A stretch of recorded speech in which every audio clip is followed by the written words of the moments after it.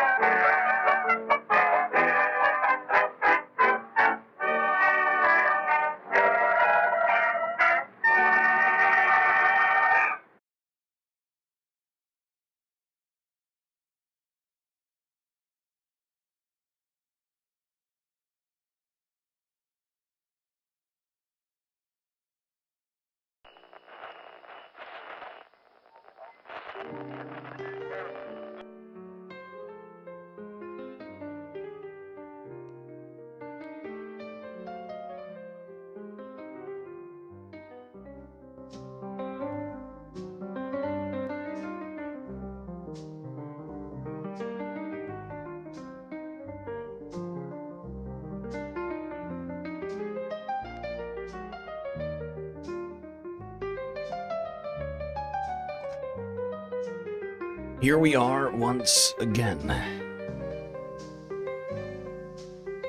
Floating somewhere between Earth and space, just trying to figure it all out. Got a lot to talk about here tonight, Space Fam, so we better get right to it. As always, do not forget to buckle up those seatbelts. Safety first.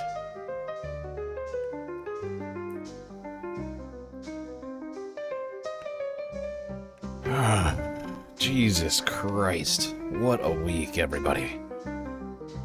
Before we talk about that, some shout-outs.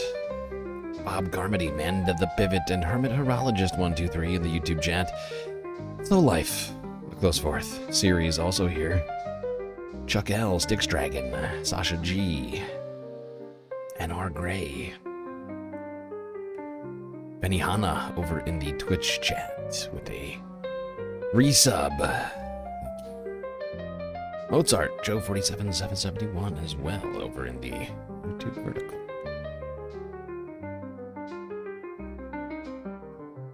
Oh my god. What an insane week. What hasn't... it might be easier to go over what hasn't happened this week. We haven't had a return to democracy. Chaos still on U.S. city streets being caused by federal agents still going on. Journalists still don't have the right to do their jobs, including Don Lemon, who was arrested earlier today. We still don't have leadership in the Democratic Party. Chuck Schumer capitulating to Republicans and funding ICE to keep the government open. Why? I don't know. We'll get to that as well. Another storm coming. Bomb cyclone, according to the latest. And a whole lot of other stuff going on, too. Oh, that's right. I almost forgot. The Epstein files. Talking about Jeffrey Epstein? This guy's been talked about for years. That's true. This guy has been talked about for years. Epstein? And we're going to talk about him again today. Because a bombshell release from the DOJ earlier today, 3 million documents, 2,000 videos coming out. What that all means, we'll get into it in just a second. Sooner. But first, let's go here. This is from a couple of days ago, before the release. The I've Had It podcast. To talk about, perhaps, Jeffrey Epstein's most notorious collaborator, Ghislaine Maxwell. Ghislaine Maxwell has filed what I think is a shot across the bow to Trump and his allies. In federal court, Ghislaine Maxwell has filed wait, pumps. Sorry, I almost forgot. We are still, just so everybody knows, just so we're all on the same page here. And I appreciate the resub from Benny Hanna over on Twitch, but some of you may have forgotten the day is not yet over. We are doing a economic blackout until midnight Eastern Standard Time. We got 48 minutes. No donos. No donos, please, until the day is over. Then go crazy. We'll start a goal. We'll do all that normal stuff. Partly why I let myself start so late today, because I was like, I would rather us just stick to the plan. Ghislaine Maxwell has filed what I think is a shot across the bow to Trump and his allies. In federal court, Ghislaine Maxwell has filed saying there are 4 unindicted co-conspirators and at least 25 people that were not indicted but paid settlements. Pop this up. Ghislaine Maxwell dropped a bombshell alleging that nearly 30 friends of Jeffrey Epstein reached secret settlements and were never indicted. And why I think that this is super important is remember the birthday book. There was speculation, and then it was confirmed that the birthday book with Trump saying we're such good friends and we have secrets in the woman caricature, that was alleged to have been from Ghislaine Maxwell to tell Trump, I've got shit on you. And then Todd Blanche ran down there. Now she's been transferred, all of those things. To me, this is a power play from her to say, I want my conviction overturned. That's what she's asking in federal court. Or I want a pardon. What are your thoughts? You know, I don't follow this stuff as much as you do, the minutia of it. But I have always just known that she has a lot of leverage over him because he uses the phrase, she's a very nice person. I wish her well. And when Elon Musk, before he dropped the bomb about Trump's in the Epstein files, before he dropped that on Twitter when they first broke up, he said, I wish him well. So for me, when Trump says, I wish him well, I'm sure he's probably said that about Putin before too. It's a tell because he can't, his go-to is just Rip City. Like his go-to is, you know, screw Ghislaine. Crooked Hillary Clinton, I wish her well. Great lady, that Hillary, crooked. Lock her up, Hillary. She sucks. Nobody liked her anyway. Jeffrey cheated on her all the time. You know, he can't help himself. So when you hear this malignant narcissist that is an insult thrower say he wishes somebody well who is a convicted sex trafficker, I know that she has so much tea on him. It's ridiculous. Okay, so let's get into the article of what she says in this filing. And I think this is not a surprise, but the fact that she's putting it on paper tells me there's all kinds of leverage. You're exactly right. Pop this up, Kyle's. Okay, buried in the habeas corpus petition that Maxwell recently filed in court, blah, blah, the convicted associate, 4 potential co-conspirators, and 25 men who reached secret settlements but were never indicted. And then you find out what kind of settlements are we talking? You see that Leon Black, who is a Trump ally, former Apollo CEO, paid $62.5 million in U.S. Virgin Islands to settle claims tied to his financial dealings with Epstein. $62 million. Think about that. Think about that. $62.5 million paid to the Virgin Islands for a settlement? I mean, that's a settlement. That's a settlement. Like, this is something happening outside of a court. He wasn't even like legally bound to do it. Well, technically, a settlement is legally binding. Technically, if you have an arbitrator and all these things. But the point is like, this wasn't even a court proceeding. The guy was like, "Fuck it, yeah, here, take it. Here, take the $62.5 million.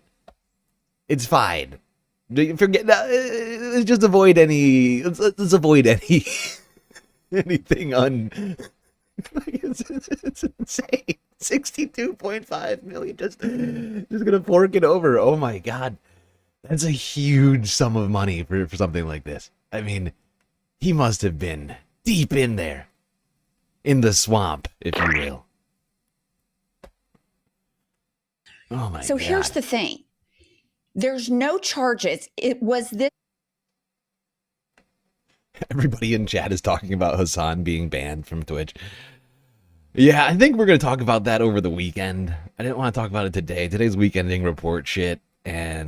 But yeah, Hassan was banned from Twitch. I think it's like a week ban. I think he's appealing it, but he's for now off Twitch. He did a live stream on YouTube earlier today. I didn't catch any of it. I was sleeping. I couldn't fall asleep until like literally the afternoon. Woke up like 2 hours ago. Oh. So I missed all of the Hassan stream, but maybe he'll be streaming on YouTube now. I did post on his little post saying that he'd be posting to YouTube now, or streaming to YouTube now. Maybe he'll do it like us over here, the multi-stream, YouTube, Twitch, same time.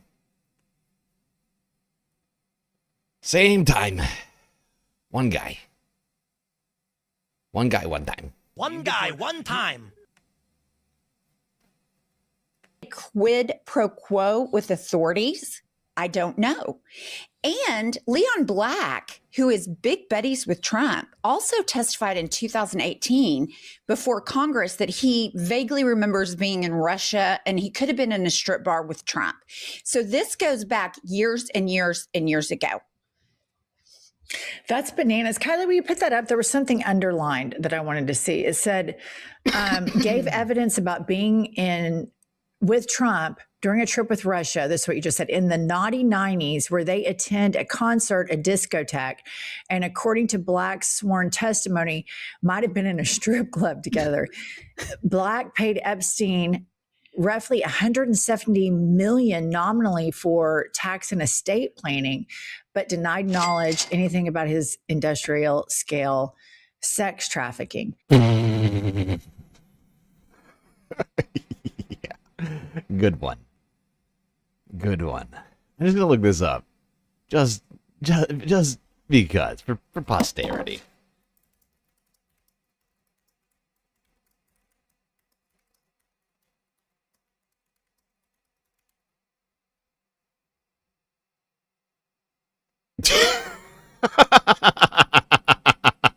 I was right. This is what I was saying before.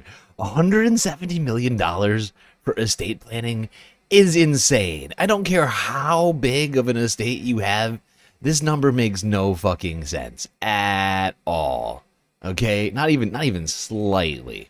Estate planning costs generally from $1,000 to $5,000 an hour for a comprehensive package with an attorney. So just by that math, let's just do this math real quick. $170 million. 1, 2, 3, 1, 2, 3. Divided by, we'll go top of the line. Top of the line, 5,000 an hour.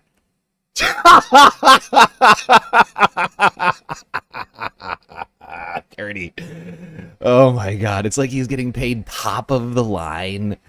Top of the line compensation for this estate planning at a rate of $5,000 an hour for 34,000 hours.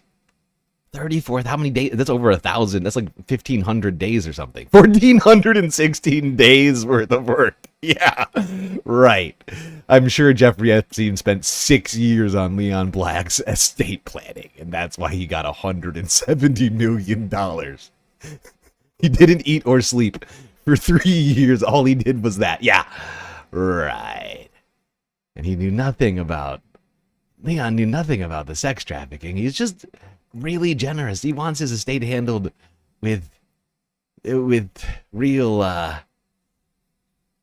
aplomb. Good God. Good God. This is totally this is just bullshit. It's just full bullshit. I call bullshit.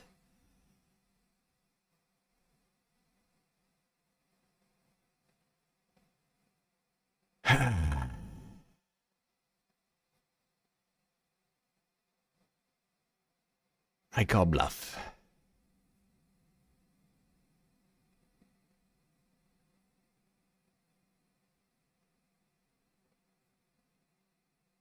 I'm calling bluff. I'm calling bluff.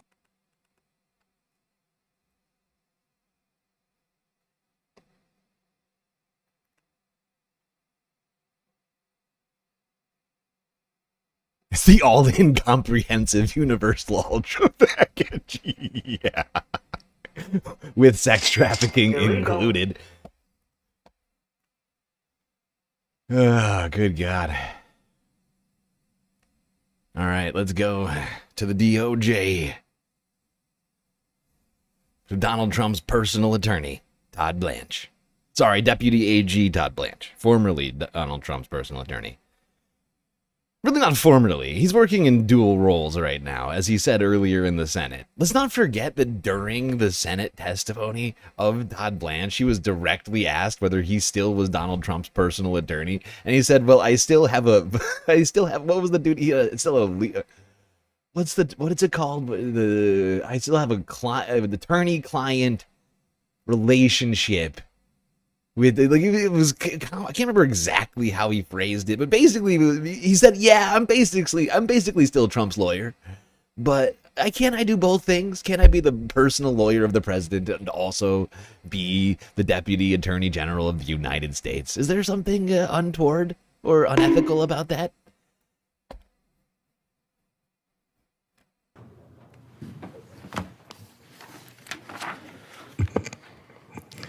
Good morning. Good President morning. Trump signed the Epstein Files Transparency Act into law on November 19th, 2025, directing the Department of Justice to produce all documents, files, records, videos, and images related to the investigations and prosecutions of Jeffrey Epstein and Ghislaine Maxwell. I'm here today Only to talk about the department's for compliance. weeks, months. He only did that after weeks and months of not doing that and insisting that the DOJ had released all the stuff that they needed to release and a bunch of other stuff like that. And then a lot of pressure coming from, of course, you know, America. There was that. It's not like he did it willingly. He was basically forced to sign this thing. With its production obligations under the Act, around, I think right now, and continuing throughout the day-to-day, as the indexing and uploading completes, we are producing responsive materials under the Act. We are also releasing today a letter we are transmitting to Congress and various internal protocols associated with our review. I want to take a moment to thank the professionals at the Department of Justice who met. I'd like to point out that review that Todd Blanche just referenced has been taking much longer than it should have legally, lawfully. It's taking longer than it should. Illegal. Essentially, you know. And of course, let's not forget that the DOJ had all of 2025. Literally, from January 20th to December 31st. Nearly a full year. Had literally almost a full year. And I mean, at this point, it's been more than a full year, but I'm only talking about 2025 right now. They had all of 2025, you know, to do all the investigations they needed to get into the files. I mean, Donald Trump had explicitly said that they were going to release the files during the campaign over and over again. And somehow the DOJ still hasn't gotten this done. It's real weird. It's almost like they're not interested in actually releasing the files. Twice daily, sometimes more, for the last 75 days to get to where we are today. The leadership teams from the Office of the Attorney General, from the Deputy Attorney General's office, the Associate Attorney General's office, the Criminal Division, the National Security Division, the FBI, the Southern District of Florida, the Southern District of New York, and the Northern District of New York all gave up many hours every single day on top of their other, of course, full-time obligations to fulfill the President Trump's promise of transparency to the American people. Are you still talking I also about want to Jeffrey thank the Epstein? more than 500 lawyers and professionals across all those divisions that I just mentioned and others who worked long days, nights, weekends, Christmas, New Year's Eve, New Year's Day, nights, weekends, and holidays.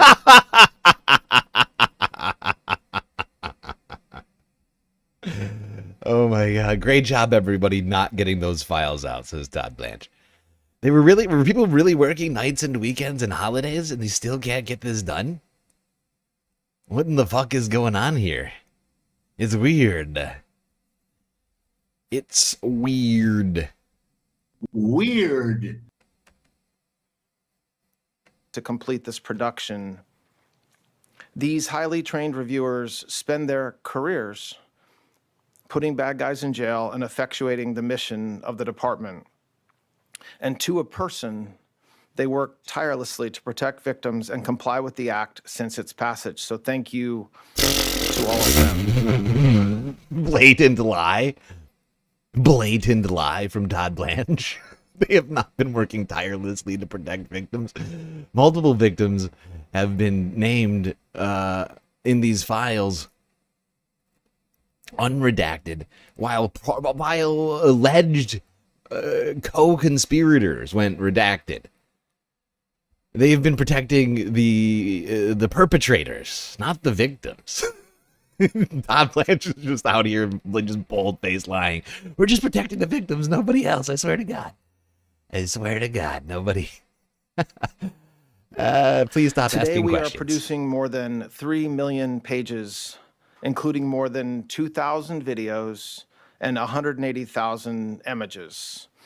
In total, that means that the department produced approximately 3.5 million pages in compliance with the Act.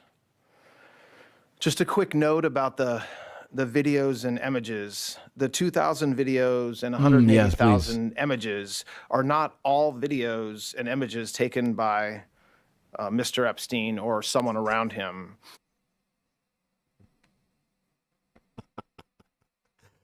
So what you're saying is you haven't released all of the files. It's January 30th. We're 3 months out from the passage of the Epstein files bill in Congress, or however long it's been. Two, is it 2 or 3 months? I can't remember when it was passed. He said it. I think he just said it. I can't remember still. But we're so far out from this time. It's very confusing to my little pea brain. Can't understand it. It's like the DOJ has the entire force of the U.S. government. You know, they have everything. They have all the money. You know, they have all the investigative resources you would think that they need to get this done. They still can't release all the files. Shocking. Shocking, Todd. Large quantities of commercial pornography and images that were seized from Epstein's devices, but which he did not take or that someone around him did not take. Some of the videos, though, and some of the images do appear to be taken by Mr. Epstein or by others around him. Now, I want to talk for a few minutes about the department's document identification and review protocols. It consisted of multiple layers of review and quality control designed to ensure compliance under the Act and protect victims. On top of the review protocols that the... We're taking so long. You see, you don't understand, everybody, you don't understand. The reason we're not complying with the Act is that we're complying with the Act, says Todd Blanche. She's like, yeah, I know it's taking us months to get this out. We still haven't gotten everything out, but that's because of how hard we're trying to comply. That's... The reason we're not complying is because we're complying so good right now. You don't get it. You guys don't get it, okay? You're all stupid. You're a bunch of stupid heads, okay? We're complying so good right now. That's why we're not complying. Don't you see? Department had in place.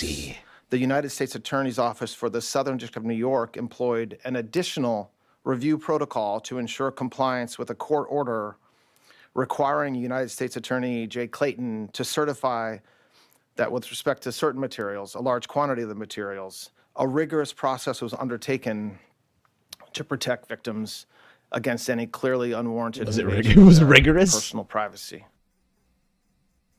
It was not rigorous. You know, I know it wasn't rigorous because of what I just said moments ago. Because multiple victims have actually gone with their names unredacted in these files. So, not that rigorous, you would think. Unless this is the level of rigor we're to expect out of this lawless federal government right now. By rigor, they mean, maybe we'll get to it. I don't know. Is it important protecting the victims? It's more important we protect the perpetrators. We wouldn't want people to, you know, have any allegations floating around out there that might be linked to Donald Trump or perhaps Trump himself. The department's collection effort resulted in more than 6 million pages being identified as potentially responsive, including department and FBI emails, interview summaries, images, videos, and various other materials collected and generated during the various investigations and prosecutions that the Act covered. We erred on the side of over-collection of materials from various sources to best ensure maximum transparency. Oh, they erred on the side of over-collecting. Perhaps that's why they can't do it. They're just collecting so much information. That's why they can't release it. There's just it's too much. Too much for the federal Which government to handle. necessarily means that the number of responsive pages is significantly smaller than the total number of pages initially collected. That's why I mentioned a moment ago we're releasing more than 3 million pages today and not the 6 million pages that we collected. I want to address what we didn't produce. The categories of Yes, documents please. withheld include those permitted under the Act to be withheld. Files that contain personally identifiable information of victims or victims' personal and medical files, and similar files, the disclosure of which would constitute a clearly unwarranted invasion of personal privacy. Any depiction of CSAM or child pornography was obviously excluded. Anything that would jeopardize an active federal investigation. And finally, anything that depicts or contain images of death, physical abuse, or injury, also not produced. Although the Act allows for withholding for items necessary to... I'm sorry, are we to understand that there were images of murders in these files and they're not releasing them? Why would Todd Blanche need to bring that up? Can anybody explain that to me? Why would Todd Blanche have to bring... What is he talking about? What in the shit is this man talking about? We all should want to know what the fuck that's about. What did Todd Blanche just mean by that? Images of death? Images of death? You're telling me that the illicit elite sex cabal also was involved in a bunch of serial murder? Is that essentially what Todd Blanche is? I'm trying to understand it. He's being very vague right now, and it's his fault that I'm being forced to what's the word? Not prepare, but like I am being forced to speculate here. Yeah, it sounds bad. I mean, it sounds incredibly bad. And we all deserve to know what the fuck Todd meant by that. Jesus Christ. What are they covering up? We've already seen Voidzilla and Dropsite and these guys. I think Zateo was part of it. I can't remember all the hands that were involved in like uncovering. Like, but like, if you haven't seen it, like, you should watch the CoffeeZilla, Voidzilla video about this, because they've been covering this up like crazy. We already watched it earlier, and like they're literally redacting the names of perpetrators and information relating to the actions of those perpetrators in the documents already that they've released up to this point, not including the newly released documents from today, which also had a shitload of redactions on them, I would point out, and people are just getting through, just starting to go through it right now. It's not, doesn't seem above board in the slightest. Not only is it all late, so far they've been incredibly cagey, as well as, what's the legal term for this? And what's the word for being like intentionally obfuscatory? There's a word for it, I can't think of it. These fuckers are doing a cover-up. And they're taking their sweet, sweet time with it. Making it so obvious what they're doing right now. How anybody can continue to support these criminals, I don't understand. You have to be completely deluded. Like, your mind has to be you have to be so far gone at this point. Think these guys care about the law? Or you? Or the Epstein files? Or anything? Really? Aside from themselves and their political power? That is all they care about. Saving their own asses.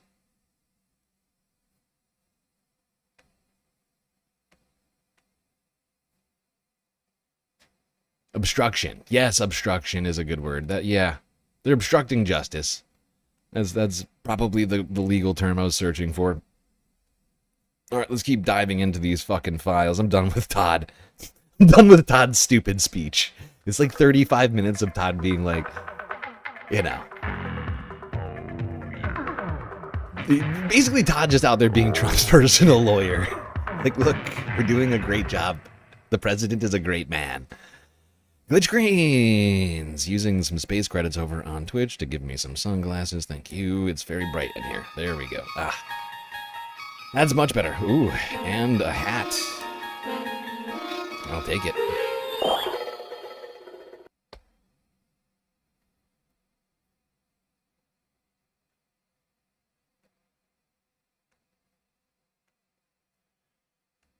All right, enough from Todd Blanche lying out of the DOJ press office to CNN from 2 hours ago.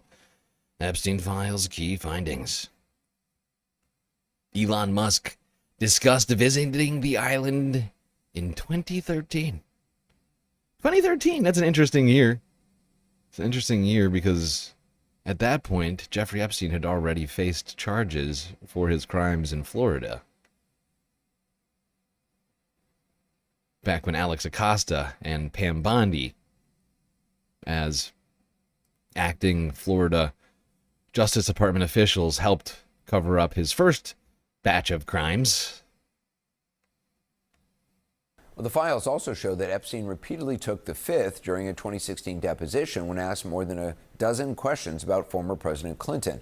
Among them, several about whether Mr. Clinton visited Epstein's private island and flew in his private plane. The former president has denied ever having visited the island.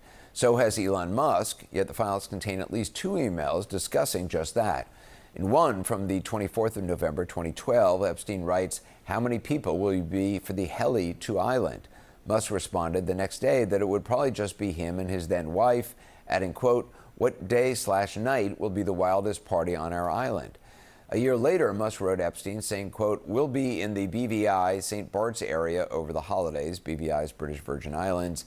"Is there a good time to visit?" His then wife, was it Grimes? Who did he marry? Who was Elon Musk married to in 2013?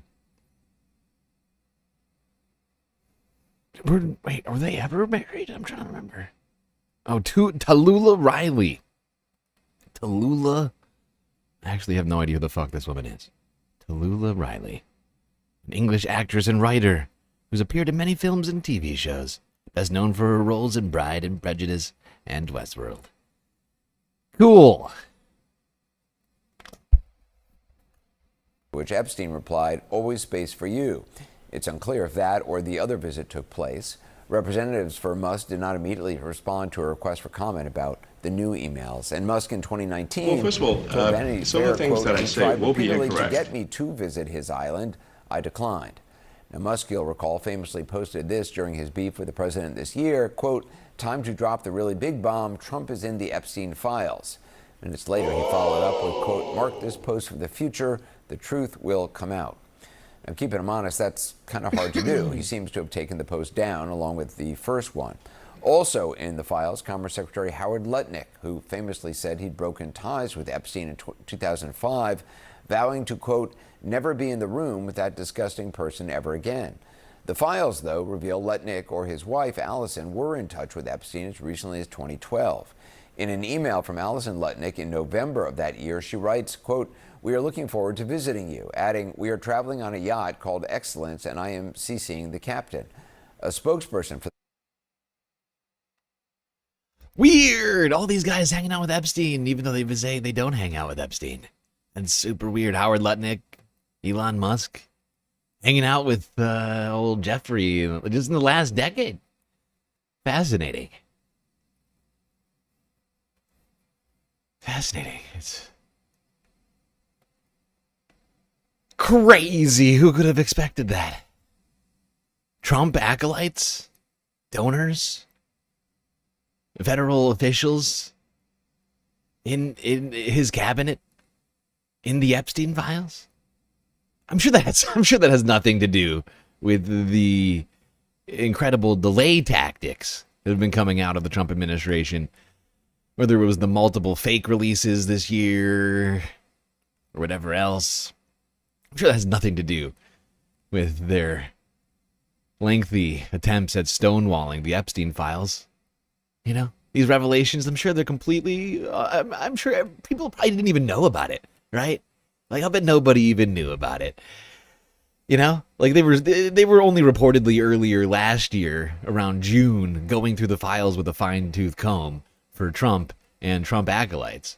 I'm sure they had no idea that like Elon and Steve Witkoff showed up in there hanging out with Jeffrey Epstein in the last 10 years. Immediately respond to a request for comment. So a lot to talk about tonight. Starting us off, CNN Chief Legal Affairs Correspondent Paula Reed. She's been going through the documents all day. So what stands out to you from the documents you've reviewed so far? So the document that really stands out at this point is this list of accusations against President Trump, because the FBI compiled this list last summer, and this is a lot of the kind of information that investigators gather when they're looking at whether charges should potentially be pursued. For example, they're looking at unverified tips. Some include secondhand information that came through a tip line. It appears the FBI followed up on some tips. At least one was found to be unverified. But this is the kind of information they collect but do not usually make public if there are no charges brought in a case. Now, of course, President Trump has always denied any wrongdoing connected to Epstein, but there are a lot of questions. Yeah, and I mean, none of us should care about that right now. It doesn't matter that they don't normally release this sort of information, because they are legally bound to in this particular case because of the legislation that was passed by Congress, which usurps the existing what do you call them? I guess laws around this sort of information, right? It usurps it for the public good because people think it's more important to have this information than to protect the people in the fucking files, right? Protect the alleged co-conspirators, right? Just because they haven't faced justice, it doesn't matter, right? Just because they haven't faced charges, it doesn't matter, because the law is the law. It was written into law by Congress, signed by Donald Trump, and so that none of that matters. So I don't know why CNN's bringing it up. First of all, why did the FBI make this list of accusations specifically relevant to President Trump, though President Bill Clinton was also mentioned in there? The document was also taken down at least twice today. Last time I checked, Anderson, it was back up. But this list of allegations will likely prompt more questions. Dude, they have had so much time for this. They've had so much time to prepare for this, and they're still doing it. They're still doing it. They've been doing it since the very beginning of the releases. They put something out, and they make a mistake, and they have to pull it back off of the internet. Like, it's insane. It's insane. There's zero competence over at the DOJ and the FBI right now. It is run by a bunch of idiots and morons. And literal co-conspirators, it would seem, in all of this. In this fucking cover-up. It is insane. How many times now have they pulled back information that was potentially harmful to Donald Trump after the fact, after everybody sees it? They're like, oh, whoopsies. Tiny mistake. For the Justice Department and the White House, even though this release is, of course, part of an effort to try to tamp all this down. Trump in the Epstein files. The Justice Department releasing millions of new pages of documents from the Epstein files, and among them is a list that Trump's own Justice Department compiled, his own Justice Department. This list details a list of sexual assault allegations related to the president. Illegal. Now, this list was released this morning as part of this document dump, but then suddenly disappeared from the Justice Department's website. That was noticed, called out, that got posted again. The administration claims that snafu is because the site got overloaded. Now, many of the allegations appear. The site got overloaded. Zuckerbuck. Give me a joke. Oh, God. Oh, man. The site got overloaded. That's why this one particular document containing Donald Trump and a bunch of, I mean, it's so laughable. It is so laughable. Oh, it's just overloaded. It was just this site. It's too much. It's a bunch of PDF documents and Word documents. They're tiny. They're tiny. You personally, with very little equipment, a couple of hard drives, you could probably host the entire Epstein files. It's not that much, right? It sounds like a lot the way they're talking about it, but these are Word documents and PDFs. They are not, there's not like rich, like images and stuff like that. It's like a bunch of old photos, like scanned photos from like the 90s and like the early aughts or whatever. Like, these are not like extremely dense files, right? I'll bet you it's less than a terabyte of actual information.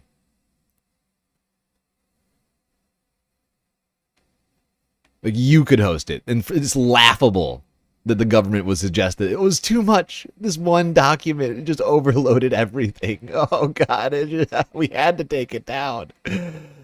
It's funny. And upsetting, frankly. The files also today released included a complaint from a woman who accused Trump of raping her in 1994 when she was 13 years old. According to the complaint, the woman, identified as Jane Doe, claims, quote, Epstein was angry that Trump was the one to take Doe's virginity and then went on to rape Doe. That's just disgusting and depraved. It goes on in graphic detail. These descriptions do mirror the allegations that Jane Doe made in her 2016 lawsuit against Trump, a lawsuit that was eventually dropped. Now, at the time, Trump denied the allegations, his attorney telling Politico it is categorically untrue, it is completely frivolous, it is baseless, it is irresponsible. I won't even discuss the merits because it gives it credibility it doesn't deserve. And Trump's DOJ, again, stressing, quote, this production may include fake or falsely submitted images, documents, or videos, as everything that was sent to the FBI by the public was included in the production that is responsive to the act, referring to the act of Congress forcing them to release these files, of which this chunk they're releasing, of course, is a month after the deadline. Let's get the files and figure it out. While Trump is not accused of any wrongdoing in relation to Epstein at this time, he has fought vehemently and obsessively against the release of the files, lashing out at reporters who have pressed him for a long, long time on why his Justice Department has been so slow to release anything. I have nothing to do with Jeffrey Epstein. You just keep going on the Epstein files. And what the Epstein is a Democrat hoax. We have nothing to do with Epstein. The Democrats do. All of his friends were Democrats.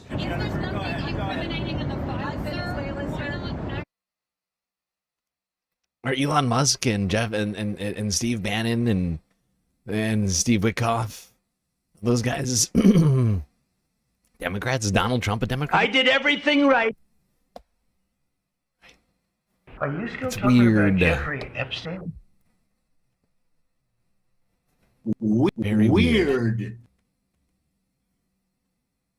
When you talk about the Epstein hoax, it's just a hoax. The whole Epstein thing is a Democrat hoax. Joining us now is Virginia Democratic Congressman James Walkinshaw, who sits on the House Oversight Committee.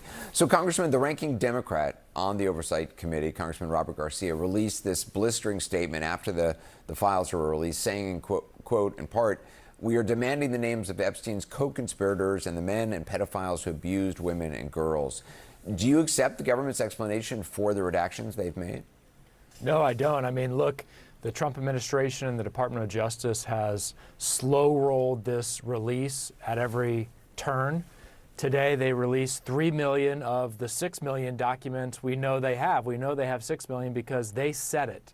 They released 50% of the documents, and the 50% we have today are heavily, heavily redacted. So they continue to cover up the full truth that's in the files. So we're going to continue to push the Oversight Committee's investigation.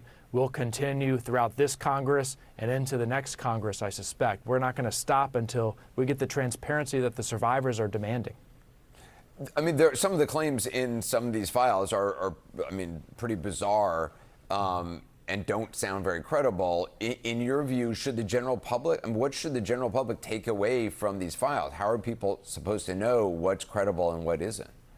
Yeah, I think that's absolutely fair. And, you know, there are a number of uncorroborated or perhaps unverified allegations against President Trump there. And I think what I would say is all of that deserves additional scrutiny. Some of them have been revealed publicly in the past and perhaps have limited credibility, but all of them should be explored. You know, the Oversight Committee in the coming weeks, we're going to be deposing Jeffrey Epstein's accountant, his attorneys, the attorneys for his estate. So we're going to continue to ask questions. And I think this release, although limited, not what the law requires, this release will provide information to guide our questioning as we move forward. Among the materials that the Deputy Attorney General Blanche said were withheld from this release were files that would jeopardize an active federal investigation. Is it clear to you what investigative avenues remain at this point, or if there are any active federal investigations ongoing into this?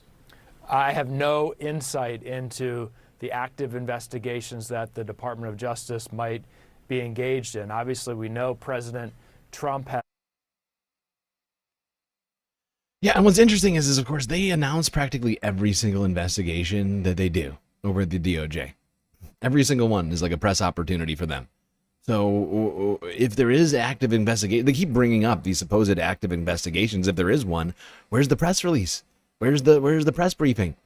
Why aren't we being told about this? You know, Epstein files, a lot of people care about them.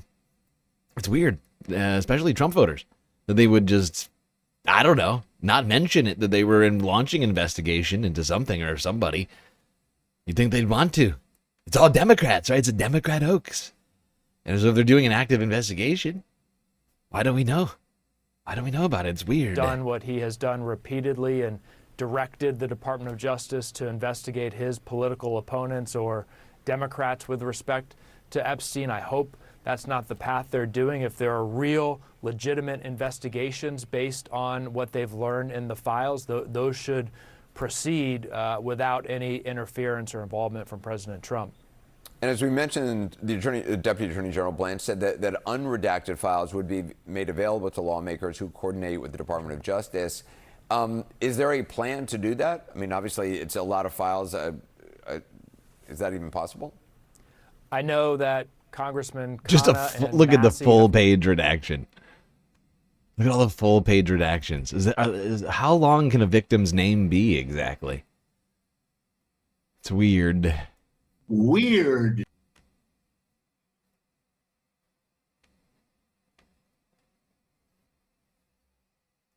All right, let's keep going through the files. Let's get the files and figure it out.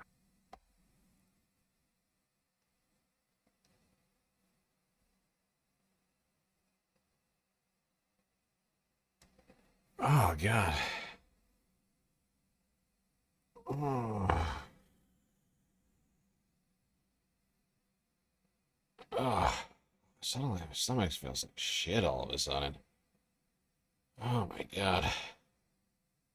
What is that about?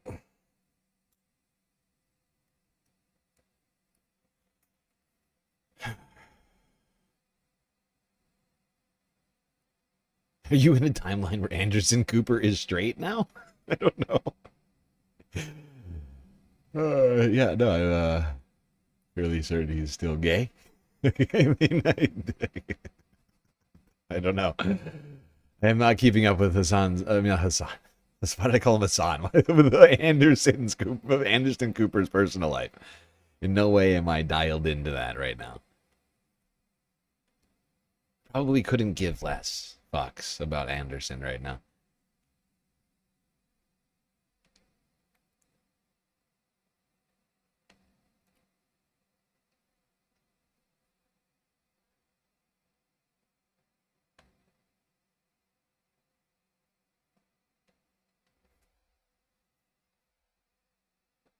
Oh, God. Anderson Abbey.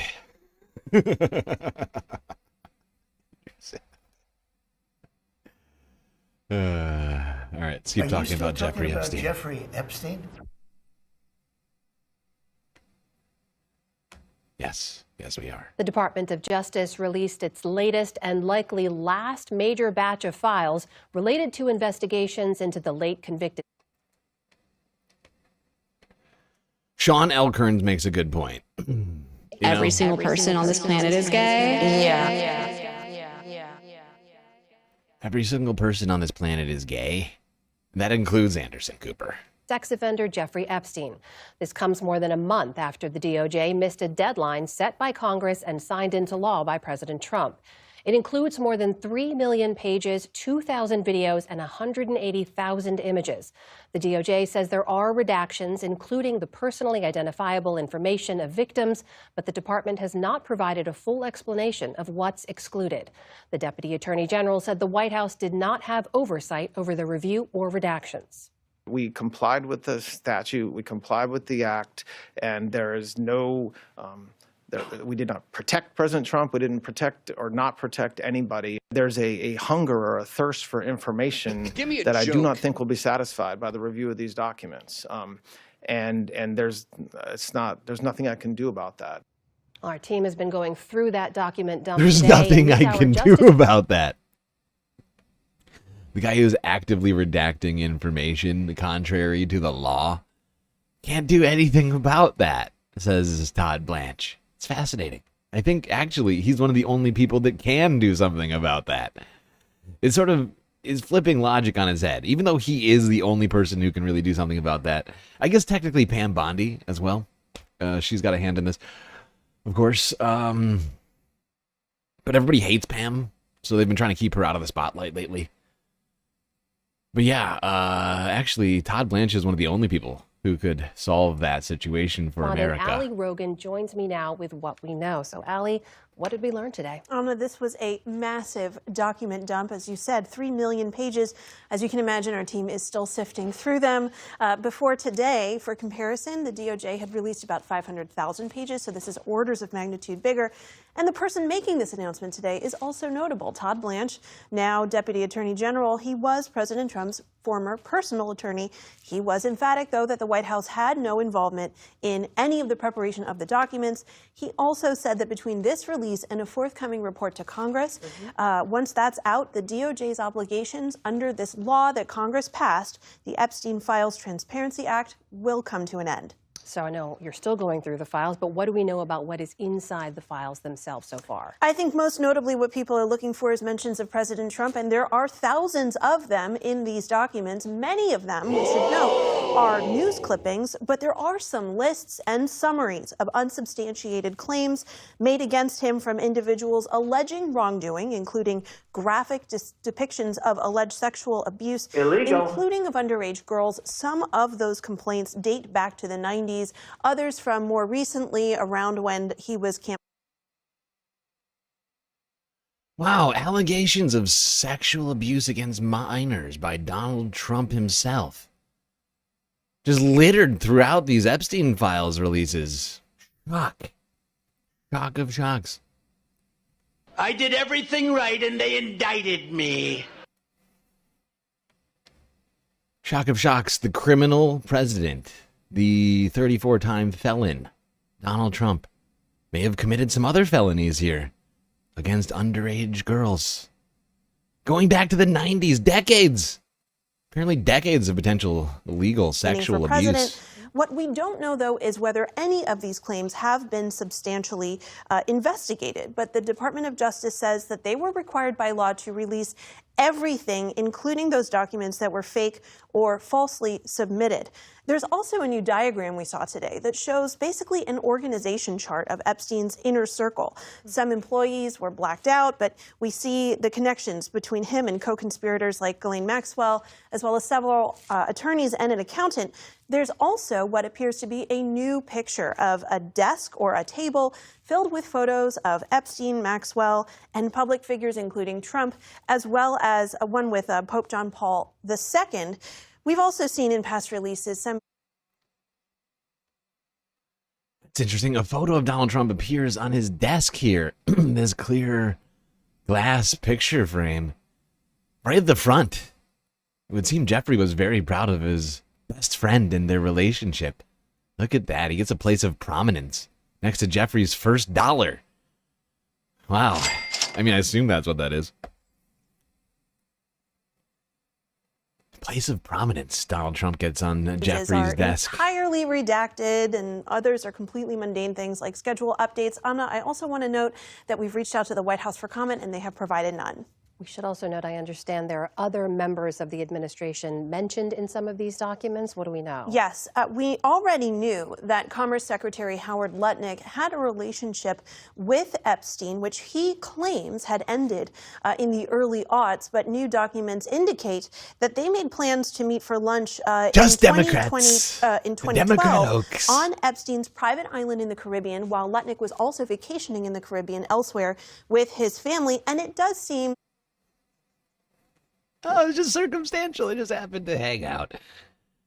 Totally normal. In those documents, like they followed up. Take a stop at Jeffries. We should underscore here, just being mentioned in the documents is no indication of any kind of wrongdoing, but we should also double down on this. It could be.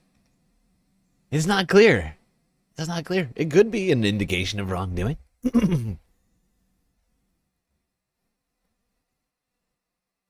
Maybe not legally speaking. But for those of us with an imagination, I'm fairly certain we can all pretty clearly see the indications here of wrongdoing. All these people hanging out with Jeffrey Epstein after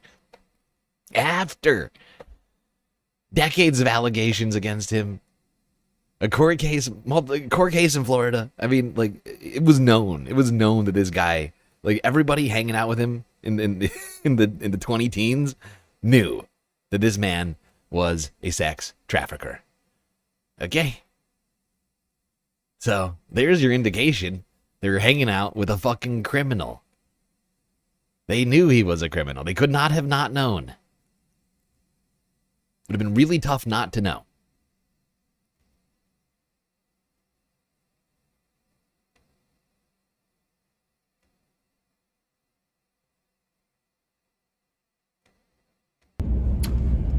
All right, y'all, we got some huge news that just came out today. We have new Epstein files. So as of right now, we know that there were heavy redactions that were protecting perpetrators in complete contravention of the law. These are illegal redactions under the law. So illegal. When I first started looking at them, immediately was hit with like 4 pages of nothing but pure redactions. So even though they're trying to make it look like they're complying, they're already months too late, and they're redacting stuff they're not legally allowed to redact. So that's point number one. Point number two is they did it again. They doxed Epstein victims again. So let me get this straight. A lot of the perpetrators are incorrectly having their identities protected. Wait, hold on. They're doxing victims again? Didn't Todd Blanche just tell us moments ago that the reason why it's taking so long to get the files out is because they're being so rigorous in their attention to detail in order to protect the victims? This seems to run contrary to that claim. Very strange. Very, very strange. Nothing but pure redactions. So even though they're trying to make it look like they're complying, they're already months too late, and they're redacting stuff they're not legally allowed to redact. So that's point number one. Point number two is they did it again. They doxed Epstein victims again. So let me get this straight. A lot of the perpetrators are incorrectly having their identities protected, but the victims are wrongly having their information leak. So yet again, you could say it's amateur hour, or you can say that stuff like this is completely on purpose. But there was also yet again another instance of they posted some stuff, they realized it incriminated Trump, then they pulled it down, and then seemingly put it back up after they realized the cat was already out of the bag. Immediately, so, if not this sooner. is now the second or third time that this has happened exactly this. That's pretty wild. Ooh, okay, hey, all right, we did it. We did it. We made it a whole day without doing donos. Thank you all for your attention to this matter. We've done it, a full day of economic blackout here at the Galactic News Network. Donations back on. We are now accepting galactic donations at all of our normal places. I'm going to start a goal over on YouTube while I say these things. We got YouTube super chats, super stickers, memberships, gifted memberships, Twitch with the bits and the power-ups and the subscriptions, the gifted subscriptions, Twitch Prime subscriptions. Did you know that you're free Twitch Prime every month with your Amazon Prime membership? Well, now you do. We got Cash App, we got PayPal, and of course, Throne now too. But the very best way to get the most base benefits for your Earth dollars is, as always, Patreon. Where for the low price of $3 a month, you get access to a myriad space benefits unseen by the rest of the goddamn Milky Way galaxy. Anyway, thank you all for your attention to this matter, to for your following by this. I know, it's tough to not spend money for a whole day. Hopefully, we've all managed to do that to our best ability. I know I did.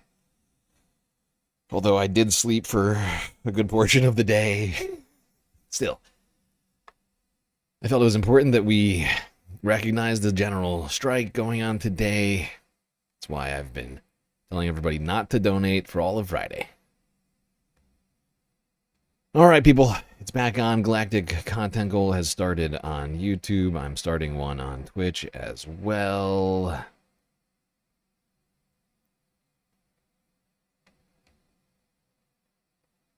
Here, I'll let I'll let Kyle keep talking while I go through. There was this also yet again another instance of they posted some stuff, they realized it incriminated Trump, then they pulled it down, and then seemingly put it back up after they realized the cat was already out of the bag. So this is now the second or third time that this has happened exactly this way, where they post some stuff and they're like, oh shit, this makes Trump look really bad, and then they pull it down. So absolutely incredible stuff. And then you also have, to get to some of the specifics here, Epstein discussed Trump raping an underage girl at his house in an email, and they were like strategizing around how to prepare for that, assuming Trump is going to get questioned about it on the campaign trail in 2016. So that was incredibly disturbing. You have a number of examples of Elon basically emailing back and forth with Jeffrey Epstein and visiting Epstein Island. And what we learned from this email exchange is that it was Elon who sort of initiated and was trying to go to Epstein Island. And Epstein was like accommodating Elon. But Elon was the one who asked. And meanwhile, Elon himself had come out previously, when there were previous leaks, and said, no, I never went, and it was Epstein that asked me to go. I didn't ask him to go. We now know that is factually wrong.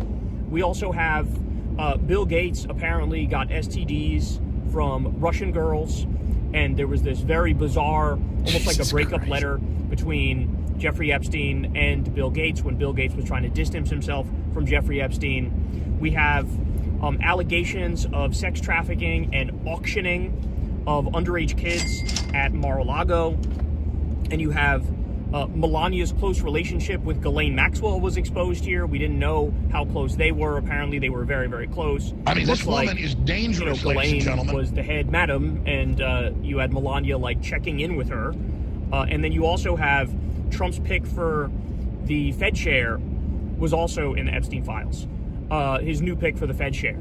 So, horrible stuff. You also have yet another example of a 13-year-old who Trump made go down on him, and when she accidentally bit him, Trump ended up hitting her as a result of that. So, and that story lines up with the Katie Johnson story. It's possible it's the same one being reported to the FBI. It's possible that he just has a track record of getting underage girls to do that, coercing them into doing that. And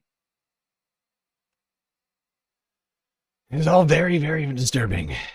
The more that comes out about these files, the more Donald Trump seems to be not only in them, but in them doing horrific things. Not only Donald Trump, but we got Trump acolytes, Elon Musk, Steve Bannon, reportedly hanging out with Jeffrey Epstein well into the 20-teens, well after Jeffrey Epstein's alleged crimes became public knowledge.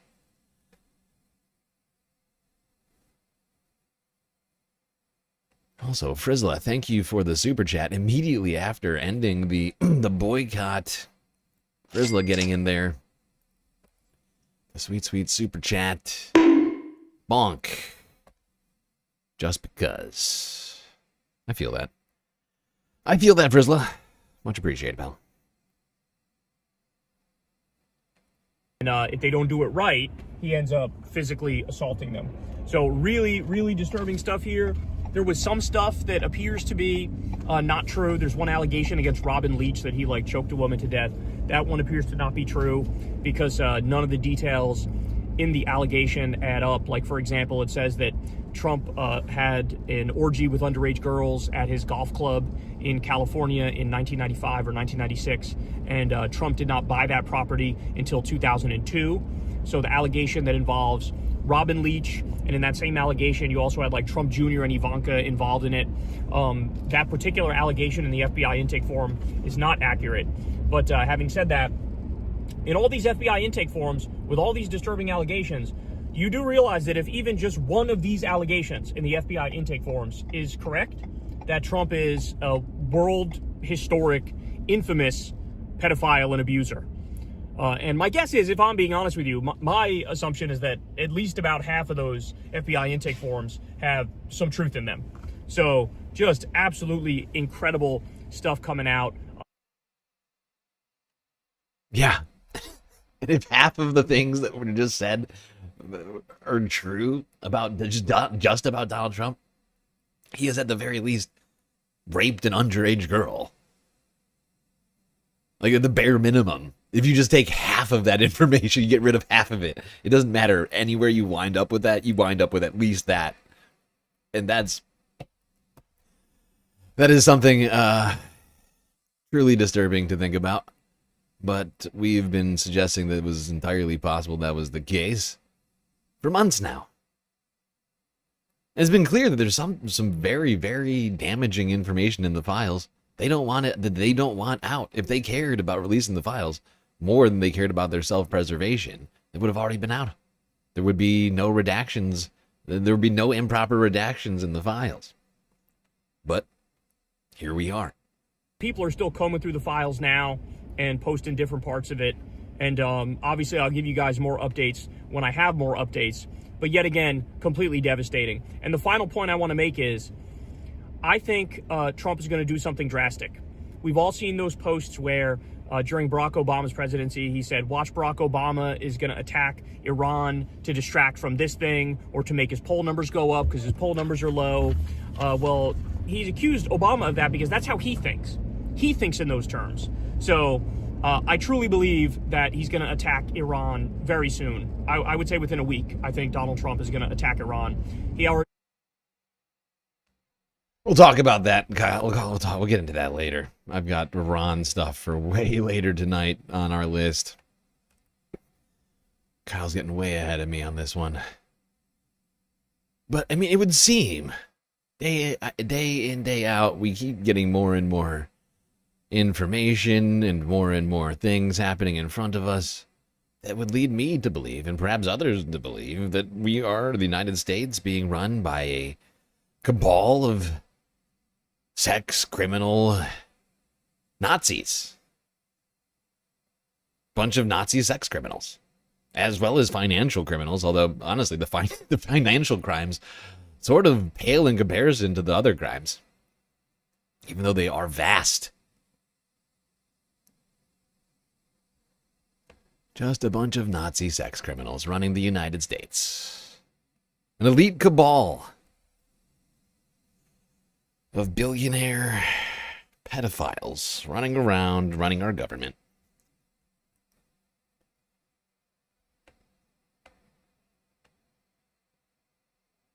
Mr. President, I know you want to move past all this intrigue over the Epstein files, but I do want to ask you to clarify something you said this morning. You said this was all a hoax. Has your attorney general told you this was a hoax? What evidence? No, it's not the attorney general. No, I know it's a hoax. It's started by Democrats.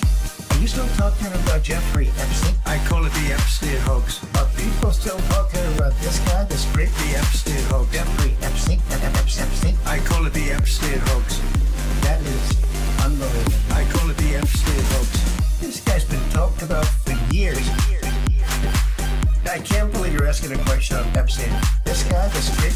It's all been a big hoax. It's perpetrated by by the Democrats, and some stupid Republicans and foolish Republicans fall into the net. I call it the Epstein hoax. They're wasting their time with a guy who obviously has some very serious problems, who died 3-4 years ago. And I like to say it like it is. Jeffrey Epstein, Jeffrey Epstein, Jeffrey Epstein. Jeffrey Epstein, Jeffrey Epstein, Jeffrey Epstein. Are you still talking about Jeffrey Epstein? I call it the Epstein hoax. Are people still talking about this guy, this great The Epstein hoax. Jeffrey Epstein? Epstein? I call it the Epstein hoax. That is unbelievable. I call it the Epstein hoax. I don't understand why the Jeffrey Epstein case took interest to anybody. It's pretty boring stuff. I don't understand why it keeps going.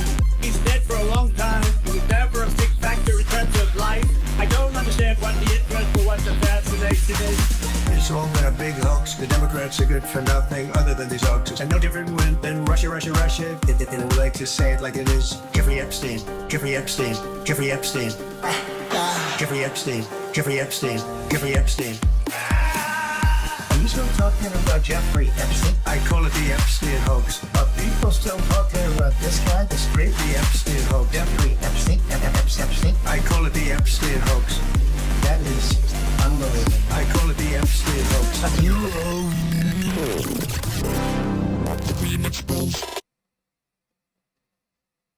There you go. The Remix Bros. With the Epstein hoax banger. Everybody. Jeff Bezos came, Bill Gates came, Mark Zuckerberg came. Many of them came numerous times. The bankers have all come. Everybody's coming. I haven't had anybody saying anything bad about me. Everybody's coming. Jeff Bezos came, Mark Zuckerberg came, Elon Musk came numerous times.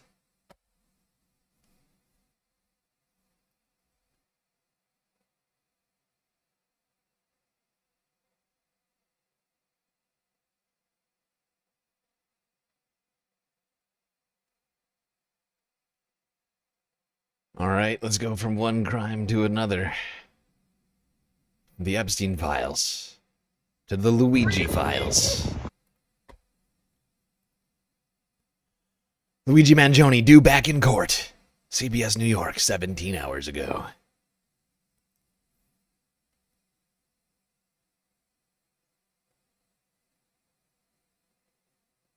Luigi Mangione due back in federal court today. The judge has to decide if prosecutors can seek the death penalty against the accused United Healthcare CEO killer. Christina Fan is live outside federal court in Lower Manhattan with more details of today's hearing. Christina? Well, Chris, this hearing is a follow-up to one that happened 3 weeks ago that lasted for several hours, during which a federal judge heard arguments on both sides about whether or not this case is death penalty eligible. Luigi Mangione's attorneys have been arguing that it is not a capital case because murder by firearm, the charge that enables the federal government to seek the death penalty, should be thrown out because it is legally flawed. Federal prosecutors, of course, disagree. Jury selection is currently set for September 8th. The judge's ruling today will determine when the rest of his trial will start. If this remains a death penalty case, the second phase, including opening statements and testimony, would begin next January. If it is not, it will start this year on October 13th. The judge is also expected to decide if prosecutors can show jurors certain pieces of evidence, including a 9mm handgun and a notebook that was found in Mangione's backpack, in which they say he described his intent to whack a health insurance executive. The hearing this morning begins at 11 a.m. Reporting live from Lower Manhattan, Christina Fan, CBS News, New York. Christina, thank you. That's too much, man. There you go. Oh, subscriptions to the community. Oh my God. Glitch screens.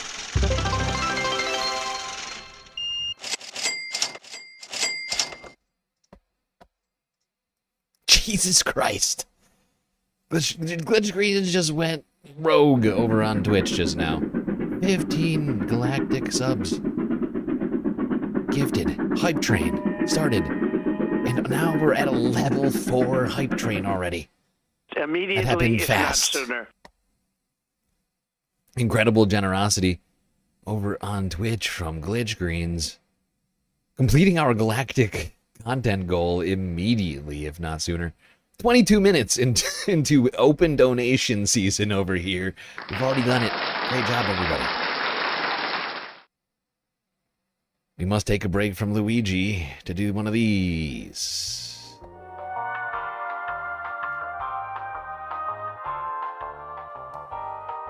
Great job, everybody. Thank you for all of your donations.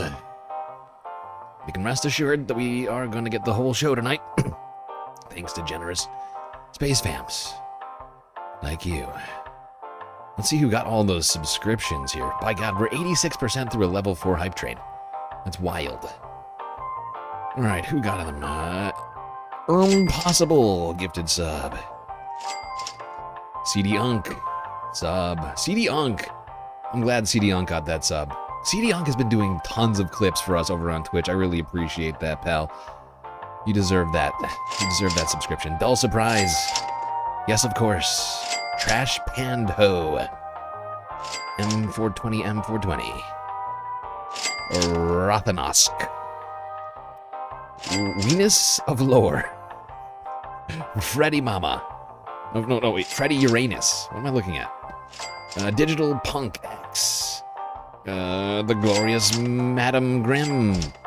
Daft Duck. Lordly Canthrope. Arkaminin. And Toast Patrol.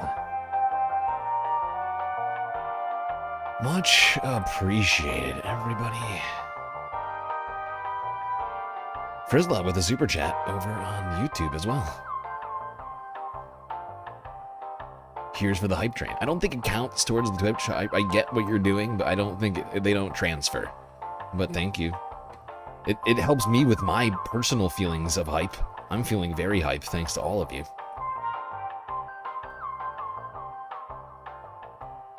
Okay. Well, everybody bask in the glory. This confetti party is going to end shortly because we got to get back to the show. But rest assured that we have, in fact, done it. I'm going to turn off the galactic content goal now. We had 3 hours left to complete it. Done. Over. Ending the bits goal on Twitch. All done. It's beautiful. It's gorgeous. All right, everybody. Last chance. Confetti. It's going away.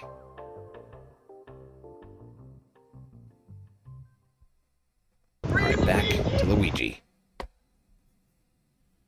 And Luigi Mangione had a real victory in court earlier today. A judge deciding that Luigi Mangione will not be facing the death penalty. A ruling by a federal court judge on Friday, making that determination. Here's ABC 6. We have breaking news just into our newsroom. A judge in New York City just making a major ruling in the Luigi Mangione case, taking the death penalty off the table. The very same judge also declined to remove the evidence seized during his arrest in Altoona, which includes the alleged murder weapon, a notebook, and some writings. Mangione has pleaded not guilty to the murder of a healthcare CEO last year. As things stand right now, the judge says that Mangione's federal trial is set to begin with opening statements on October 13th. You know that the nation's and probably the world's eyes will be on this case. Certainly, galactic eyes will be on this case. We've been following it since the very beginning. God, this guy has been sitting in a jail for over a year. Just remember that. Luigi has been sitting in a jail for over a year now. And he still hasn't even, like, there's been basically, like, nothing has happened in his case. Like, so much has been going on pre-trial right now. It's pretty crazy. Oh, okay. Hype train completed on Twitch. Level 4. 88% completed. Emotes. New emotes for everybody who contributed to that hype train.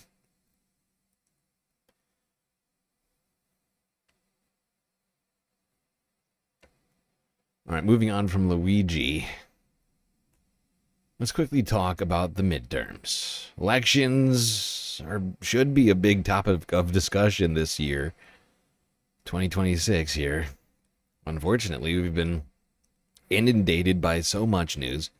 I feel like we've barely mentioned them. And we're already a full month into 2026. I thought we would be doing breakdowns, like deep dives on this at this point. Nope. That's, unfortunately, that has not happened. We're going to do our best here, though, to do at least some quick cursory discussions around all this.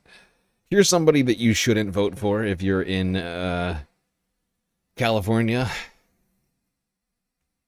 Matt Mahan, who's apparently running against Gavin Newsom for governor. Somehow, he's worse than Gavin.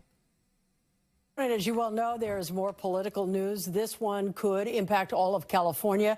A new candidate running for governor here, San Jose Mayor Matt Mahan.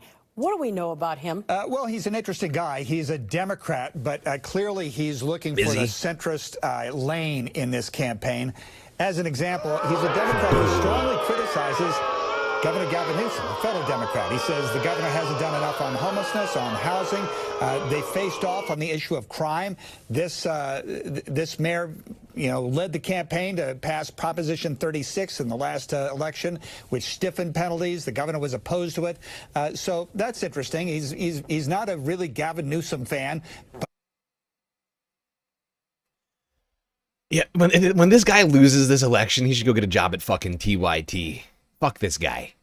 Fuck this guy right here. He's a member of the same party. At the same time, he comes from Silicon Valley, so he gets some support from the industry there. He's an interesting candidate. Clearly, he's looking at following a centrist path, trying to get support from both Republicans and Democrats. Well, go run it as an independent, you piece of shit. Fuck off. Fuck off. This guy, I literally looked into him. He is actually somehow worse than Gavin Newsom. And you know how much heat I have for Gavin Newsom. But this year, I'm just going to be real with you on the candidates. No matter how much I hate one candidate, I have to be objective. And this guy is actually somehow worse than Gavin Newsom. I don't know how you could manage to do that and also be simultaneously running as a Democrat. I thought Gavin was basically as far to the right as you could get. I was wrong.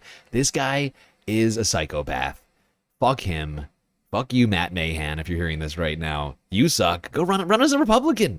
I don't know why you're trying to play it off as a Democrat. There's plenty of better candidates in this race, like Katie Porter. Fuck this guy. Go to hell.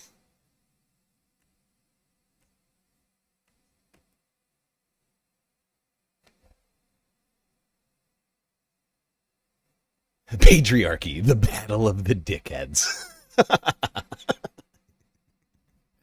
Yeah. Yeah. These guys suck. All right. Let's go to Illinois. Talk about the U.S. Senate primary.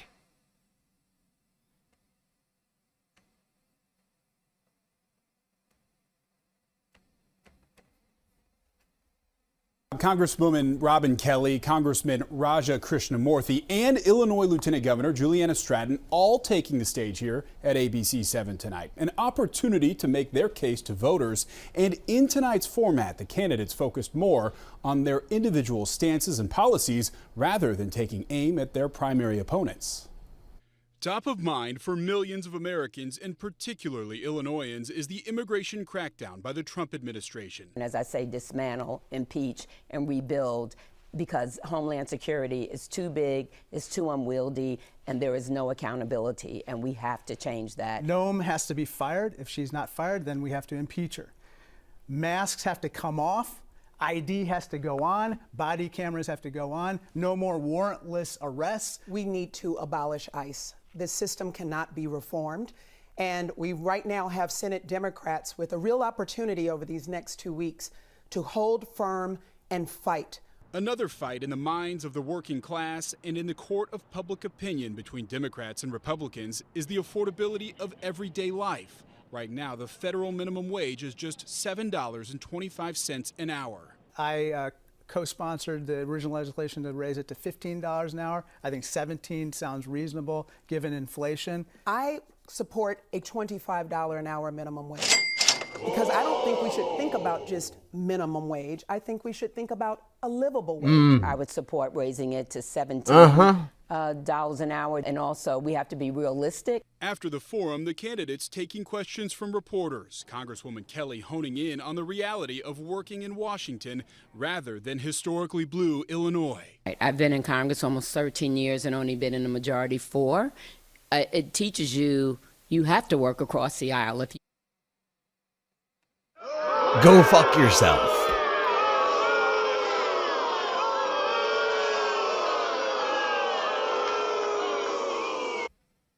Anybody who says that they are here to work across the aisle, who's running as a Democrat, is an enemy of the state. Okay? Fuck these people. Anybody who works with Republicans in this moment is a collaborator. Go fuck yourself. Honestly, I'm not sure who I'm not sure who I support right now. It's between Schaumburg and Krishnamurti right now. I'm not, but I know for a fact I don't support this. Fuck you. You go fuck yourself.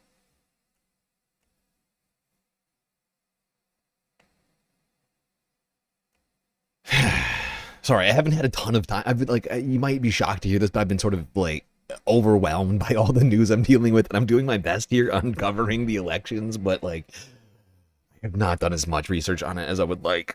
Very frustrating. Very, very frustrating to me. All right, we will come back to talking about elections in the second half, but we are an hour and a half into the show right now. Still got a hell of a lot for us to talk about here tonight, people. Honestly, I'm moving wildly slow tonight. Wildly slow. I've gotten through like 10 clips. It's bad. It's a bad start for me. I'm moving slow, but it's a lot. There's a lot going on right now. All right, quick break. We'll be right back after these brief messages.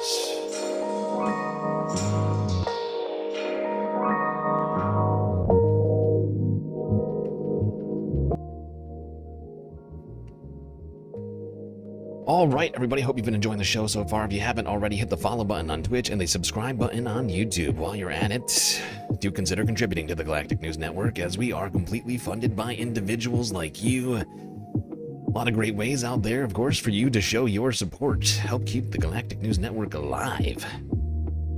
That's right, without your donations, we would cease to exist. But thankfully, we have tons of ways for you to support us. Things like YouTube, Super Chat, Super Stickers, memberships, gifted memberships, rubies over on the vertical streams. You got Twitch with the bits and the power-ups, the subs, the gifted subs, Twitch Prime subs. We got Cash App and PayPal if you prefer your money go directly to funding the stream rather than the bottom line of Google and or Amazon. We have Throne if you'd like to go shopping for me. A place where you can buy physical gifts. For me, I add stuff that I need in life over there. And rather than, going by the other normal methods, we now have a way for you to just give me physical gifts.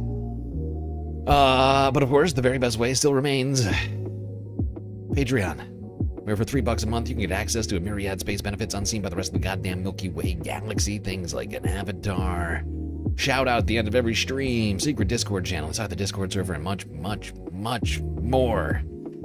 All right, everybody, enjoy the break. Grab yourselves a drink, maybe a snack. I will be right back.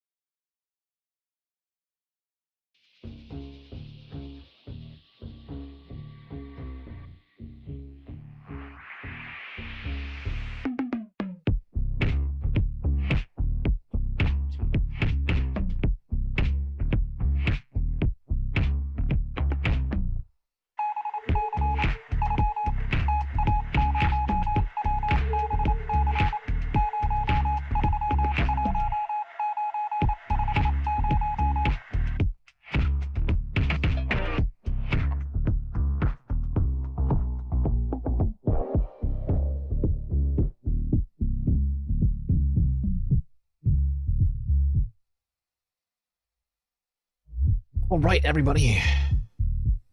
We are back. Break over. Second half about to begin. So hopefully you've gotten your snacks, your drinks, and are prepared for the show.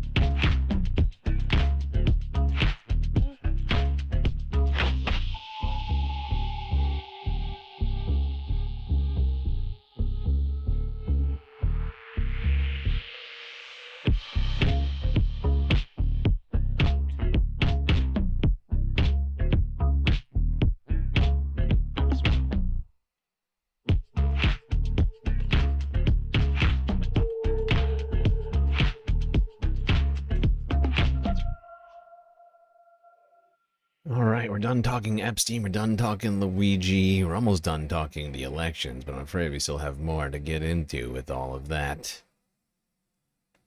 Few more videos where we can stop talking about the elections for today. It should be something we're talking about on a daily basis at this point, because the primaries are incredibly important. We can't be electing people like this into office, okay? This is what we have to avoid. Bunch of collaborators. We can't have them. We're watching it happen right now. We're watching it happen right now with Capo Chuck. Okay? Like, we can't have these fucking collaborators in here anymore. And the only way to get them out is through primaries. It's the only way.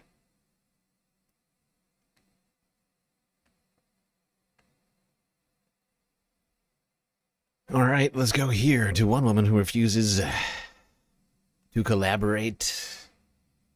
Woman who's running for Congress in Illinois. Kat Abou-Ghazaleh.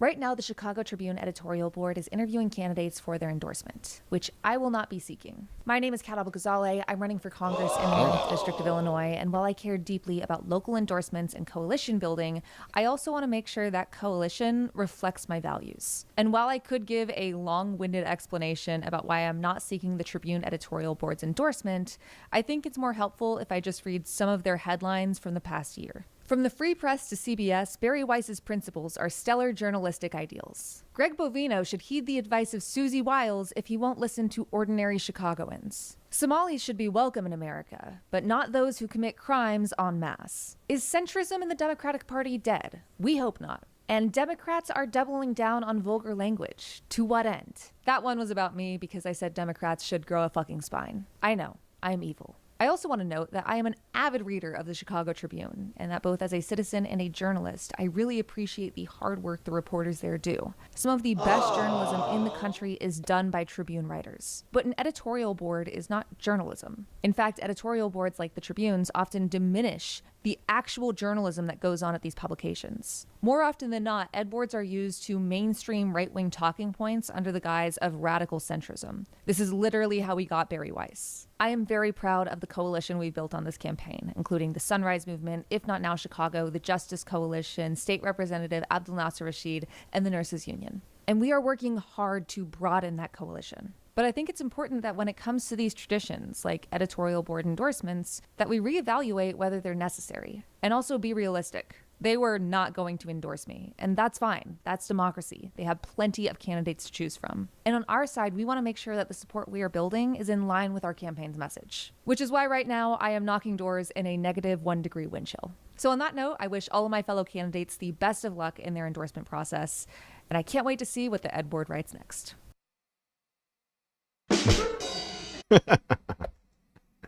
There we go, Kat Abou-Ghazaleh saying thanks but no thanks, not interested in the endorsement of the Chicago Tribune's editorial board because they're a bunch of hacks.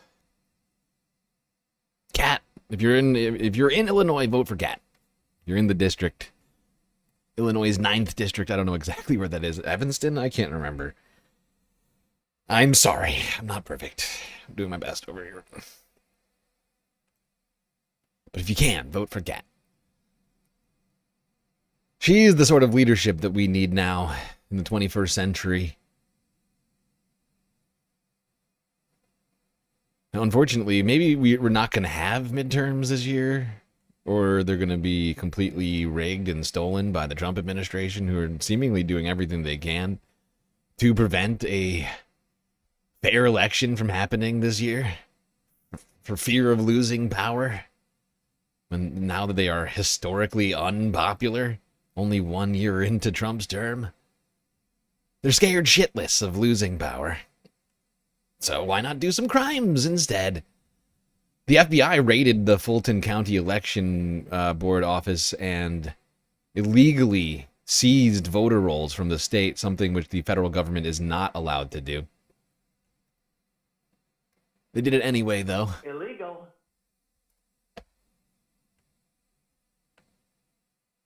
But this is, of course, not the only way that they've been trying to steal the elections. They did a unprecedented mid-decade redistricting effort in multiple states.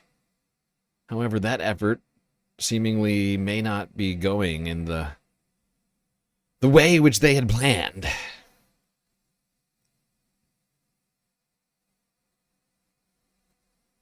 At the beginning of the year, the Republicans decided that they were going to do redistricting. Now, generally, there's no redistricting until the census numbers come out at every decade.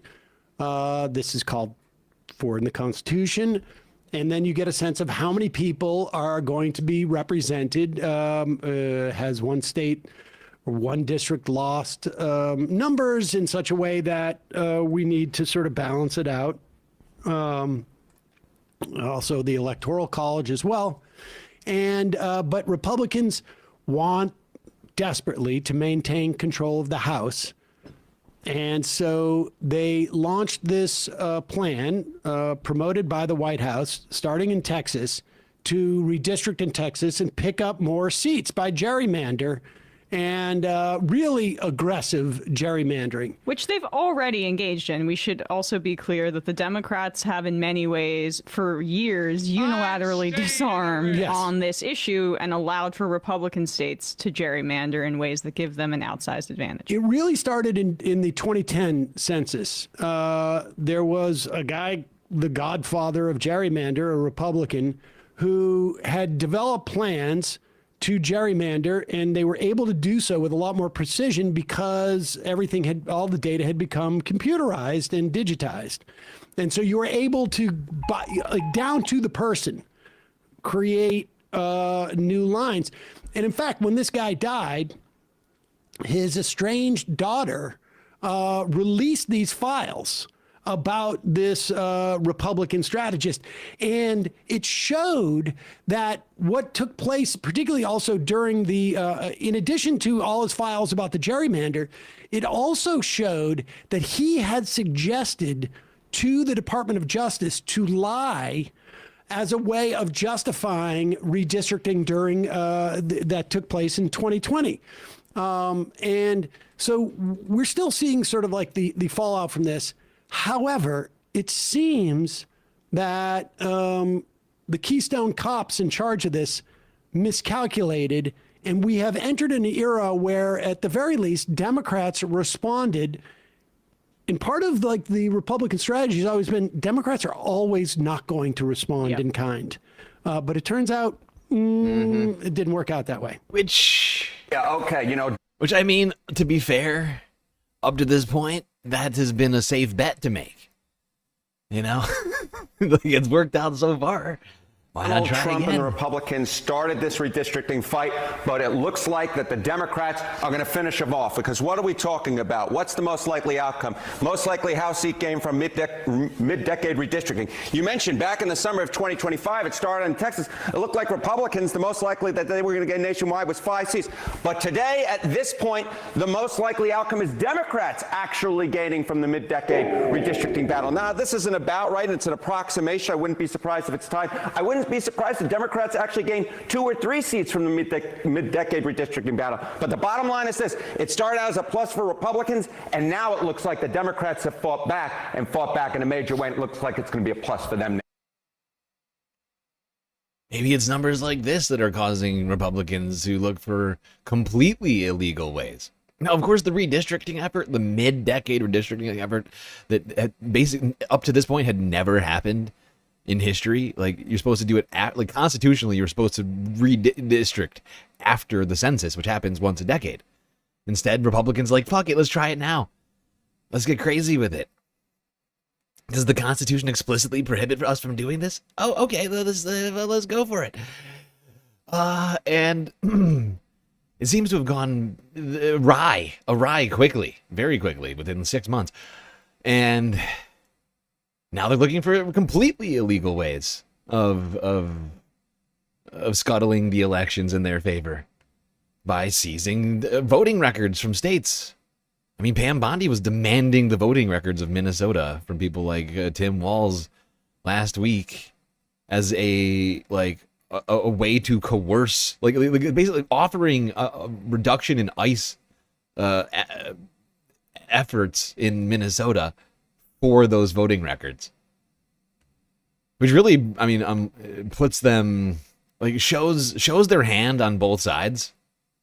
You know, like the actual reasoning for what they're doing with ICE, completely political, simultaneously showing that they're trying to rig and steal an election, just blatantly so, out in the open. Which states are you thinking are going to present more advantage for one party over another? Yeah, okay, so right, you know, it's basic mathematics, right? You know, likely redistricting gains for 2026. California, of course, Gavin Newsom, 5 seats for the Democrats. Utah, court ruling there, 1 seat. And then it basically evens out on the Republican side, right? Maybe a 4-seat gain from Texas. I honestly wouldn't be surprised if that was, in fact, 3, only 3, not the 5 we thought.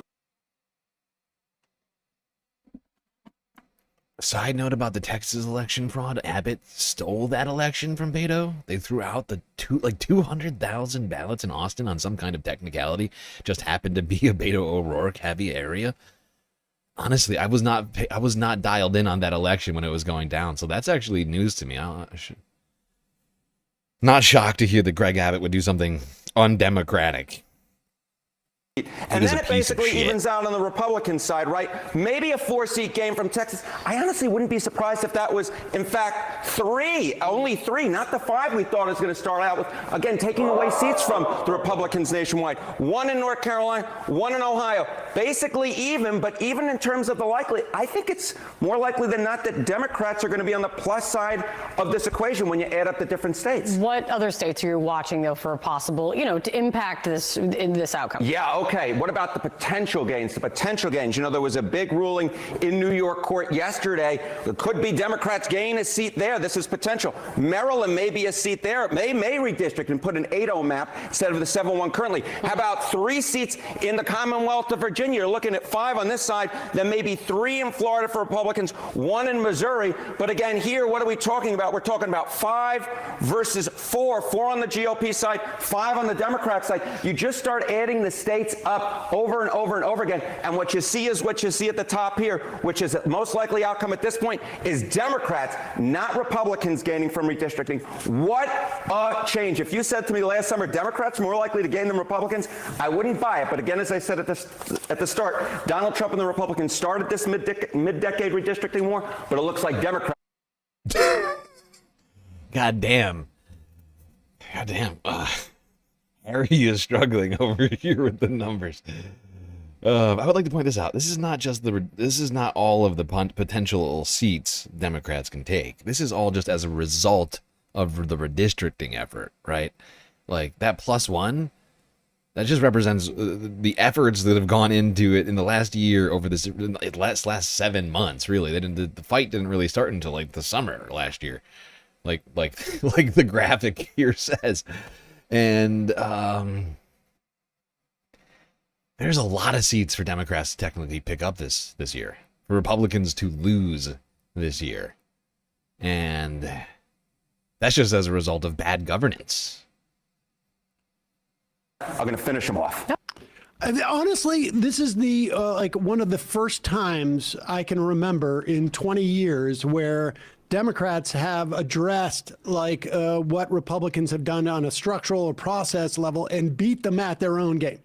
Well, I mean, the advantage was always on the Democrat side if they chose to take it, because the Republicans are a minoritarian party. I mean, their ideas aren't popular. The areas of the country that they represent are less populous than the areas of the country that Democrats represent. They just have chosen, for the most part, to unilaterally disarm. And those numbers could be even better than what Enton, now I can never remember what it actually is because of Trump, Enton is saying, because... Say it right, Emma. Say it right. The great Harry Emden. Spelled E-M-D-E-N, Emden.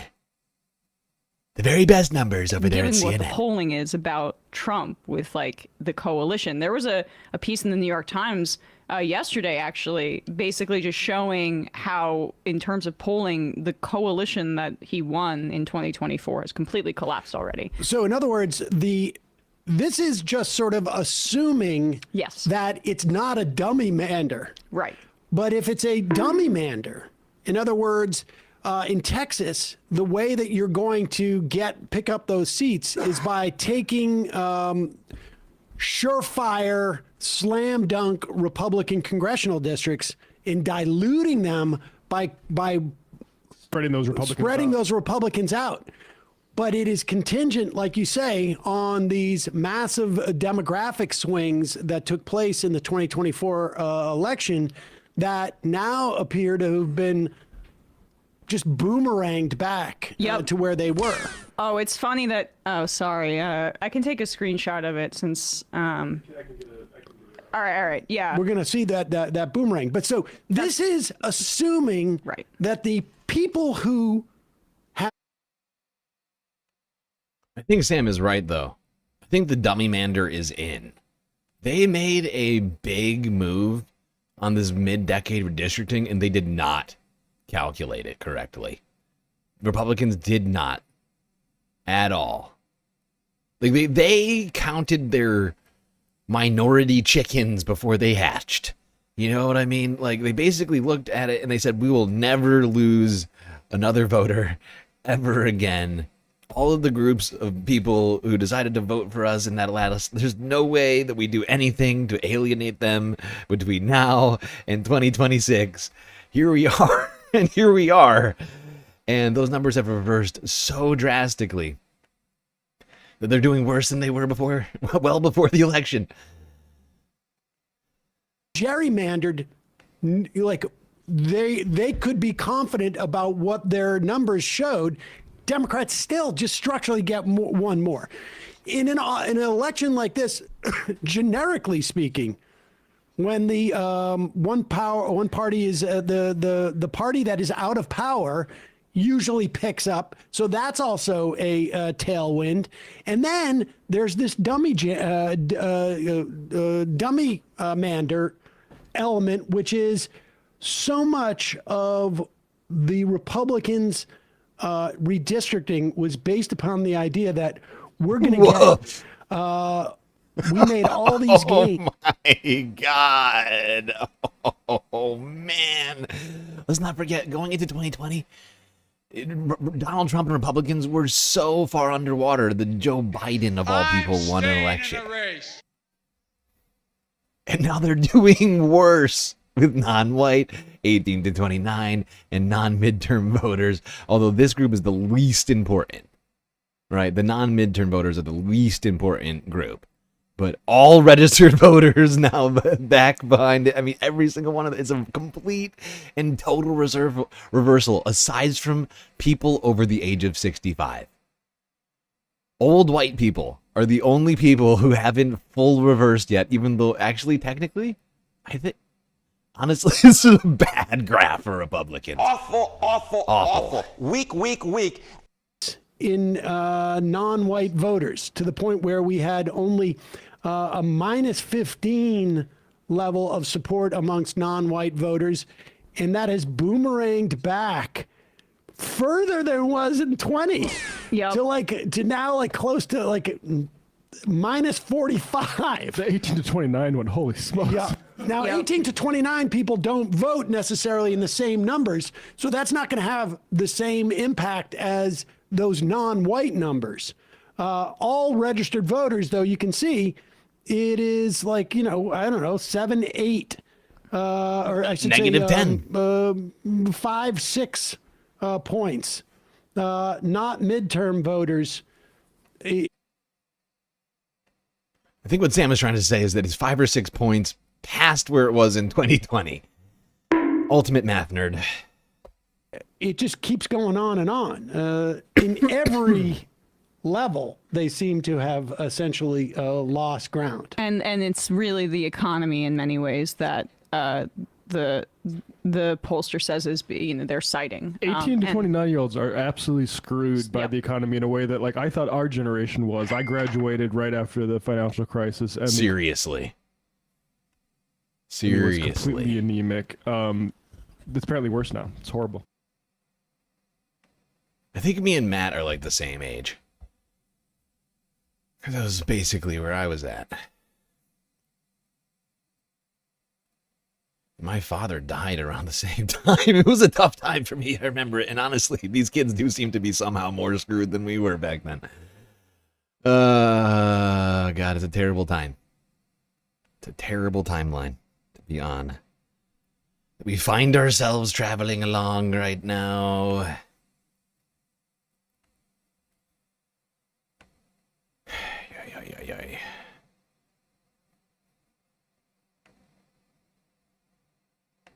Although I never finished.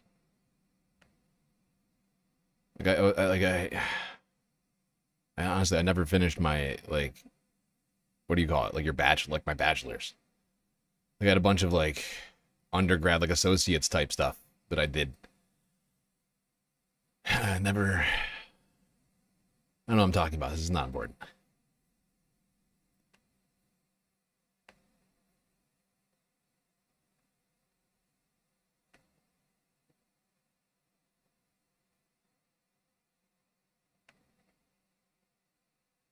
All right, let's go here. Mike Figueredo at the Humanist Report.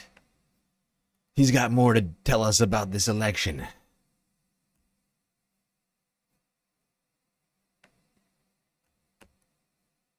This should have people across the country absolutely shook. This is a huge deal.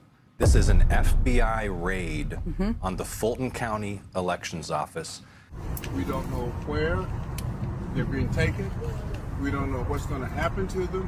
So we can no longer, and I can no longer, as chair of this board, satisfy not only the citizens of Atlanta, but the citizens of the world, that those ballots are still secure. So that is a major concern that I have right now. Fulton County is right now the target, the only county right now fighting over an election that already happened. But it is coming to a place near you. This is the beginning of the chaos of 2026 that is about to ensue. Wednesday's FBI raid on an election center in Fulton County, Georgia, is a chilling reminder that the Trump regime is serious about stealing the upcoming election. And even though it feels hyperbolic and downright conspiratorial to say that, it's not. As hard as it may be to digest the fact that it's come to this, it's come to this. We need to believe our lying eyes. Everything that he's doing in Fulton County, which has long been at the center of his lies about the 2020 election, is all a not-so-subtle attempt to create the pretext to completely subvert November's election. Nobody knows what the rationale will be, but now that they've seized ballots from local officials, all they have to do is lie and say that they finally have definitive evidence of fraud and use that as a justification to either take over local elections in other counties that are supposedly at risk of fraud or disenfranchise voters concentrated in precincts where they claim they found fraud. They could even say that they found evidence that a foreign entity helped steal the election for Democrats in 2020. I think that's also a possibility due to the bizarre presence of Tulsi Gabbard at the raid. Guess who showed up at this FBI raid? Director of National Intelligence, Tulsi Gabbard. Tulsi Gabbard has nothing to do with election security. Tulsi Gabbard... Look at her being all fucking creepy over here. What in the fuck? Look at this creepy ass woman over here. What is this shit? Look at her, like, the hat on. Since when does Tulsi Gabbard start? Since when does Tulsi wear a hat? Why is this bitch like hiding behind this door with a hat, leering out, just leering out at everybody? What's wrong with her? What happened to Tulsi? Seriously. The Manchurian Tulsi. What the fuck? What's wrong with this woman? Tulsi Gabbard has nothing to do with election security. Tulsi Gabbard has even been in charge of dismantling what was called... You remember this? I'm sorry, I gotta pull this up. Do you remember this? We gotta do this real quick. While we're talking fucking Tulsi freaking Gabbard over here. Sorry, hold on. I have the clip. The clip is posted to my channel. Does everybody remember what I posted like earlier? This is from like, I think this is like from 5-6 years ago now. Tulsi Gabbard went on to the Hill Rising with Crystal Ball and I think it was Sagar at the time. Can't remember. Oh no, don't go. No, that's not what I meant to do. No, don't do that. That's not what I want. I did not ask for that. That is very rude. But it is incredible how far gone Tulsi Gabbard really is.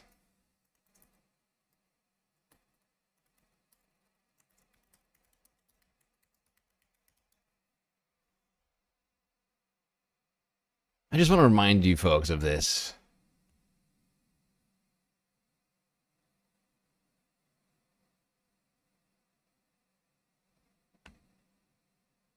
Where is it? Ah, there it is. One of the last shorts that I uploaded to the channel.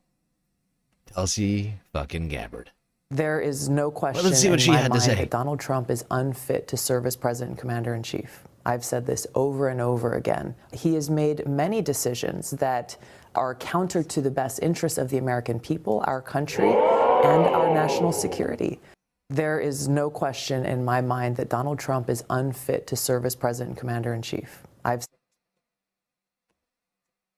It's weird.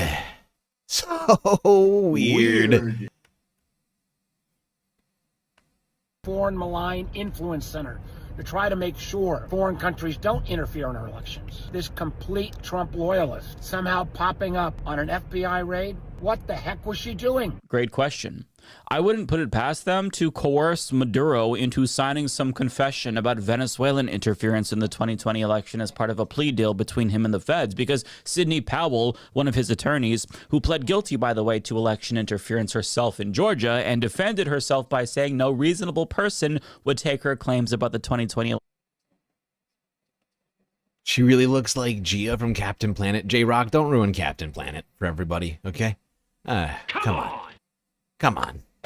How rude. That's very rude. Gia is much better than Tulsi Gabbard, and I won't have you slander a great American cartoon with the name of a terrible person like fact Tulsi said Gabbard. that Dominion voting machines were part of an international election rigging conspiracy involving communist money from countries including Venezuela and Cuba. And when you also take into account the fact that Trump is planning a legal regime change in Cuba as well by the end of the year, at least according to a report by the Wall Street Journal, he can now boldly say that his intelligence director has concluded that foreign actors did indeed steal the 2020 election. Illegal. And leaders of said culpable countries that he's kidnapped are willing to testify on his behalf. And in order to... What's incredible is already multiple juries have gone over the evidence and found everyone else guilty, including Donald Trump. Including Donald Trump, I would point out. Everyone's already been found guilty in a court of law, essentially, and they're trying to like undo that. They're like, but are they guilty though, even though a jury of their peers said that they were? That's basically what they're doing. They're trying to undo history. They're like, I know that we've already been convicted for this stuff, but can we pretend we weren't? Can we rewrite history books, perhaps? I hear people say, everyone's telling me that actually the victors write the history books, and maybe that's what we need to do. Maybe we'll just pretend like actual history is meaningless, and we'll just write a fiction. I don't want reality, I want the thing that sounds good. Much better than reality.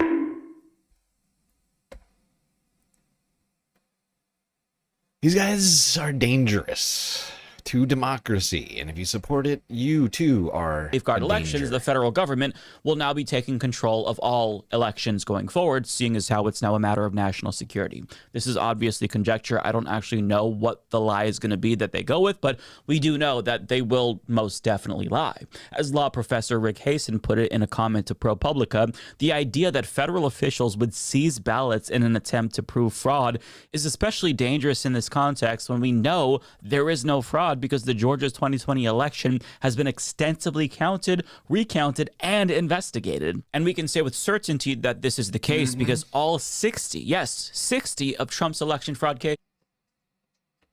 Do you remember those fucking like election ninja fucking idiots who descended on like Arizona or whatever? Like, do you remember these fucking guys?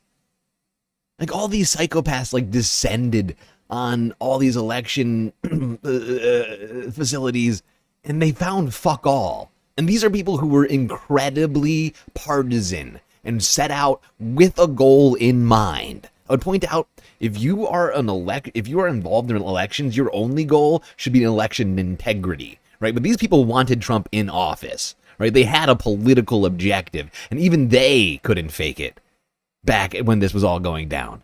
It's insane. Anybody, like literally anybody who thinks that this is like a reasonable thing to do with your tax dollars is fully deluded. Were dismissed, morons, including by judges that he appointed. Don't get me wrong, I'm sure that they would have loved to help him rat fuck that election, but you have to at least give them some evidence so that way they have a defense in the event they're prosecuted for breaking the law for you. But they had nothing. Zip, zilch, nada.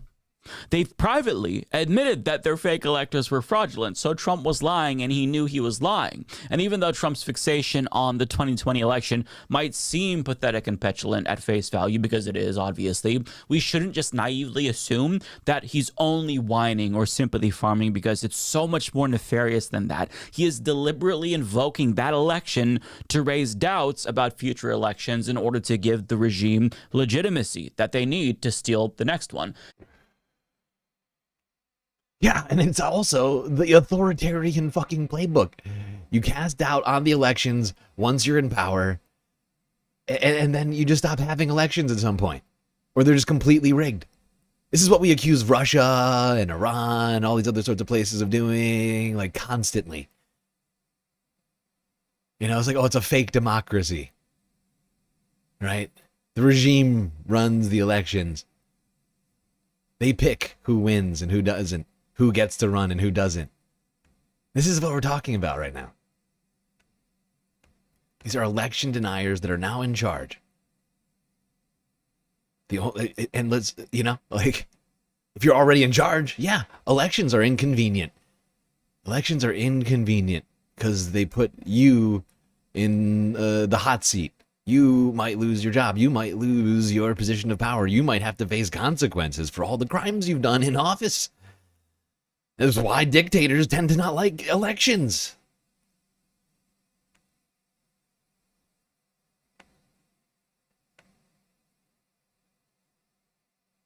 All right. I'm going to move on from that to talking about the brutality that we are witnessing on the streets of America. And before we get to talking about ICE, I'd like to go to LA really quickly. Santa Ana. You know, I don't cover these usually. This happens every week. This happens every fucking week. Not in LA specifically, but like every fucking week I see a story, multiple stories like this. And I'm going to start covering these now because I am fed up with the police. Fully fed up. Done. They're not upholding the law in places like Minnesota. They're collaborating with ICE in municipalities across the country. I'm done with them. We're paying our tax dollars, state and local tax dollars to these fuckers, our federal tax dollars to ICE, and I'm done. Defund. They're murdering people in the streets. I'm done. KTLA 5. 21 hours ago, man fatally shot by police officers in Santa Ana. On a traffic stop. Good old traffic stop. More breaking news here this morning. A man is dead following an officer-involved shooting in Santa Ana last night. Police say the man refused to comply with commands during a traffic stop. KTLA's Carlos Herrera live on the scene with the details for us. Carlos, good morning. Hi, Frank, and good morning. A 19-year-old man is dead, according to investigators here, after being shot by a Santa Ana police officer. It all happened here in the area of 3rd Street, this apartment building you see here, the garage. According to investigator, this is where the suspect apparently lived. Let's get you straight to some video, because just moments ago, we did see crews towing that black Chrysler that the man was driving last night when he was pulled over by a Santa Ana police officer. You see it there in the area of 4th and French Streets. Investigators saying that the suspect failed to yield and instead drove off, and that triggered a brief 3-minute pursuit just around the block. He eventually pulled in to this parking garage. Now, he failed to yield at a traffic sign, and that led to his murder. Oh, you failed to yield to a traffic sign. What a waste of tax dollars. What a waste of fucking money. It's not just ICE murdering people. This guy got, by the way, there's video of this guy getting out of his car and like putting his hands up, and unfortunately the moments are not seen in this footage. You can only hear it.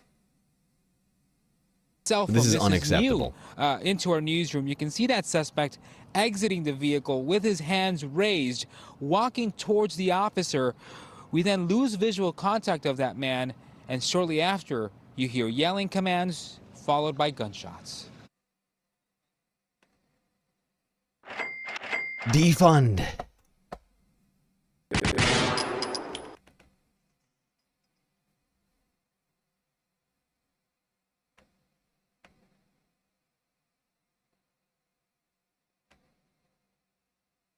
I'm done.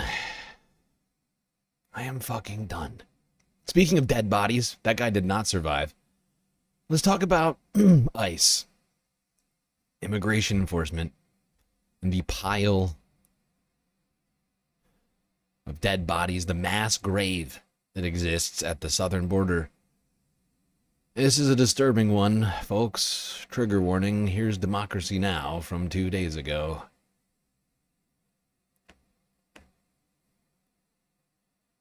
This is Democracy Now!, democracynow.org, the War and Peace Report. I'm Amy Goodman.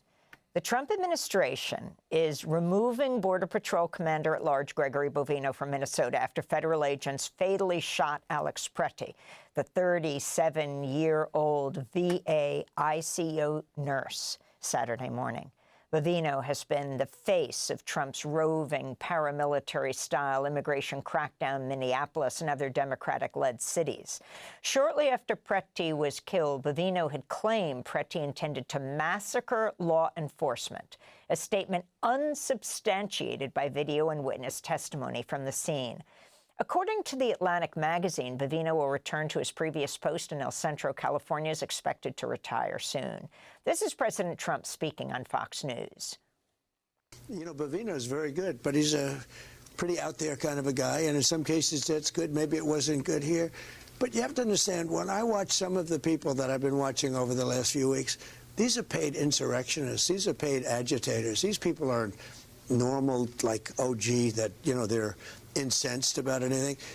The Border Patrol has taken on an outsized role in Trump's crackdown in the interior of the country, operations historically handled by ICE alone. Border Patrol has a history of aggressive tactics and little transparency or scrutiny in the remote areas and border towns where they normally operate. The agency also has more authority to operate far from the border than is commonly understood. To talk more about the role and history of the agency, we're joined now by two guests. Jen Buds, a former Border Patrol agent turned immigrant rights activist. She was a senior patrol agent in San Diego and an intelligence agent at San Diego sector headquarters from 1995 to 2001 when she resigned.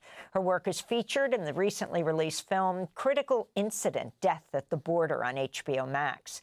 And Todd Miller is with us, an award-winning independent journalist who's reported on border security and immigration for over a decade. His most recent book is Empire of Borders: The Expansion of the U.S. Border Around the World and Border Patrol Nation, Dispatches from the Front Lines of Homeland Security. He's the editor of the independent journalist project, The Border Chronicle.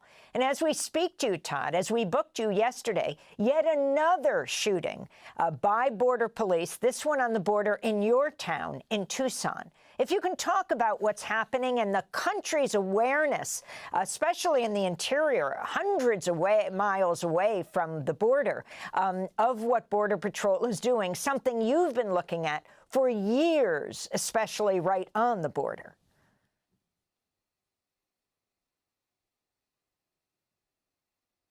No shit. My guy is muted. Thank you, Amy. In fact, yesterday when we were doing when I was talking to the producers yesterday, that's when I found out the news too that another shooting had happened by U.S. Border Patrol of a person in Arivaca, Arizona, and this is right as we're contemplating the Alex Pretti, in Minneapolis, and how he was basically executed by a U.S. Border Patrol agent.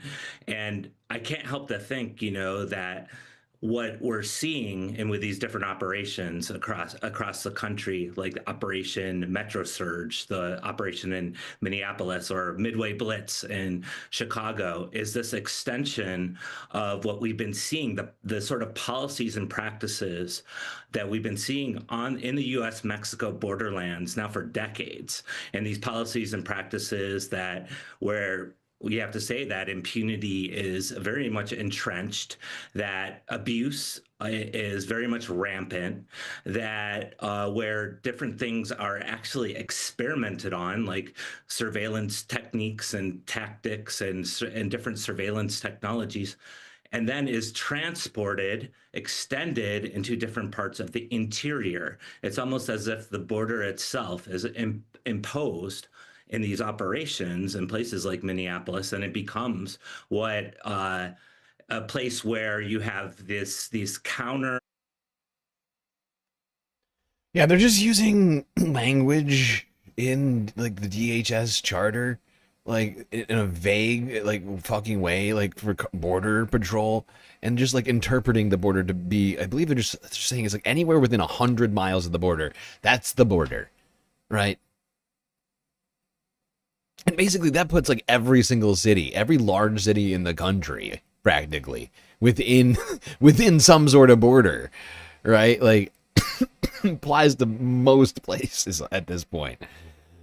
Like maybe there's a couple of places, I don't know, like Colorado it might be excluded. I'd have to whip out like a ruler or something and like figure it out. But I mean, it basically makes it's nonsensical. It's a nonsensical application of the law that they're just doing so that they can apply the law in wherever they want, regardless of whether or not it makes any sense.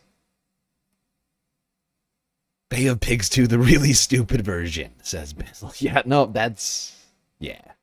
That's it. It's like a bad cash grab rerun, but with war crimes and regime change.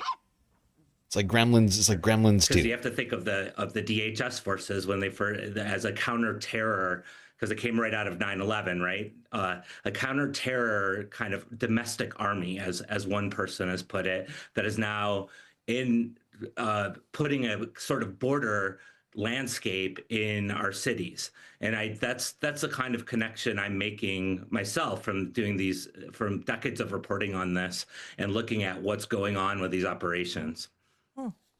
What has surprised you most and in what's happening now? And Greg Bovino being the one who is focused on, who is now being forced out, with Tom Homans coming in, who was there under Obama, well known for addressing white supremacist groups, who was one of the... Hey, I'll be right back, chat. Architects of the family separation policy in Trump's first term in office, what this will mean. Yeah, with the switch from Bovino to Thomas Homan is really not much of a switch. I mean, looking at the difference may be that Homan comes from Immigration and Customs Enforcement, and Bovino is definitely from Border Patrol. But in this sense, they're both from the DHS apparatus, and it's just like almost changing one image for another image with the same exact. I can only imagine that there will be similar tactics. And one thing that's really sort of surprised me, like looking at these different operations across the country, I think back to the 1990s, when there was different Border Patrol operations like Operation Gatekeeper or Operation Hold the Line or Operation Safeguard, and how that transposed the border policy to this massive undertaking of building up walls and surveillance and hiring tons of agents to be on the border to implement a prevention through deterrence strategy that really has been a killing strategy. If you think about it, like deadly encounters, besides deadly encounters like fatal shootings, there's been at least 10,000 people who have died crossing the border due to these strategies. So I've looked at these different strategies across the country, and the leaders of these strategies like Bovino and now Homan. And I wonder, right, is this another massive shift in these sort of policies that we've seen that was a massive shift in the 90s, because we still have those now? Is this going to be the gateway into a new sort of border policy where the border is the entire country? I want to bring Jen Budd into the conversation. There have been 12 DHS shootings since September. Amazingly, since Renee Good was killed on January 7th, there were 2 more in between her being killed and 3 more between her being killed and Alex Pretti being killed. If you can talk about your Border Patrol experience, albeit years ago, and particularly talk about what happened in 2010 with the death of Anastacio Hernandez Rojas, and your observation of what's happening right now. Well, my time in the Border Patrol from 1995 to shortly before 2011 is exactly what I'm seeing right now. You just didn't see it. The rest of America didn't see it because it was happening down here on the southern border. And I would like to say that when people say that this isn't the training or that they're untrained, no, this is the training. This is what we've been doing for decades upon decades. The ramming of the vehicles, the injuring people, the shooting people, and then lying about it is what happened prior to 9/11, and then really got a lot of juice after 9/11. So you have to understand that the management of the Border Patrol has been corrupt for many generations. And then after 9/11, we just gave them money with little accountability and let them design their own accountability systems, which we then filled with our own agents. So we make sure that when things are investigated, our own agents are actually the ones doing the investigations. I did everything right, and they indicted me. 2010, when Anastacio Hernandez Rojas was beaten and tased and killed by Border Patrol, CBP, and ICE agents, the The Border Patrol does not have the legal authority given to them by Congress to investigate their own use of force incidents. But the critical incident teams were designed in the Border Patrol in 1987 to start being the ones that report at least first to the scene. And when you're the first to report to the scene, then you can control the evidence. They literally will manipulate the evidence. They will get rid of witnesses, as we see what's going on in the Good case and in the Pretti case.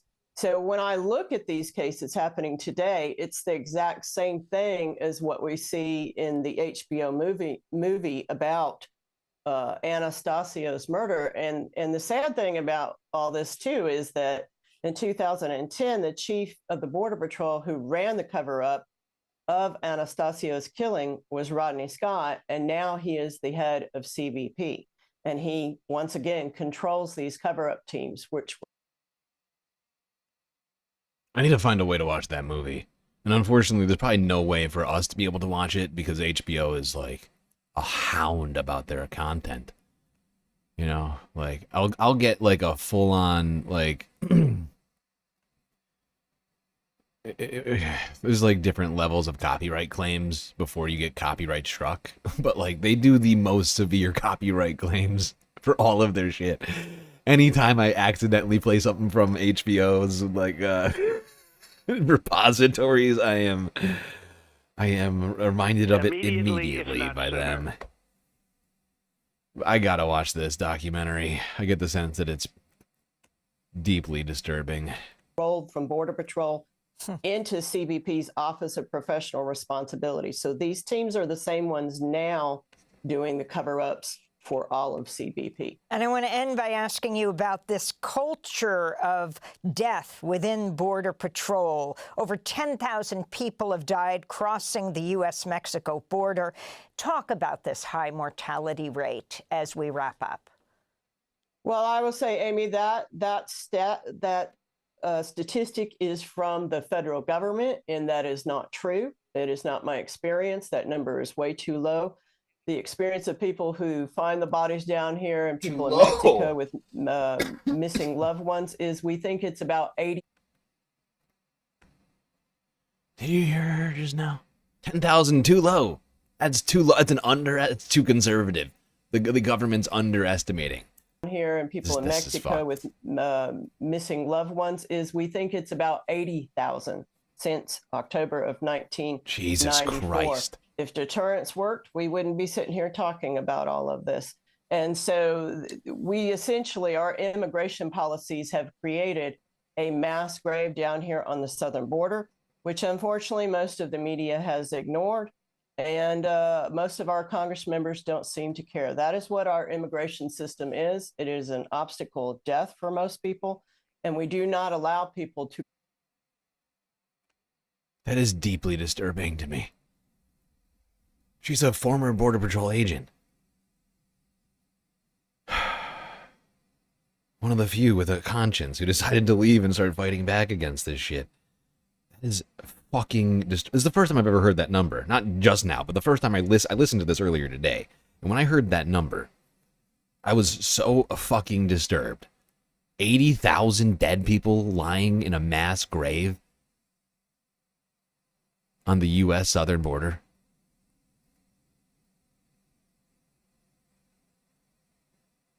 That sounds like the sort of thing you need like an ICJ investigation into.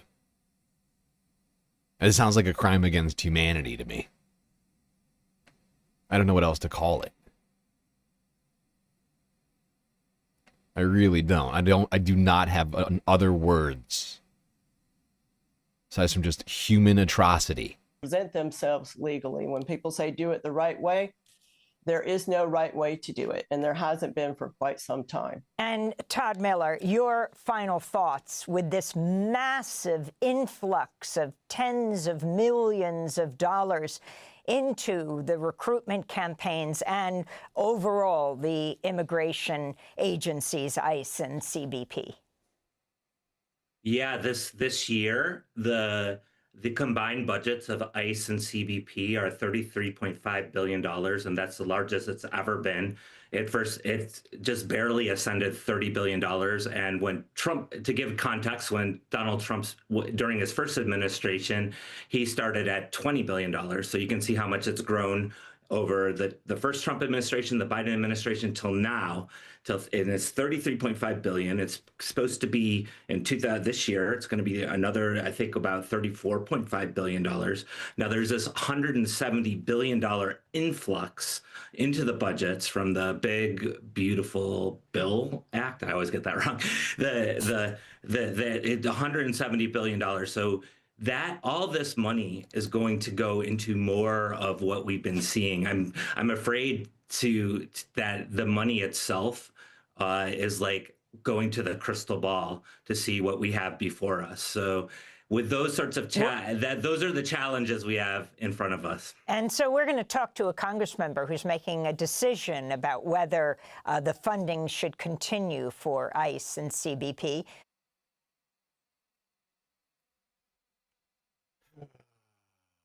There should be no debate about that. No more funding for this. No more funding for mass graves. No more funding for the murder of American citizens. No more funding for the constitutional... the lawlessness that is being waged upon these goddamn streets. It's too much. These sorts of descriptions... disgusting and probably illegal. Disgusting and probably illegal.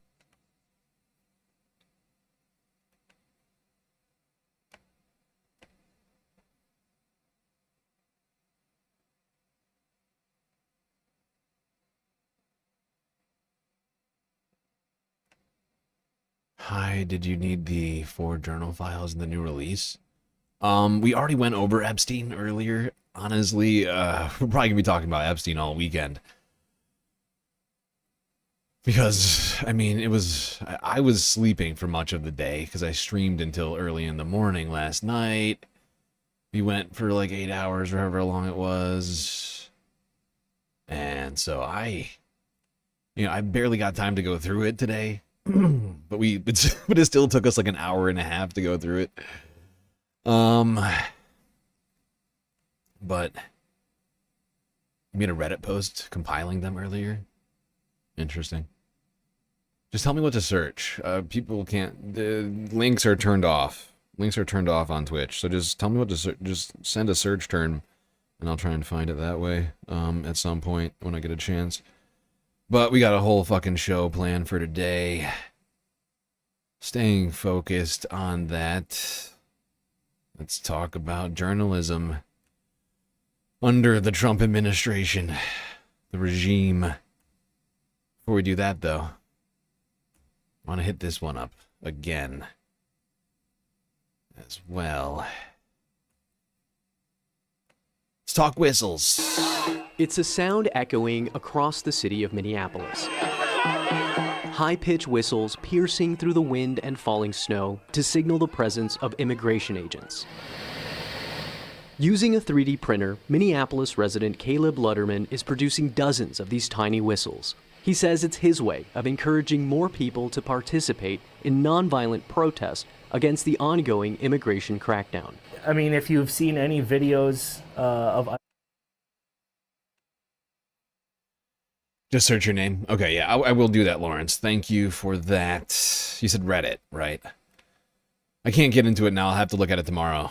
I know you just followed like a couple of minutes ago, but we do a 8-hour stream 5 nights a week, pre-planned, generally speaking. I try not to like divert from the plan. Although people around here will tell you that I'm lying right now because I have diverted from the plan in the past, but I try. I'm gonna continue with that right now.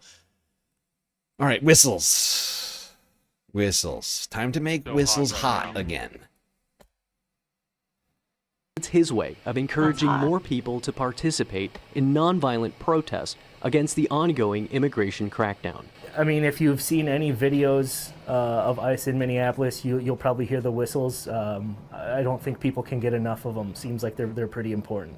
Caleb's latest batch of whistles won't stay quiet for long. Fresh off the 3D printer, they're sent here to Mischief, a local toy store giving them away for free. Thank you so much. Mischief's co-owner, Abigail Abdelheim Marshall, says no sooner do whistles arrive than customers flood the store to grab them. People are just mailing them to us from across the country. They'll do it in envelopes, in boxes, little amounts, big amounts, and we help distribute them. Hello, Mischief Toys.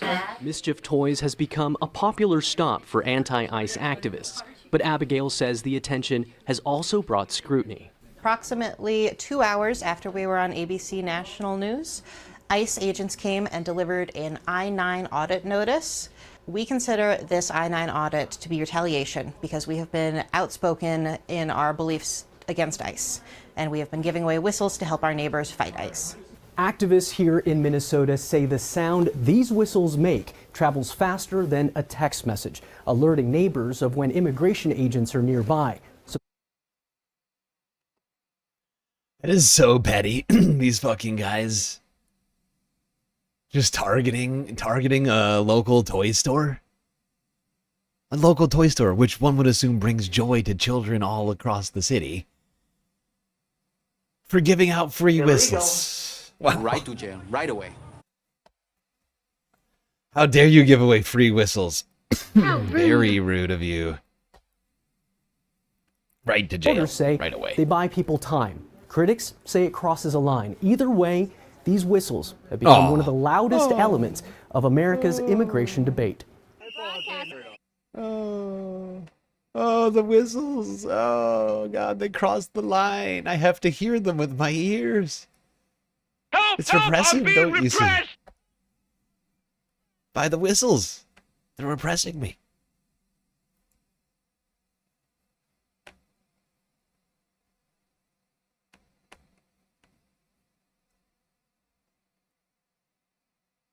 Yeah, exactly. Donald Trump is protecting children from toys and ICE agents from whistles. Talk about snowflakes. These are the meltiest snowflakes on the planet running the country, getting triggered at every turn by protesters, whistles, the existence of immigrants and brown people, journalists, the law. They start crying every single time they see something. Is that a trans person in a bathroom? I can't live like this. We're banning schools. No more schools. Trans people exist. We can't have schools anymore. I'm sorry, everyone. That's it. Brown people exist. We can't have the Constitution anymore. I'm sorry. Oh, God.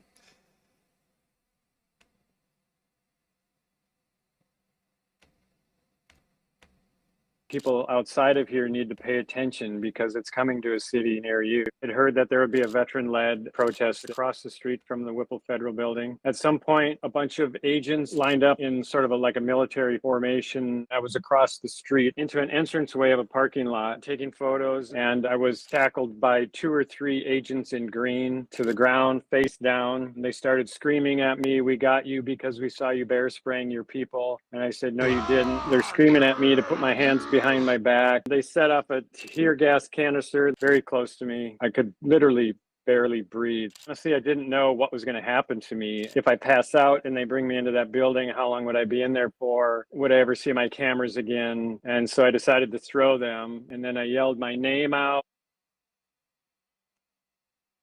I know some of you are thinking, we've seen this story before. Yeah, because journalism is under attack. And as a space journalist, I feel under attack. We're living in a time where, literally, if it's not being bought up, it's being like literally attacked in the streets. We've been watching journalists being physically assaulted by federal and local agents across the country, from Los Angeles to Minneapolis to like every single locality these fuckbags show up. Journalists are getting repressed, and it's unacceptable. This is supposed to be a democracy. Without journalism, we are a dictatorship. We're a fascist state. Okay, we're being run by Nazis. And if you can't accept that, then you either don't know history or you don't like reality. It's one of the two. But there's no other options on that at this point. Seeing what we've seen, you cannot accept anything less than that. Or you're deluding yourself. And we got to stay focused on this. We have to be aware of these things. And so I can't shut up about it. It's not just this guy who's getting brutalized. Status Quo News on the ground, who's been covering these protests in Minneapolis from like day one.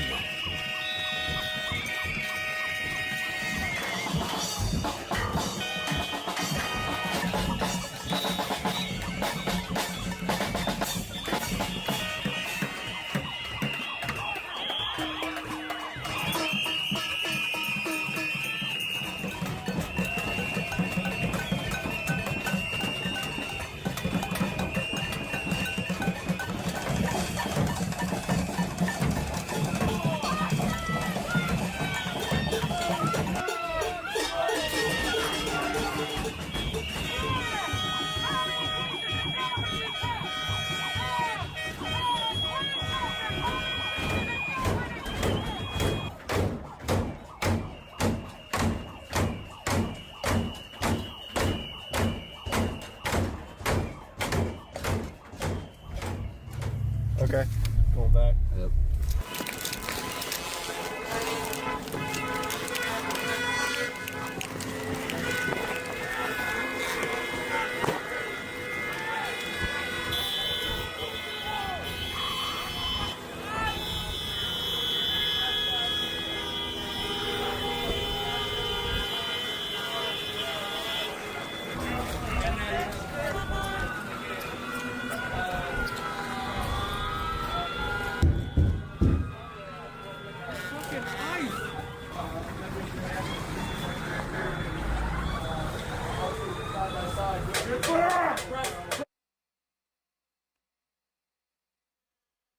All right, so what this guy's doing here from the jump, the second that he approaches these protesters, he is committing a crime.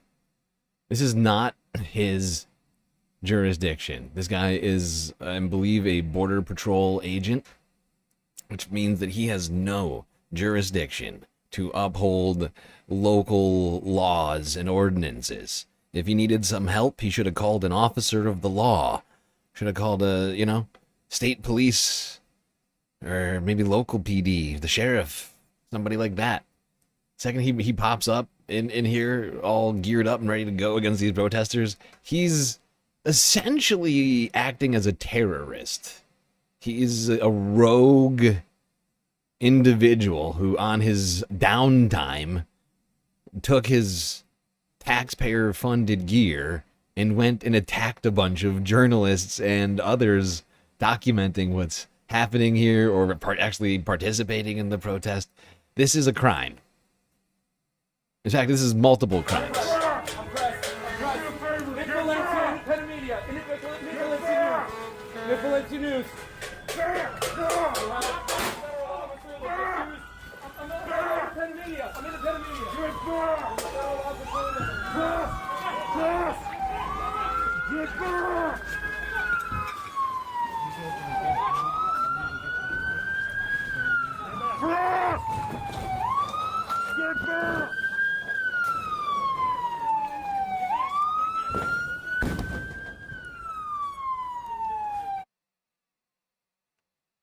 Also, I'd like to point out that this guy is bleeding all over the place, creating a fucking...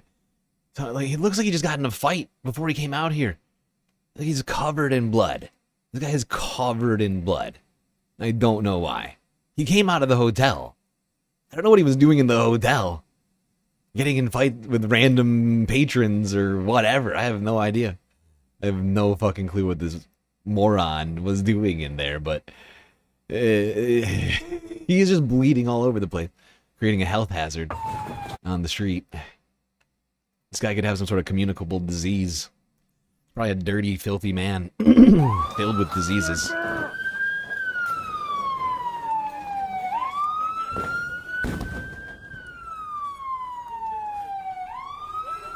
Like, and I'm not just attributing it to this one guy. I mean, they're pigs. Pigs roll around in slop and slime and filth and muck, right? I mean, he's probably just filled with diseases. Ugh. You wouldn't even want to touch him, let alone his blood. Good God.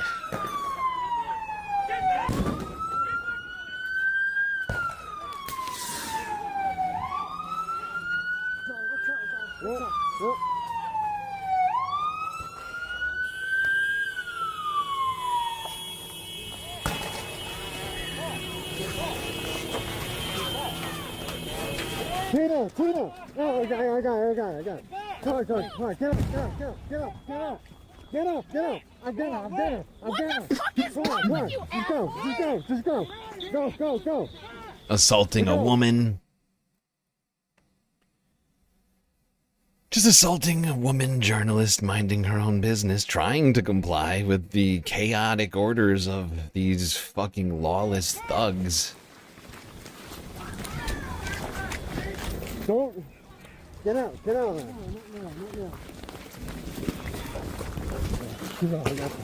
I got you. Come here. What? Come here, go this way. This way. Demilitarize the tyranny, please. Oh yeah, no, absolutely.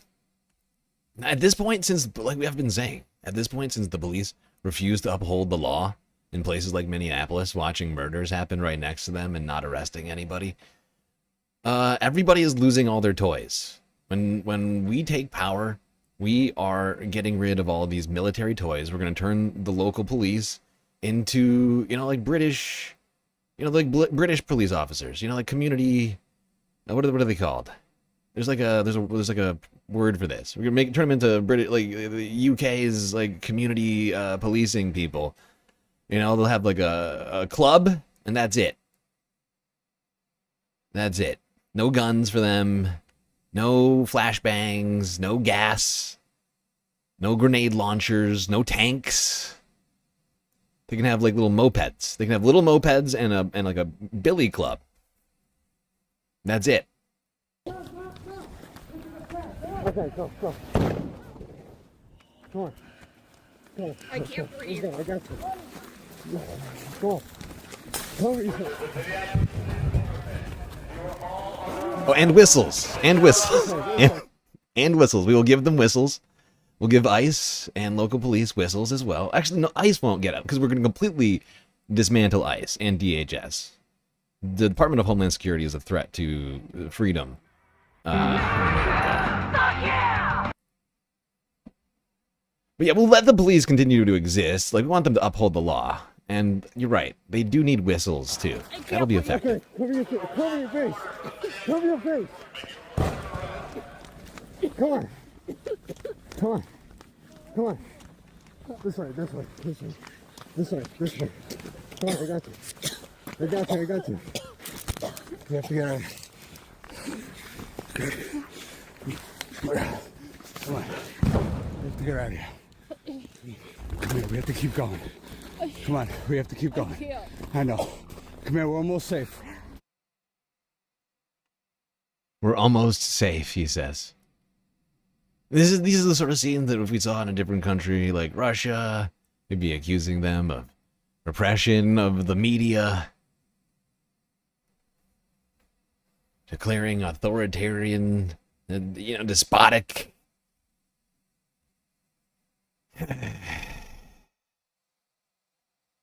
Scenes, but that's America now, actually.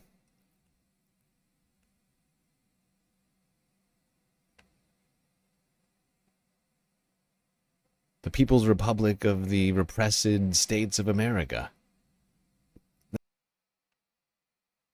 These guys are targeting journalists and preventing them from doing their jobs of informing the United States citizenry of what's happening in their own country with their tax dollars. This is the very definition of totalitarianism. They're still leaving empty cars in the middle of the fucking street. These guys are lawless thugs. How can anybody not see that at this point? I don't understand. They're violating your local and state laws. They're violating federal law and the Constitution, the Bill of Rights. Ah, it's fascinating. You have to be a real un-American fuckbag to think any of this is okay. Truly. Really have to hate America and freedom.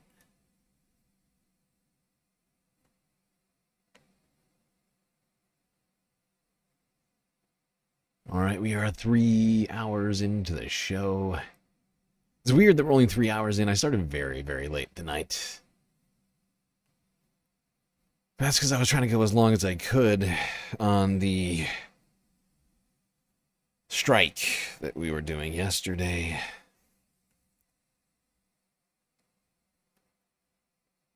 Thank you, everybody who participated in the general strike yesterday.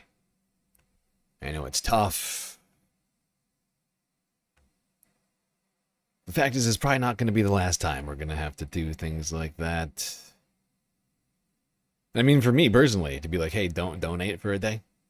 It's actually, I'm like, can I afford this? I have to ask myself that question. But honestly, it's more important.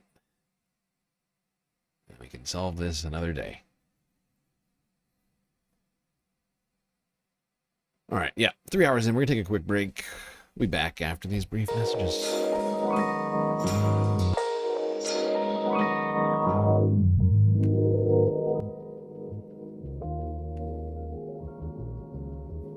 All right, I hope everybody's been enjoying the show so far. If you haven't already, hit the follow button on Twitch and the subscribe button on YouTube. Hit that bell icon too so you don't miss a single episode of this show.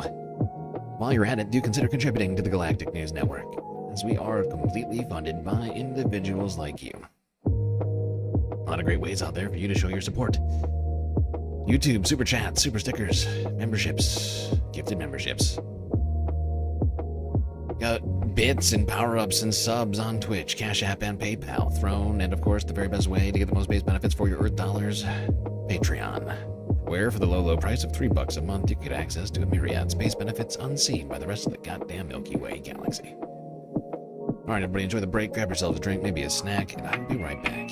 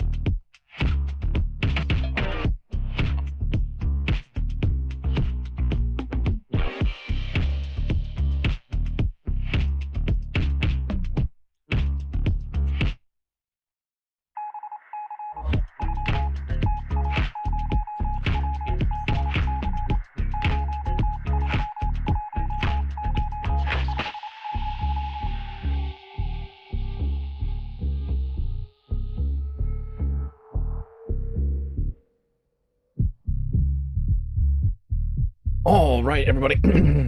We are back.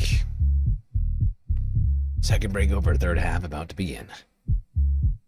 So get back in those seats, otherwise you are going to miss it.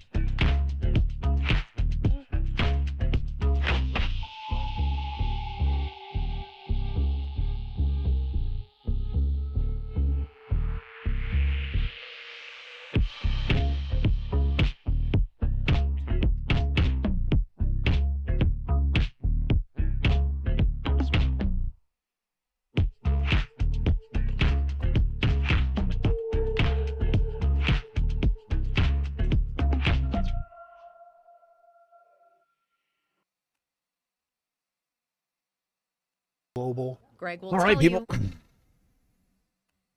Time to start the show once again. Back in Minnesota. Just a reminder, everybody, it's the weekend report. So some clips we've seen already here in the stream today. Part of my way of trying to recap the whole week. It's been a very busy week, though. An incredibly busy week and an incredibly busy 24 hours. So this is a very heavily weighted week-ending report. But we got a couple of things from earlier this week. Great Patriot. One bookstore owner fighting back against fascism. I'm fine. I didn't even breathe anything. I'm just angry. I'm 7 years old. Get angry. The raw emotion of that man from Minnesota touched a nerve with many. Photojournalist Nick Luneman and Aaron Hassanzadeh found him today at his bookstore. Hello, Dreamhaven Books. Can I help you? Most days at Dreamhaven Books and Comics sound like this. Ha! No peanuts spilled. Boxes to fill, orders to sort, and a phone that hardly rings. Careful, peanuts. Oh, you're welcome. But today, I'm afraid our website's down at the moment because there's been so much activity. 69-year-old Greg Ketter and his staff are being flooded with orders on a scale he has never seen. We got Pat and Oswald and Canadians here. It's been insane. I never pictured anything like this. It's gone truly global. Greg will tell you he didn't do anything special. People have been amazingly kind and they just want to help. Others disagree. Thank you. Okay, bye-bye now. Take care. Wow. Oh, just a woman from Memphis. This all started when he heard about the killing of Alex Pretti, just minutes away from his store. Stop!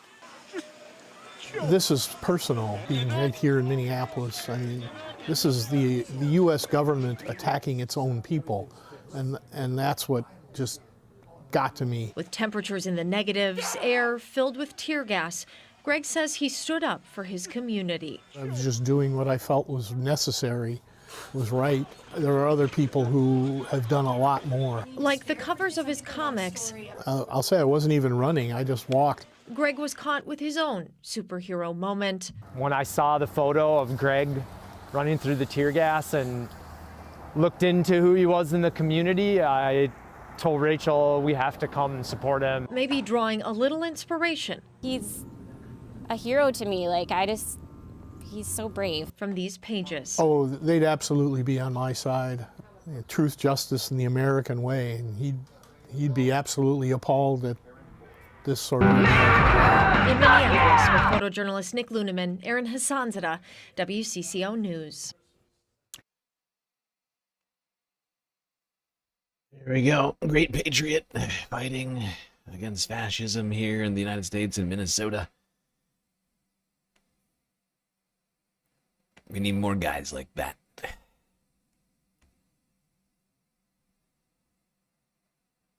Yes, indeed. All right, now...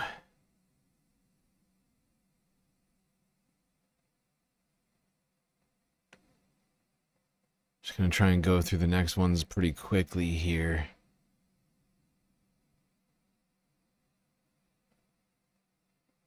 This is from 2 days ago. If you missed it, one of the witnesses, actually multiple witnesses at this point now. We'll get to the second one a little bit later. Multiple witnesses to the murder of Alex Pretti have gone on for interviews with CNN. This is the first one from 2 days ago.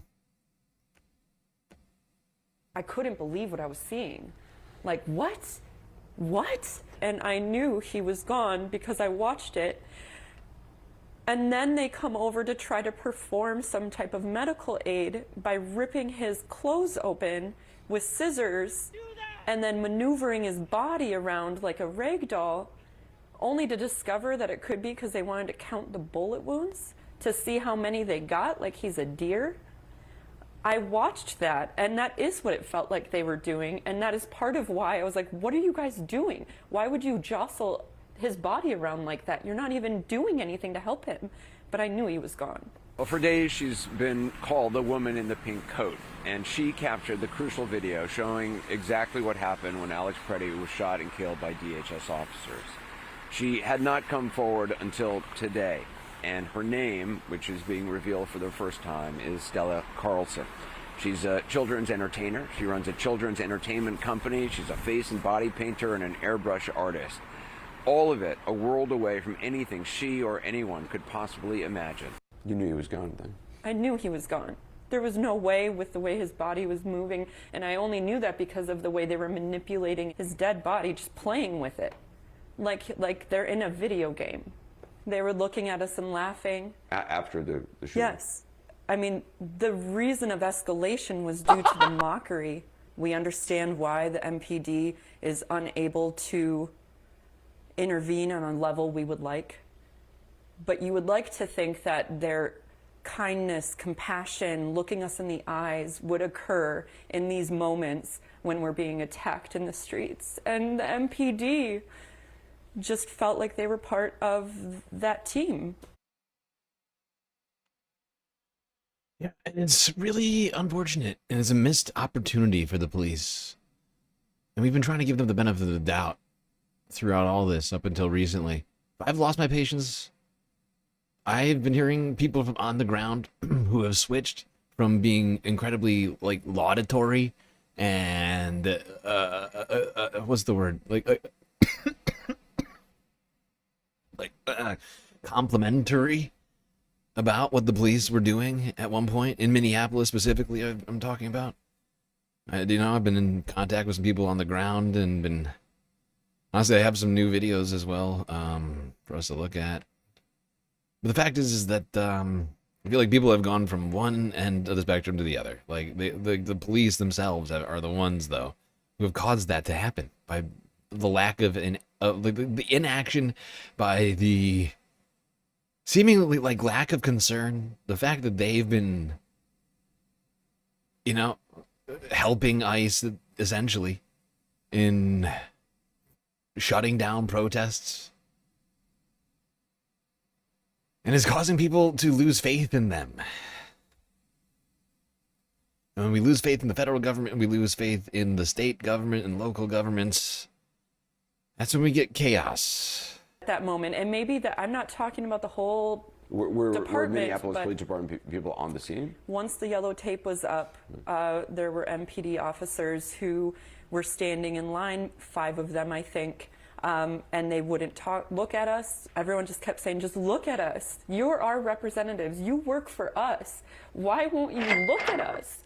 Like a part of our community just was murdered in the street. Like, you're our Minneapolis Police Department. Why won't you even just look at us to give us solidarity?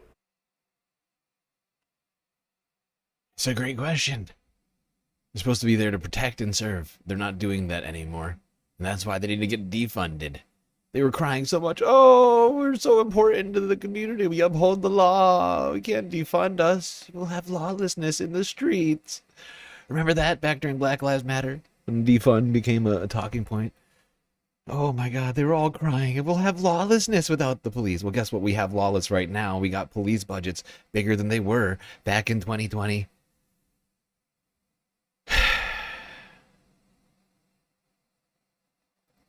So, how did that work out for us? Got lawlessness right now.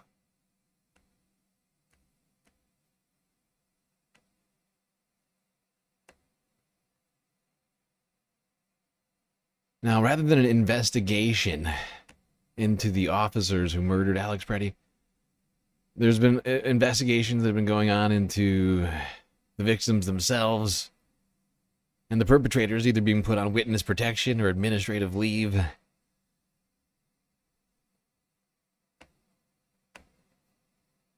Breaking news on the killing of 37-year-old ICU nurse Alex Pretti. Just minutes ago, we learned from DHS that the Border Patrol agents involved in that shooting have been placed on administrative leave. A preliminary DHS report into the incident obtained by NBC News confirmed that 2 federal officers fired their guns during this encounter.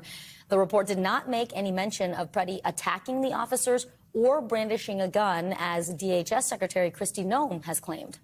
Meanwhile, Noem is facing growing pressure to step down because of these deaths at the hands of agents operating under her leadership. 2 Republican senators, Tom Tillis, Lisa Murkowski, they've joined. Yeah, I don't care if Kristi Noem steps down. We needed to dismantle DHS. Oops, sorry, nobody could see that over on... whoopsies, I didn't click it for horizontal. Yeah, I honestly don't care. I really don't.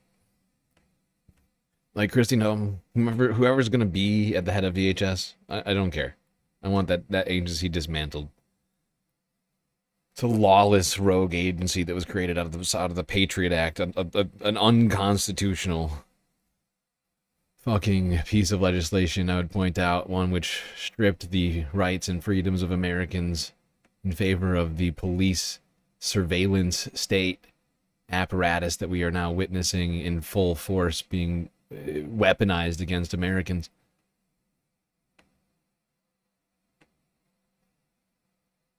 That agency does not belong in a democracy. We can manage emergencies without FEMA. Doesn't need to be a part of that fucking crew of bandits and war criminals.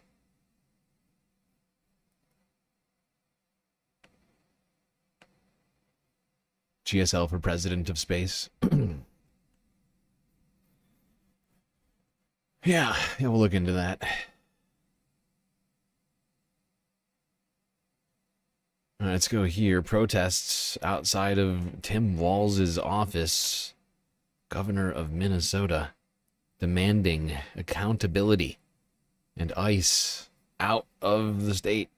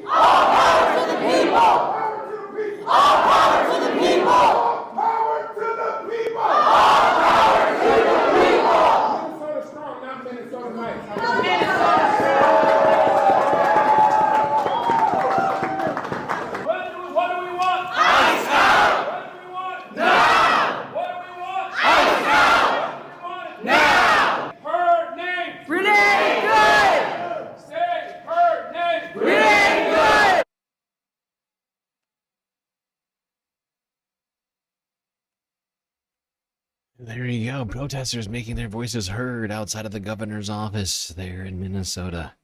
Tim Walz, ICE out. Justice. Now. Immediately, if not sooner. Immediately. If not sooner. Now, one woman who's fighting for justice day in, day out in the state of Minnesota.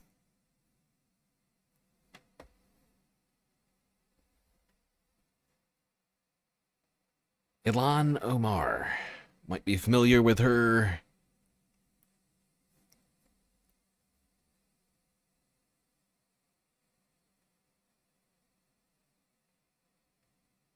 She was attacked by a deranged lunatic earlier this week. Thankfully, she is okay, as far as we know.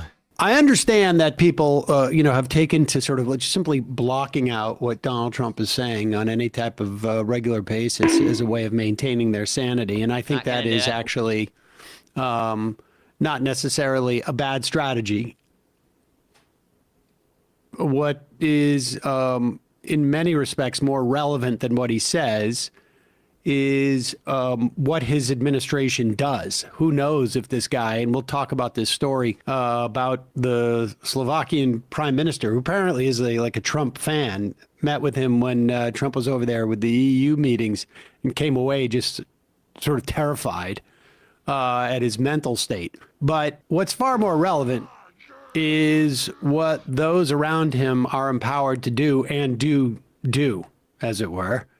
But his words do mean stuff. I mean, obviously he lies all the time. He says, we're going to do a 10% tariff. We're going to do a 50% tariff. We're going to, whatever it is. But his words do have meanings to the extent that there are Trump followers who hear them and then act upon them. This is what Donald Trump said just yesterday afternoon in Iowa. That's right. Nobody is able to come into our country except for those that come in legally. We want to have people come in legally. We need people to come in legally, but they have to show that they can love our country, not hate our country. They have to show that they're not going to blow up our shopping centers, blow up our farms, kill people. They're coming in legally, but they cannot. Look at this grinning idiot back here. I can't. We watched this clip earlier, not the Majority Report clip. But we watched this literal clip earlier. What is up with this guy? What is going on with this dude? Why is he grinning like that? Something's going on with this simpleton over here. I don't know what it is. But he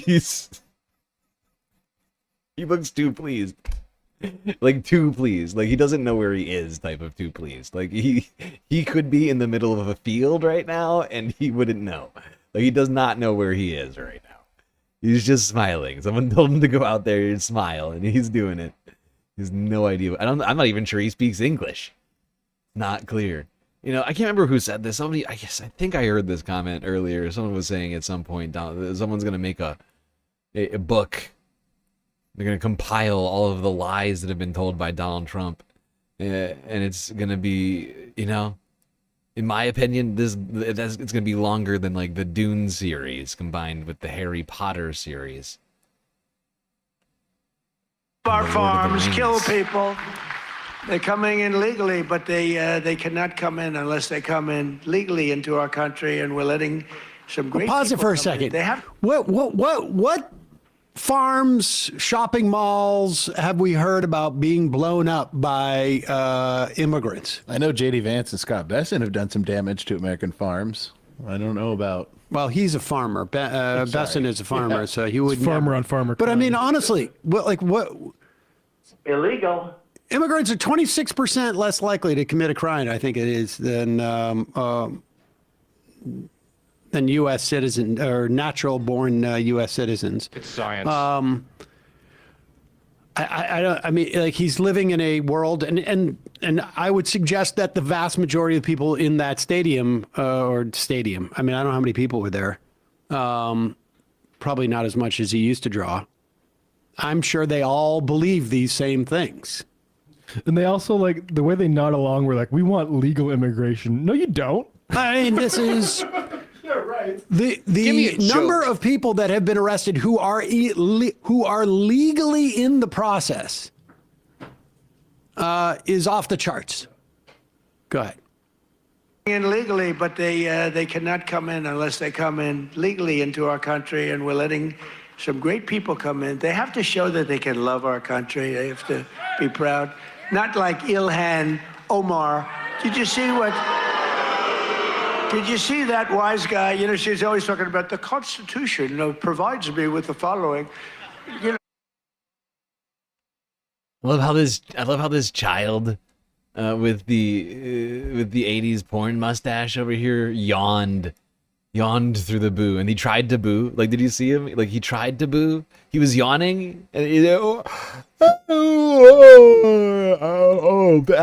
boo, boo. They have to Like, show that they can love our country. They have to be proud. Not like Ilhan he's bored as Omar. fuck. Did you see what? Did you see that wise guy? You know, she's always talking about the Constitution provides me with the following. You know, the Constitution, she comes from a country that's a disaster. It's considered, I think, it's not even a country, okay? It barely has a government. I don't think it does. They're good at one thing, pirates. But they don't do that anymore. You know why? Because they get the same treatment from us as the drug dealers get. Boom, boom, boom. Somalia. Pause it for 1 second while we're there. Again, I'll remind you yesterday, there were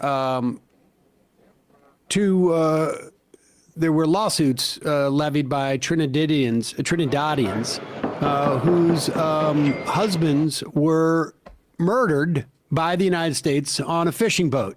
And now it's possible these drug cartels are just taking a flyer, and we're going to try and sue the United States and see if we can win in civil court for a wrongful death for our drug-running friends.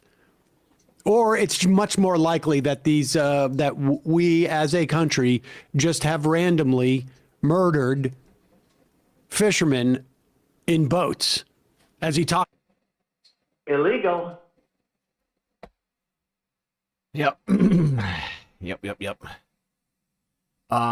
Disgusting and probably illegal. I'm gonna go ahead a little bit on this video to this moment from, I think it was like Wednesday or something. Here's Ilhan Omar at a town hall in Minneapolis as she's addressing the ICE invasion that's taking place there. And DHS Secretary Kristi Noem must resign or face impeachment.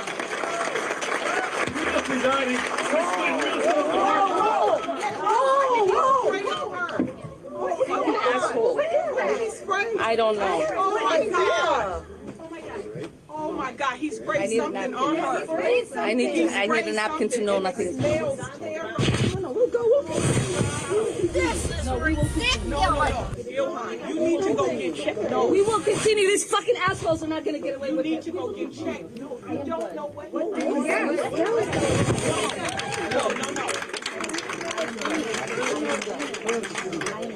That's whatever it is smells so bad. She needs to go get checked. I don't know what that was. That's what they want. Please don't let them have it. It's not about him, Ilhan. Ilhan, it's not about him. It's about your safety. No, he sprayed something on you. You need to go get checked. Yeah, and it smells terrible. We're gonna keep talking. Just give me 10 minutes. Just give me 10 minutes. I beg you. Please don't let them have the show. Please don't let them have the show.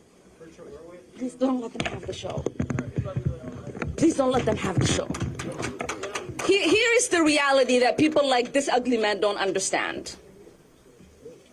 We are Minnesota strong, and we will stay resilient in the face of whatever they might throw at us.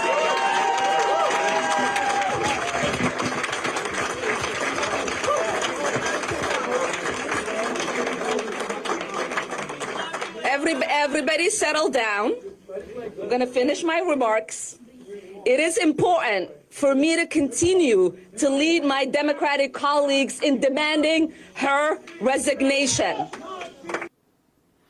That's pretty impressive stuff on her part. I don't know that there's many members of Congress, frankly, who would get sprayed, and who knows what they sprayed it with her. I mean, I would have been out. Certainly in that moment, nobody knew.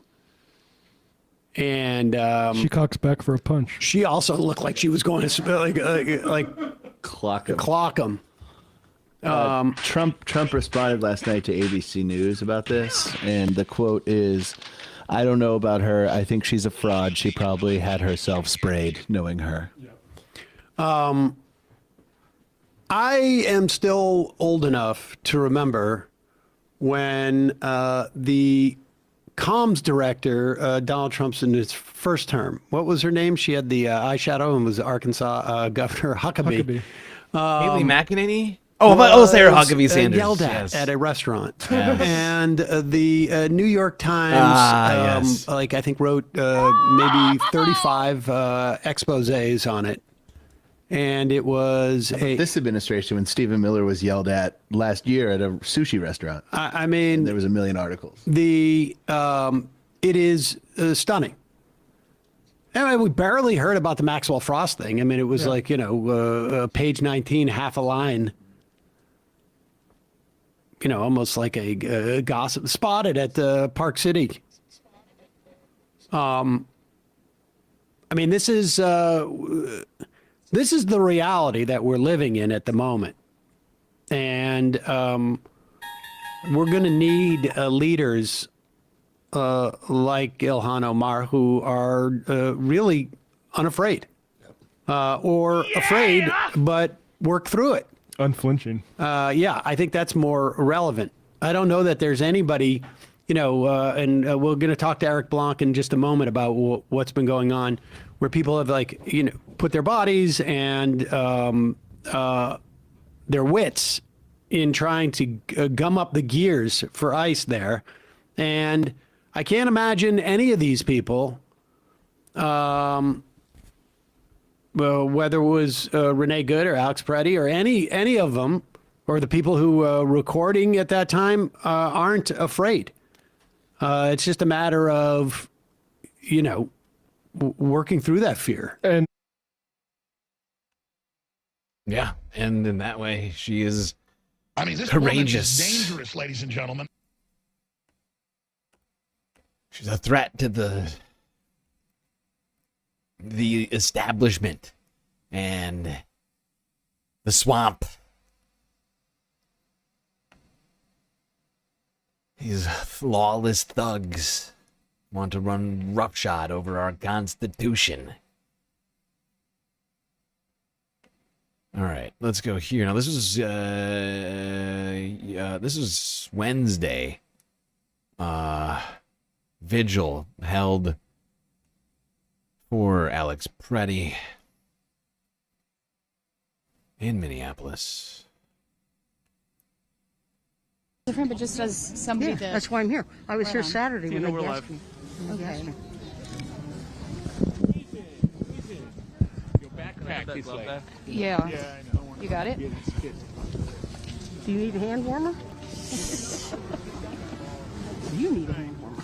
Good evening, Status Coup. This is Tina Desiree Berg, and we are reporting live from Minneapolis, Minnesota. This is the vigil for Alex Pretti that is being organized by the nurses. A lot of grieving folks here tonight.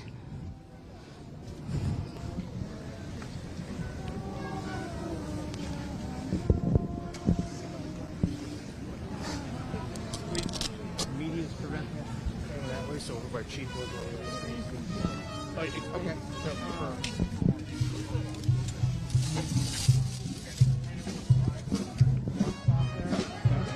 We have some New Orleans style music coming in to celebrate Alex. Yeah. We talked to her the other day. Do you want to come with us down here? Everybody, please stay out of traffic.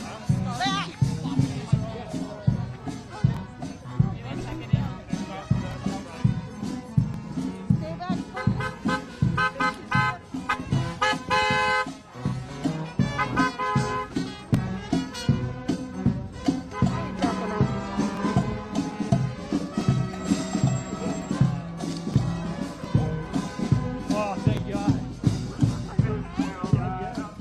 I'm glad you spoke.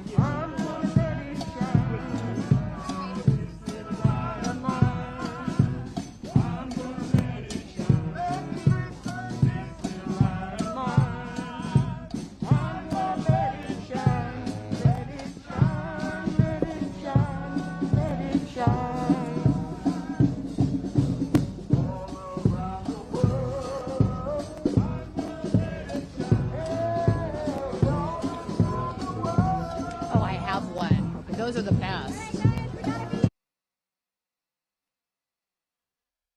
Yeah, people were here in Minnesota, Minneapolis, protesting, holding a vigil simultaneously for Alex Pretti, playing music, celebrating life together in the freezing cold. Doesn't die. Go to one interview here. Is that okay? Okay. Yeah. Hello. Hi. I had to come find you. I have a deep interest in the Safe Haven program, and you're volunteering with them a little bit. I'm not volunteering with them, but I've been stationed or set up at the Whipple building. I just want to say thank you to everybody here who watches this stream on the regular. So many of you at this point. And, this time last month, or slightly before it, in the middle of December, I was in a dark, dark place. The YouTube channel was still down. We were still streaming only to Twitch. And now we're back. And honestly, things have grown so much in the last few months. Since losing the YouTube and now being back on YouTube. It feels, honestly, it's so good. I mean, the YouTube's grown by 25% in a month since being back. And the Twitch grew by over 100% in that 3-4 month period. Now over 1,000 over on Twitch. 1,028 followers. It's just crazy. This time in September, we had less than 500, I think. It was something like that. For the last 5 days or so and gotten to know them and trying to help coordinate with them and get them set up and get whatever they need. What is your name? I'm Megan Voiles. Megan Voiles? Okay, so the reason I wanted to talk with you, let me explain to the audience what Safe Haven is a little bit, because they're like, what's Safe Haven? I will tell you. So there's by Haven Watch now. Oh, Haven Watch now. Okay, so Haven Watch. So this is a group of volunteers that are basically getting blankets, burner phones, clothing, jackets, things for detainees that are released from the Whipple building, because my understanding is that they have been releasing these detainees into this insanely cold weather with not enough clothing on them, no phone, no money, and in some cases, I've been told they have dropped some of these folks in the woods area, which is a death sentence in this cold. That's just shocking to me. So tell me a little bit about You're fine. Okay, tell me a little bit about what you know. So it's not just Haven Watch now. There's a few other organizations who are coordinating to pick up the people who are dropped on trails in the middle of the woods at parks to make sure that they also can get home safely. Haven Watch is generally looking for cash donations or gas cards or burner phones to be donated to them so that they can get people home safely. They pretty much just sit at the Whipple building 24/7 on shifts to make sure that everyone gets home safely, because people get released 24/7. It ticks up at night generally. Really? Yeah, it does. So there's more people who are getting released at night than during the day. There's also just families showing up and waiting and praying that their families is going to get released too. That policy is intentionally cruel and unnecessary. Releasing people in the middle of the night in the brutal cold with nothing. Thankfully, great patriots like this and people from, I can't remember the name of their organization now. I know somebody else heard it. But doing everything they can to ensure the safety of human beings on U.S. soil. Great example of a true American patriot. There at the Alex Pretti vigil earlier this week. Now, let's go on. Here, Kyle Kalinske from yesterday. Actually, this might have been... Was this Wednesday as well? I can't remember. What's up, y'all? So, video just came Wednesday. out of Alex Pretti, and it was, I guess, a few days before he was murdered. And he is protesting on the sidewalk with a bunch of other protesters. And I gotta be honest with you, he's being based as shit. He is screaming at them. He's saying, fuck you, screaming at the ICE criminals. Fuck you, get the fuck out of Minneapolis. You guys are fucking criminals. Every decision you've made in your life is fucking shit. Illegal. Like, he was going in. But, like, all of it perfectly legal, perfectly acceptable. Just being a douchebag to the criminals. That's, you know, that's good. That's a good thing in my book. And they get in their car to leave. And so he runs up and, like, kicks the bumper of the car. And you can hear it. The video is from, like, I want to say, like, 40, 50 yards away. Somebody else is recording. But you could hear him clearly. And you see him run up and, like, kick the back of their Tahoe or their Suburban. So they stop. They get out. And then they just fucking beat his ass. Like, and it was like he got jumped. So this is like, he got jumped multiple times. And this time, it was pretty severe. Like, 4 of them, 5 of them get out, walk up to him, start beating his ass. And then they just casually get back in their car and leave. And that's where he wound up breaking the rib, which people were talking about the other day, that he had a broken rib. So, look, the thing that everybody's talking about now, which I think is perfectly fair, was this a targeted assassination? Because what ICE has been doing, as everybody's seen, they go around recording everybody. They go around recording all the observers, all the protesters. And, you know, some of them slipped up and literally said, like, yeah, the reason I'm recording you is because now you're going in a nice little database where you're going to be considered a domestic terrorist. Illegal. And the person was like, what the fuck are you talking about? Why? Because I'm like, Would you jump up? using my constitutional rights? You guys are insane. But that's what they're doing. And we know that from Ken Klippenstein and NSPM 7, and, like, they're actually doing it. Anybody who, like, opposes the regime is a domestic terrorist. So stop and think about it. You got a guy who's protesting, yelling at and demeaning these ICE thugs. He gets jumped by them, gets his rib broken. He's out there a couple days later. They have his name, they know he's in a database.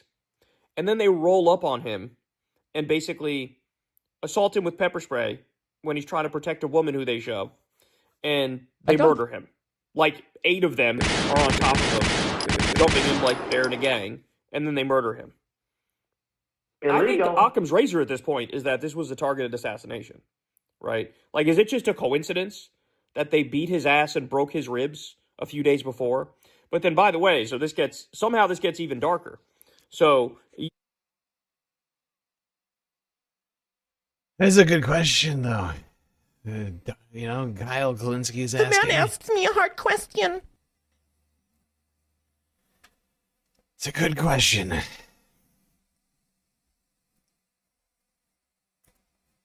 you guys know how Trump was trying to, like, soften his rhetoric compared to J.D. Vance and Stephen Miller and Kristi Noem. And, you know, Trump didn't like don't call him an assassin, don't call him a domestic terrorist. Kyle doing a boomer ass FaceTime video. All of Kyle's videos are like boomer ass. Think about it. Think about it for 1 second. It's either this, it's him in his car from the front seat, Kyle in front of his giant bookcase, and or on his patio out in his backyard. These are all boomer ass places for him. Do you not see it? He's a boomer ass 35, however old. An unfortunate event that happened, but I didn't like that he had a gun. Well, now that video came out, yet again, right-wingers are telling on themselves, and now they're all going like, huh, see, some peaceful protester here, and Trump reposted a tweet that called him a domestic terrorist. So now Trump has done a 180, and he's going, yeah, fuck it, like he's a domestic terrorist. Guys, this is who they are. Like, they think they're vindicated now. So they think if you protest and you yell at the ICE Gestapo thugs and you kick a fucking bumper of a Suburban, that the appropriate punishment for that is murder in the streets. Vigilante murder. Believe them when they tell you. It is possible that these guys recognized him Perhaps having had run-ins with him in the past, or perhaps he's in a database. Maybe everybody is in a database. I mean, they've been saying it over and over again. Is it really? I mean, should we really not believe it? They're putting people in a database and calling them domestic terrorists. Peaceful protesters, people with whistles and phones.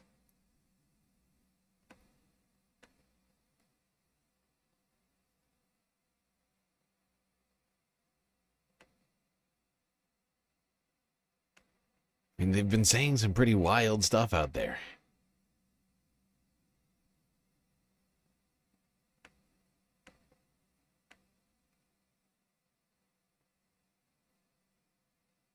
Let's go through just a couple of like ICE's greatest hits just over the past one day. Like Sports Center for fascism. I mean, understand, again, the idea that after the killing of Renee Good, ICE leadership, DHS leadership, the White House leadership, whatever, there's one of two ways you could have gone. One of the ways is like, guys, we are, things are out of control. We need to back off a little bit. We need to give space. We're going to do our job and blah, blah, blah. And just back off. Or the other one is double down.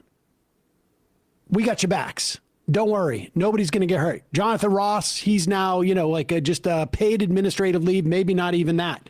He's just, hanging out, chilling. These two guys who just got shot, who just killed Pretti, they're on paid vacation. They're not going to lose a dime. All they're doing now is just like, going out and shopping for new buff gear. Drinking.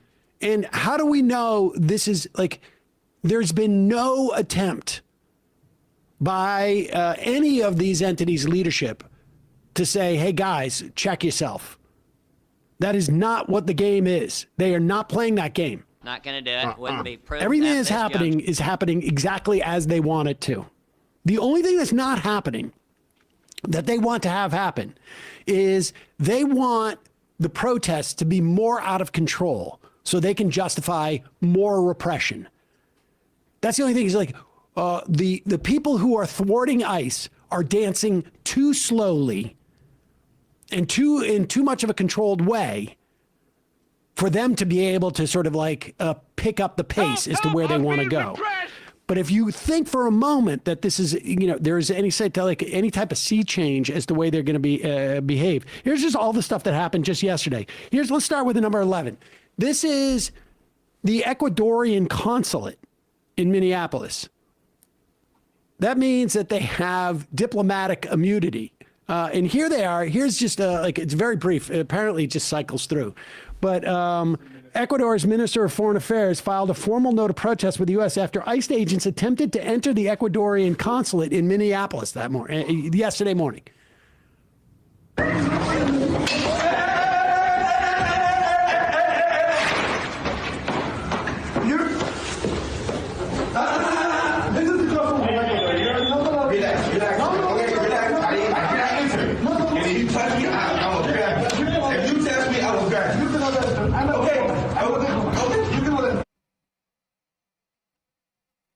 And these guys are acting completely lawlessly. They don't even understand how the law works. They're just getting thrown out there in the streets with 47 arbitrary days of training because, Donald Trump, president number 47. And it's ridiculous. Ridiculous.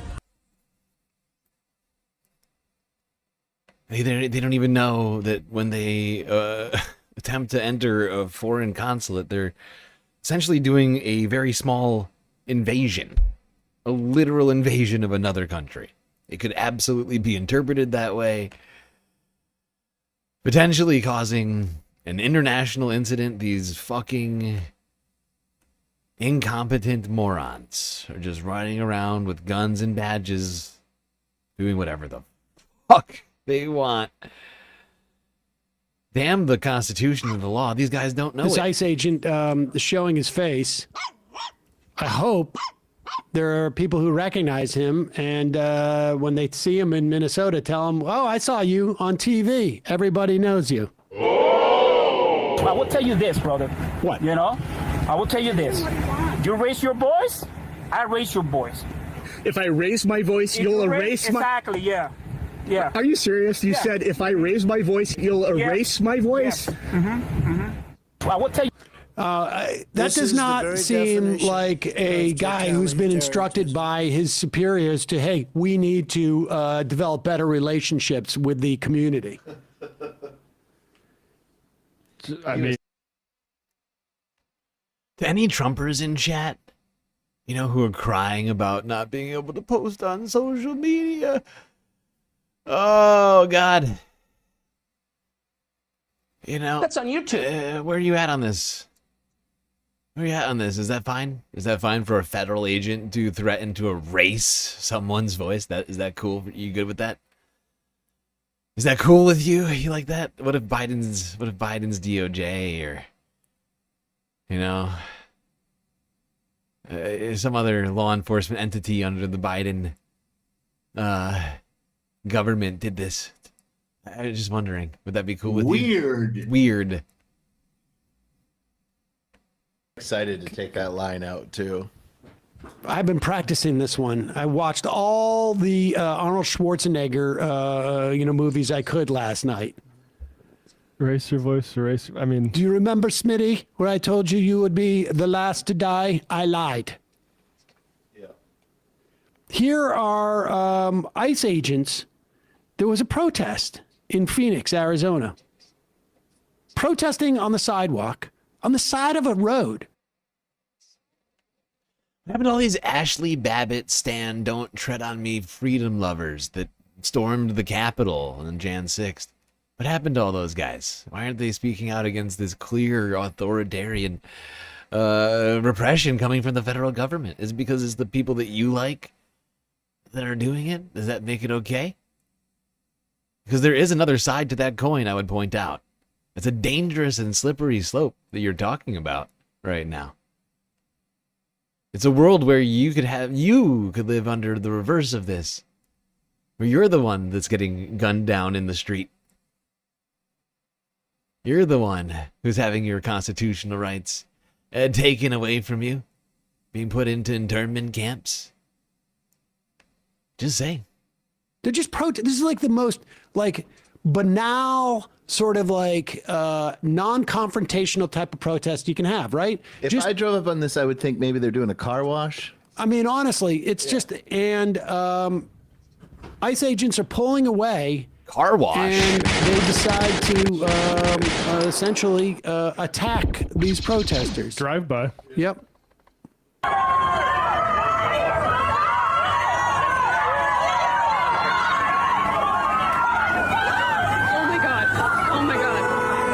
Just for absolutely no reason. Law and order. Other than to randomly fire at. Just harassing the civilians. Dangerous morons. These people are dangerous perverts. Morons.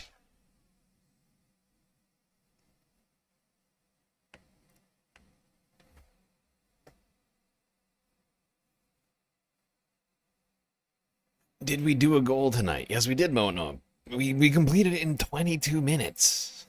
We waited until midnight, until the economic blackout was over, and then we completed it in 22 minutes.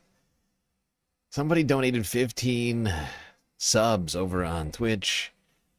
There were a couple of super chats on YouTube as well. It was Glitch Greens.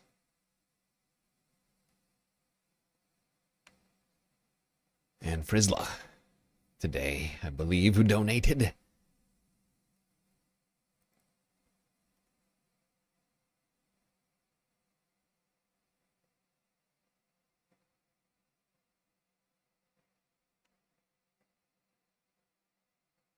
All right. Let's go to this. Now, this is a follow-up on a story that happened last year in New Jersey, representatives attempted to do their constitutional and congressional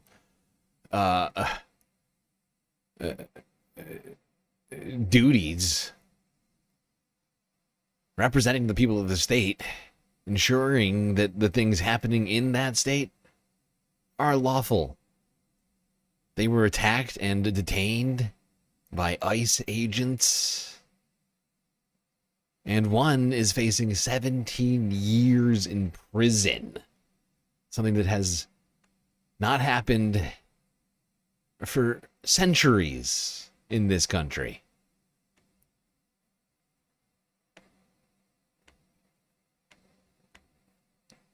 This is Democracy Now!, democracynow.org. I'm Amy Goodman. We go now from New Jersey's most famous musician to New Jersey Democratic Congresswoman LaMonica McIver. She's facing up to 17 years in prison stemming from an incident last May when she and 2 other Democratic Congress members went to inspect Delaney Hall, the private immigration prison run by Geo Corporation under contract with ICE.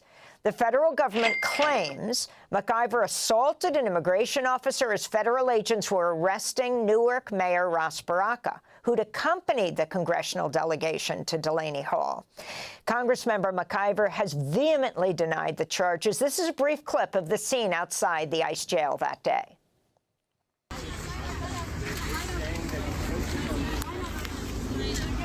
Now, circle the mayor. Circle the mayor. What the hell? Circle the mayor. Circle the mayor. Circle the mayor. What the heck? Absolutely not. Back up. Do not cause this problem. Congresswoman, is she's right in front of you? Don't touch her. Don't touch her. Get off the bus. Get off the bus. 10 days later, then... Honestly, it was at this moment that I truly knew that we were headed towards a constitutional crisis. And I believe we're living under a constitutional crisis right now, currently. And that's not good. And this is where we're at. Is the federal government is literally waging lawfare against each state on a political witch hunt. Donald Trump decried political witch hunt over and over again for years, even though he did an actual fucking crime in front of everybody's eyes. And now he's doing more crimes. And he is destroying America. It's basically over. It's basically over right now. Like, this shit has been going on now. Like, this happened so long ago now. It's insane. There were still leaves on the trees. Green leaves on... This was 9 months ago or something. And it's just been thing after thing after thing after thing after thing after thing after thing. For the last 13 months. 12 months and 1 week. Whatever long it's been. 12 and a half months of this. Lawlessness. Institutional lawlessness.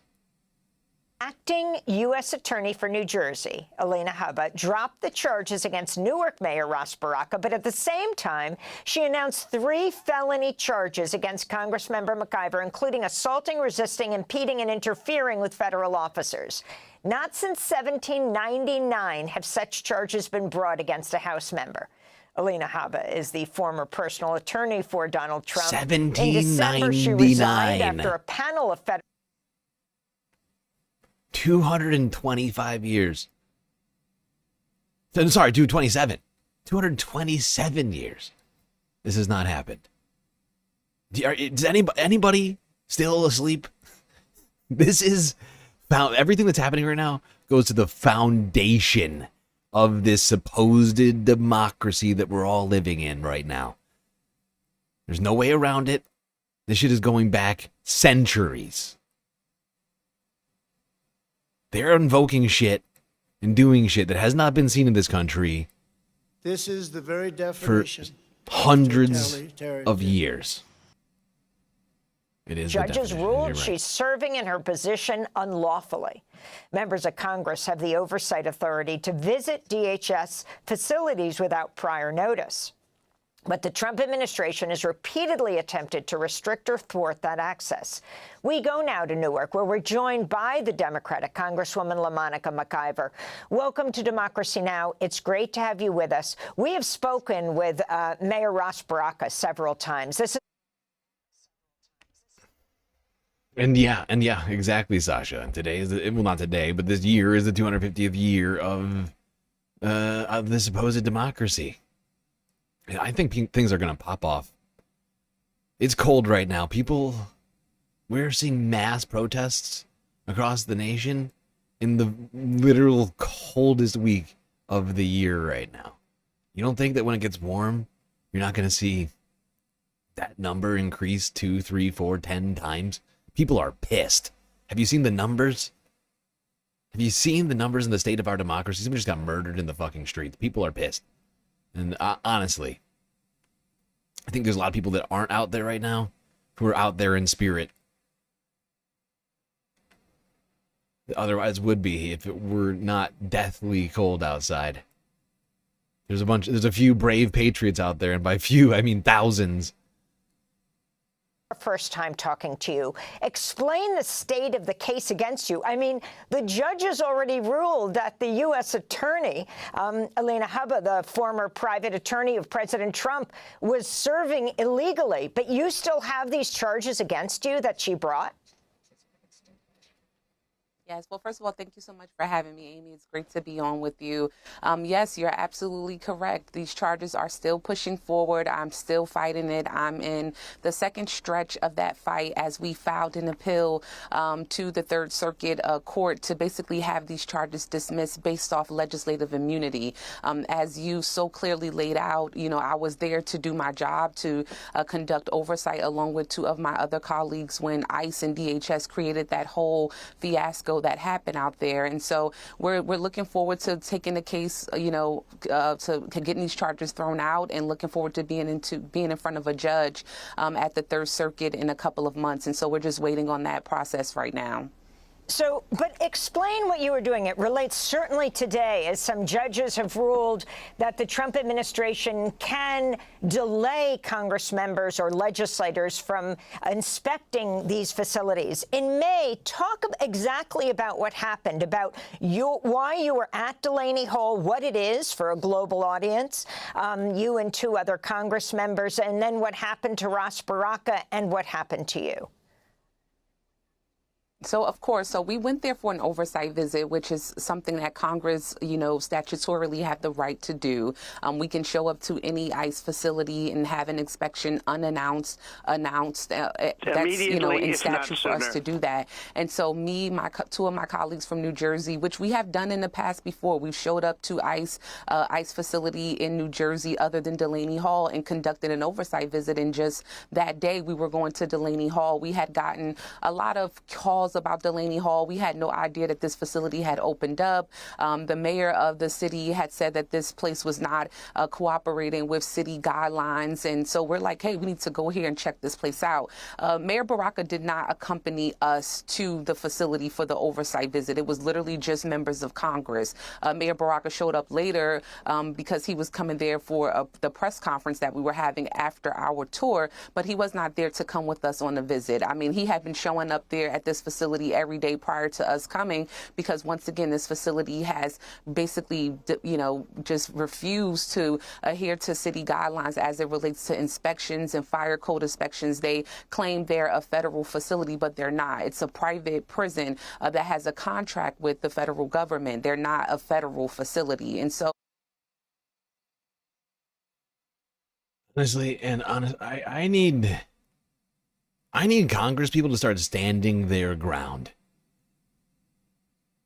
Refuse to be arrested.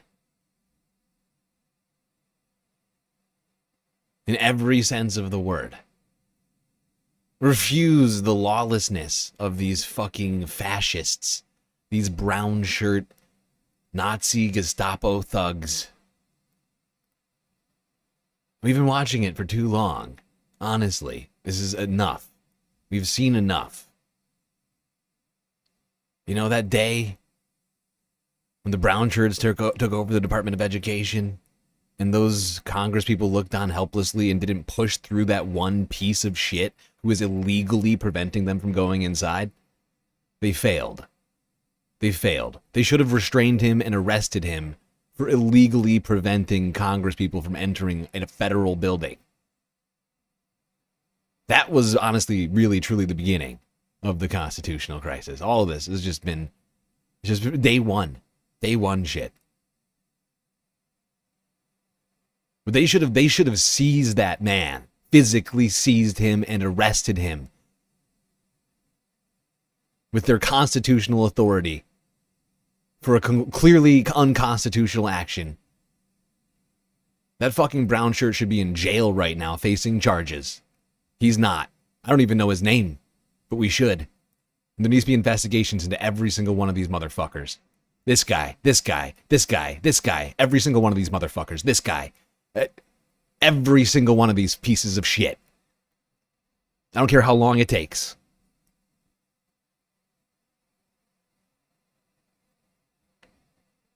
We showed up there to have our oversight visit, and we were met with an army of ICE agents, folks from DHS. I mean, I had never experienced anything like that, nor had we when we went to another facility to inspect that facility. And so they created a whole fiasco, unlawfully arrested the mayor for trespassing after they let him into the gate. I mean, it was just a whole complete nightmare there that day, with them basically trying to restrict us from having oversight of this facility. Just days later, I mean, they put out this whole new protocol from DHS that said Congress members had to give 7 days notice. You know who should have been here upholding the law with these Congress people? There's another group of people who are being paid U.S. tax dollars. A whole fuckload of them. New Jersey's, let's see.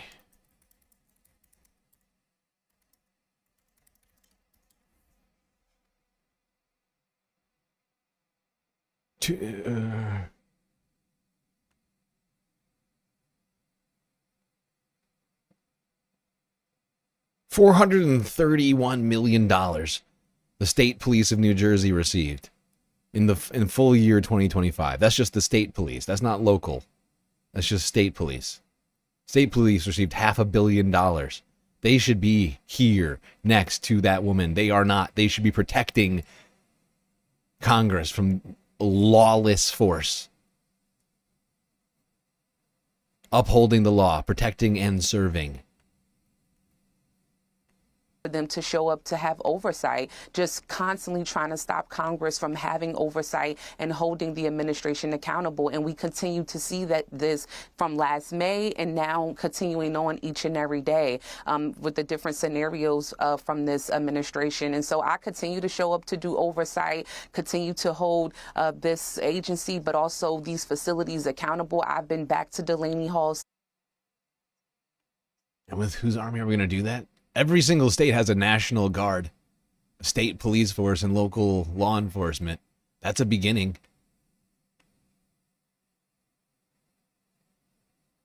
Places like New Jersey, that probably adds up to over $1 billion in resources and manpower. I had a detainee who died there, a 42-year-old Haitian immigrant who was completely healthy before going to this facility, died within 24 hours of being at this facility. And so I went back there to have an inspection. A couple of weeks after we went last May, there was an entire riot at this same detention center because detainees were not getting food. They were starving. And like, this strikes at the heart of our democracy, right? There's a reason we have states. Like, can anybody explain to me the reason we have states right now? Because there's a reason why we don't have just one government, right? We have state governments and local governments, rather than just one overarching federal government that encompasses absolutely everything and is unchecked by any other government. There's a reason for that. And it goes to the heart of our democracy and the way it currently stands. And, if before this you thought our country was okay, as it was, well, it's not like it was before. You're now living under a state of pure authoritarian federal government repression. These same people who cry about China oh, China, state repression. This is exactly that. And you're just too stupid to see it. Were upset about that, and they had a whole riot, and they had about 4 detainees who escaped through a makeshift wall there. So that just goes to show you why. I'm not trying to accuse people of being like, but I mean, really, like we have these separations of powers. We have states and state taxes and federal taxes, right? Like, all these systems exist for a fucking reason. It's supposed to be about checking power, about getting as close as you can to supposed representative democracy type stuff. You know, like, I agree, the system is not perfect. It wasn't perfect before we got here at all. But the fact is like, we've gone so far at this time. This is genuinely calling into question the whole system by doing what they're doing, right? With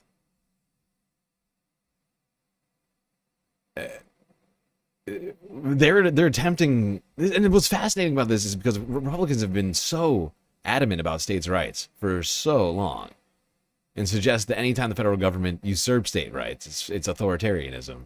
And now in this moment, they are all, it's just crickets.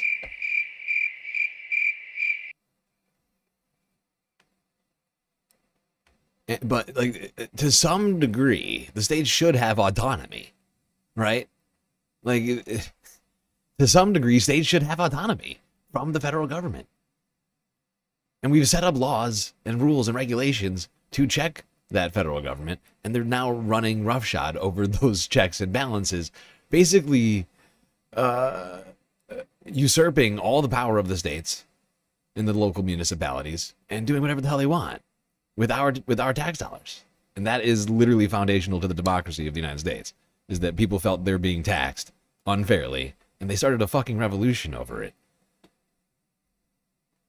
Oversight is so important, and why we have to continue to apply pressure and do our jobs as members of Congress and, you know, go to these facilities. You know, the government has said, hey, I went there, we were there to protest, we were there to do all of these things, but we didn't go there for anything. I go there for protest. We went there for one reason, and that one reason was to go there to protect the people who were there, to find out what was going on, to make sure that things were running okay inside this facility, which we had the right to, and that is our job to do so. And so, you know, I'm not going to stop doing what I'm supposed to be doing and what the people of the 10th Congressional District here in New Jersey have elected me to do. And that is to protect them and hold this administration accountable. You were there with New Jersey Congress members Rob Menendez and Bonnie Watson-Coleman.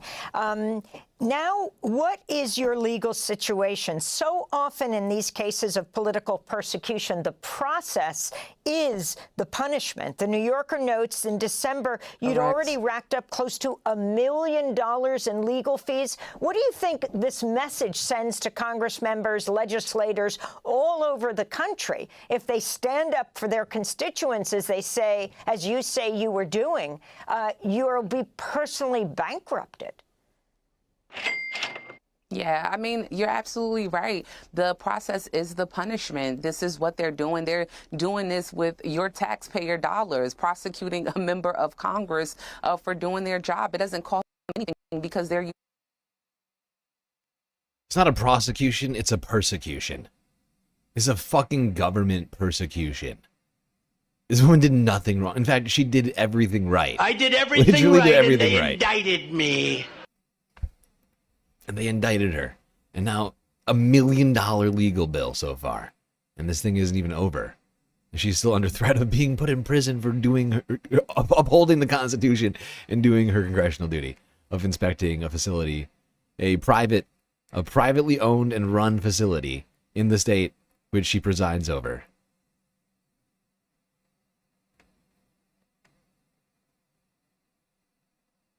And this federal government wants to punish her for it because it runs contrary to what they want, even if it's absolutely her right and honestly, some would say obligation to do so.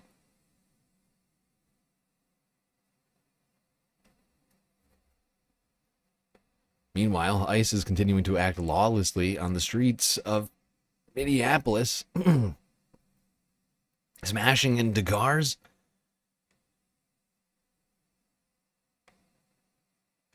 causing more chaos. I know you're better than that. Come on, guy. Come on. Hey, man, back up. Fire fucking spray. Back up. Ray Berg reporting for Status Coup News. We are currently on the corner of 35th and 4th Avenue, where an attempted ICE raid just happened. We had officers running down the street, a vehicle involved that got into a car crash, and in front of a school. So you have a child at the school? I have two. You have two children at the school. All right, so walk us through a little bit about what you saw. So a group of us are posted up here every day. Yeah. This is a very high traffic ICE area. Heard on the radio that ICE was right here, and I heard a crash and ran down here to the corner, and the crash literally, if you can see, there's debris right there in the road. That's where the crash happened, right there.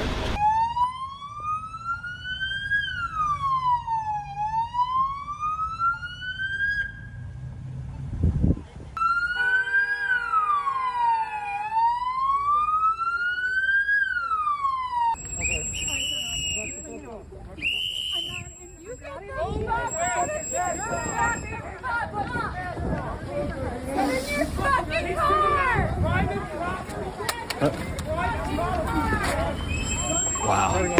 Great job.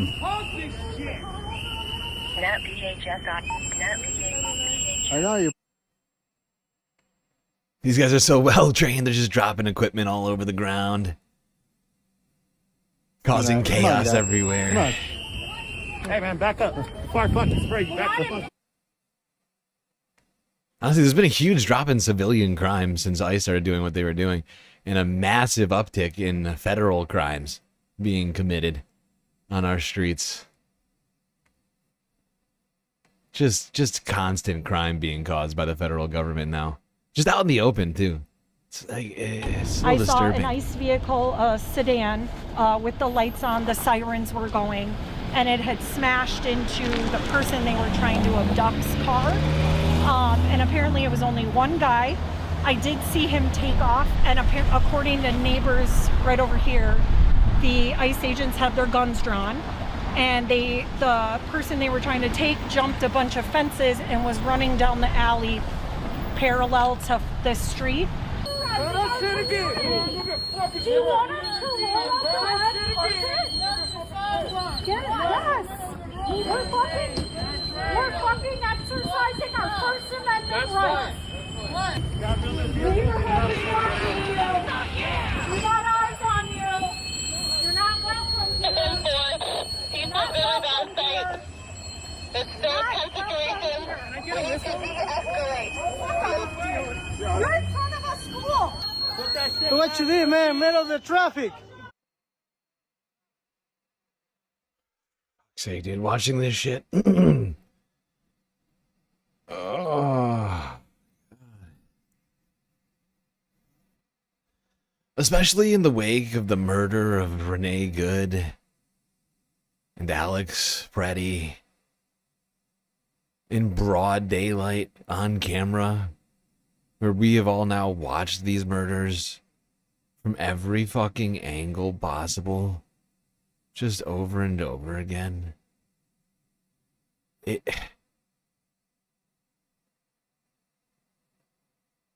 When I look at this news... When I look at this news, I start having an anxiety attack. I start having a fucking anxiety attack. I swear to God. I'm looking at this like, oh my God, who is going to get murdered next? Who next? Are we going to have to watch another one right now? I may just never come back.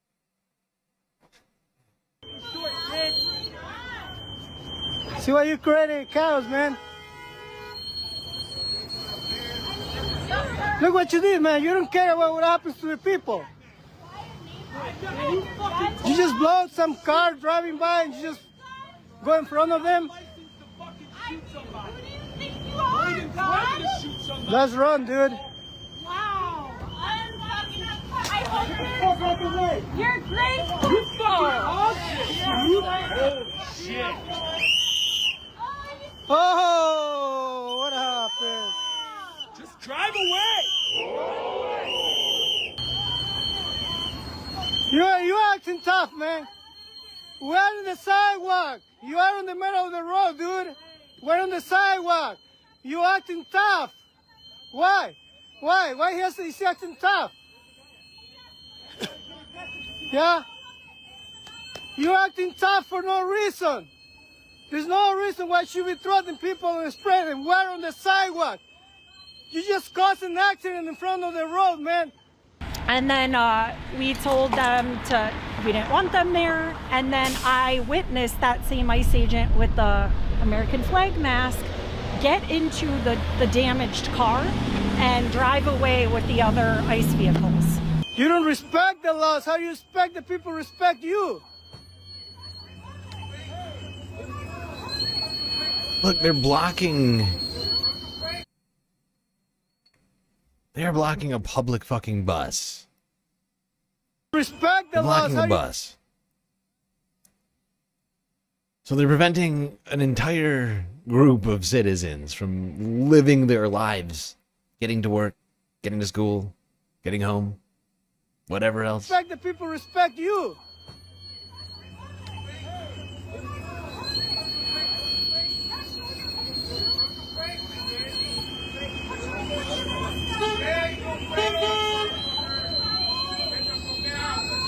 He coming acting tough, threatening people to spray them.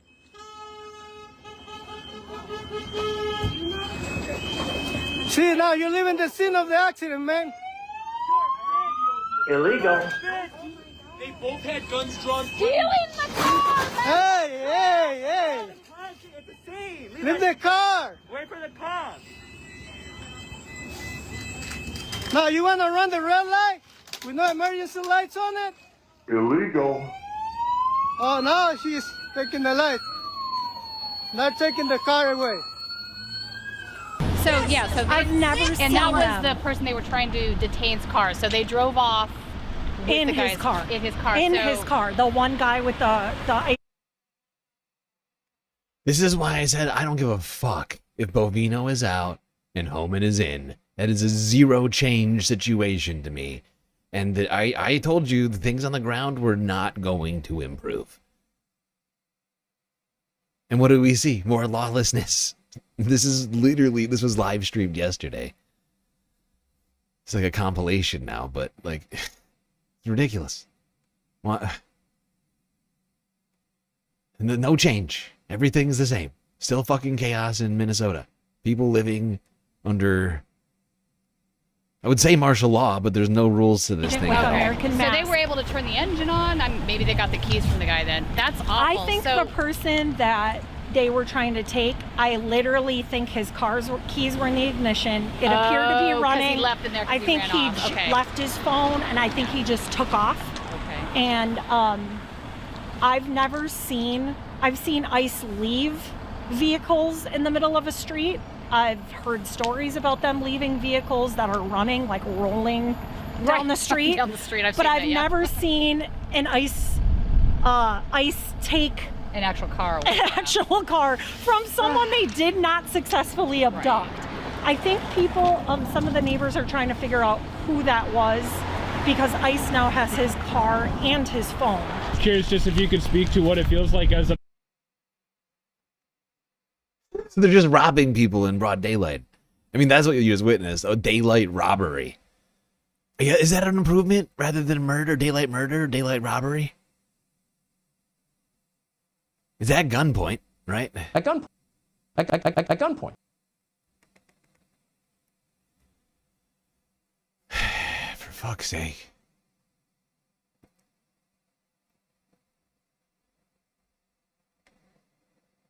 It's a daylight robbery. They stole his phone and his car. Under threat of death.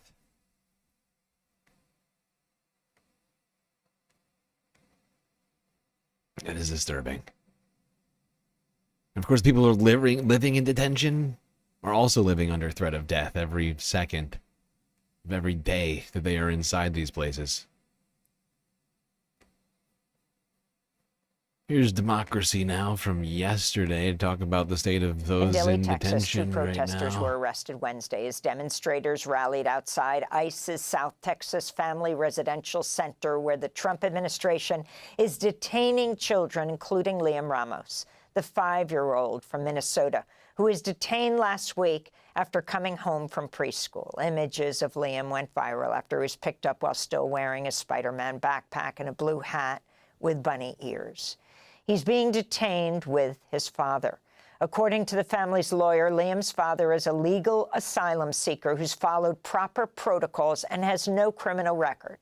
On Wednesday, Texas Democratic Congressmember Joaquin Castro met with Liam and his father. Castro spoke after their meeting.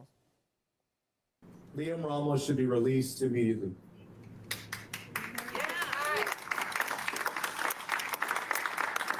I would first like to describe to you our meeting. We met with he and his father for about 30 minutes, how that meeting went. We sat in what was the courtroom. You can see from the picture that I posted that he was lying in his father's arms. His father said that Liam... The Trump administration and their lawless actions are traumatizing America. And we're all going to need to band together and file a class action lawsuit against Donald Trump and his entire family and seize all their ill-gotten gains and redistribute it. Force these people to pay for their fucking crimes. And that's just a fucking beginning. It doesn't even come close. But they're actively traumatizing the entire nation. At least those with a conscience and a set of eyes.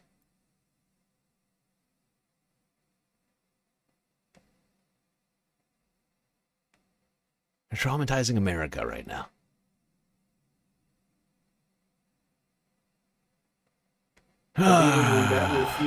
I'm traumatized.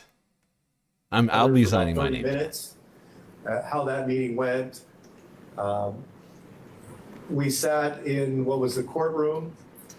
You can see from the picture that I posted that he was lying in his father's arms. His father said that Liam has been very depressed since he's been at Dilley, that he hasn't been eating well. I was concerned with, you see how he appears in that photo with his energy. He seemed lethargic.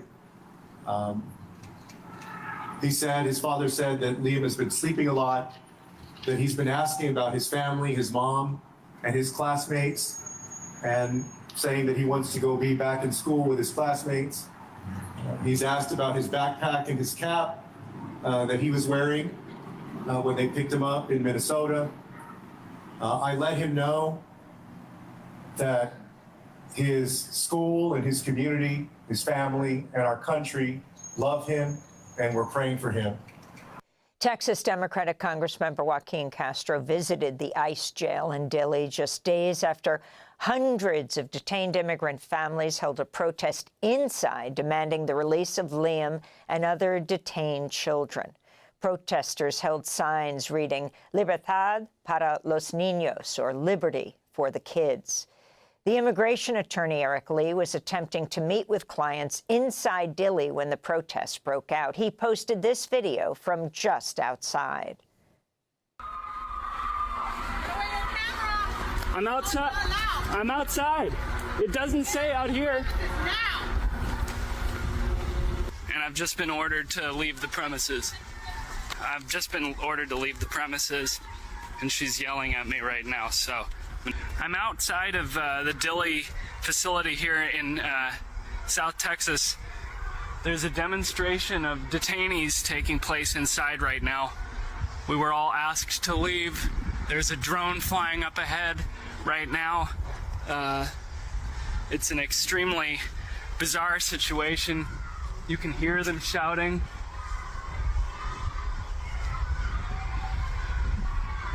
Can you hear that? They're shouting, "Let us out, let us out." A video from immigration attorney Eric Lee recorded Saturday outside ICE's South Texas family jail in Dilley. He's joining us now from San Antonio, along with Javier Hidalgo, legal director at ICES, an organization that provides legal support for immigrant families in Texas. Eric, let's begin with you. We just saw you outside this jail, the detention center. Can you explain who's inside and also talk about this visit yesterday? You were there as well yesterday, I understand, outside of Joaquin Castro, who's with Liam's dad, and Liam, who's the dad holding Liam. He says he is very depressed and is just laying there. Well, I represent a family of 6. It's a mother and her 5 children, 2 5-year-old twins who have been there for over 8 months. That's almost a fifth of their young lives. Their last name is El Gamal. There's also a 9-year-old, a 16-year-old, an 18-year-old. The conditions in this facility are abysmal. But I think there's another point to be made about the overall situation, because yes, the Democrats are holding their press conferences. It's a midterm election year. We all know that they do this every time there's some horrific crime perpetrated against immigrants, whether it's family separation in 2018 and Alexandria Ocasio-Cortez's teary-eyed photo op, and then they go away and nothing changes. Dilley was opened by the Obama administration in 2014. It's been filled up with hundreds of children and their parents. The Biden administration kept it open for 3.5 years of his term. Obviously, Trump is making everything worse. The conditions are deplorable. They're getting worse and worse. But it's very important, as this protest movement develops across this country, as the calls for more demonstrations grow and grow, as calls for a general strike grow. The Democratic Party is as equally responsible as Trump for creating the infrastructure of mass family and adult detention in this country. And it is necessary that this protest movement stay 100 miles away from the Democratic Party and develop its orientation to the working class. That's the only way that Dilley is going to be shut down, that the families inside, like my clients, are going to be freed. And that has got to be rule number one with these protests as they develop going forward.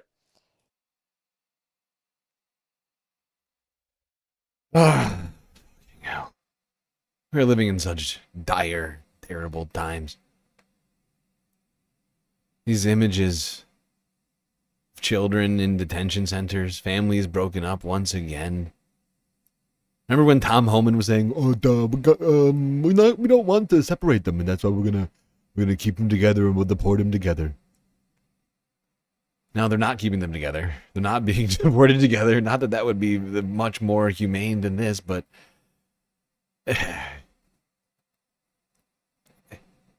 these policies are just inhuman and cruel.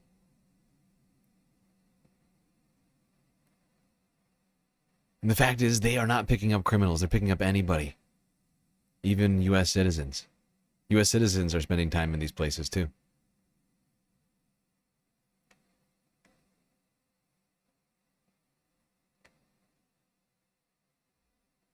I'm wondering, Javier Hidalgo, if you can describe the conditions inside as we hear this painful cry of children and parents, "Let us out, let us out."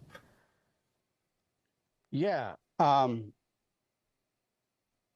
conditions are, imagine you were in a jail, and imagine it was a jail that was probably conditions worse than any jail that our criminal justice system would put someone in. Now, imagine you're in there with your child, watching your child deteriorate day after day. And it's a jail that no one in there has actually done anything wrong, right? Because no criminals are in immigrant detention. They can't be. They would be in our criminal justice system, right?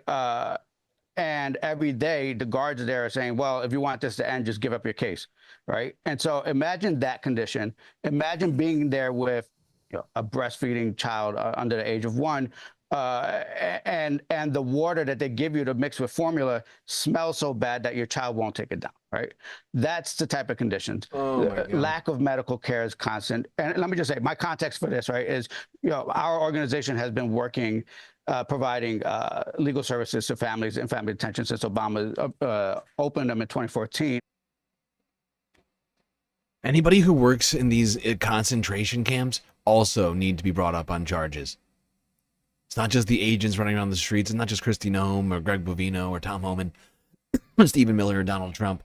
Every single one of these people who are witnessing these conditions and are doing nothing to stop it, nothing to tell the people about what is happening here, are complicit in these crimes. This is unacceptable, not just in the United States of America, but on this fucking planet.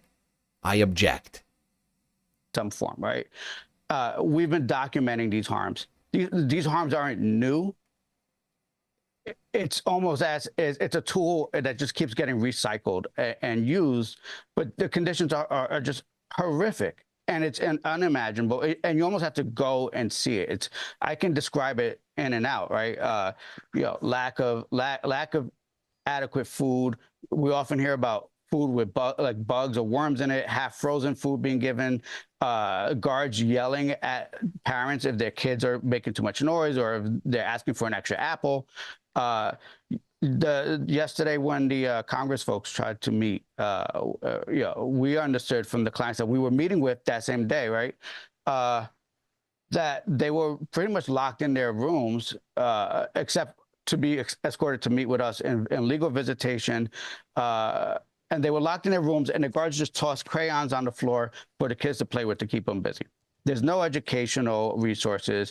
What they are given is laughable. And some of the things that are new are a lot of these families, which this hasn't happened all that often, in the recent years that they've used family detention.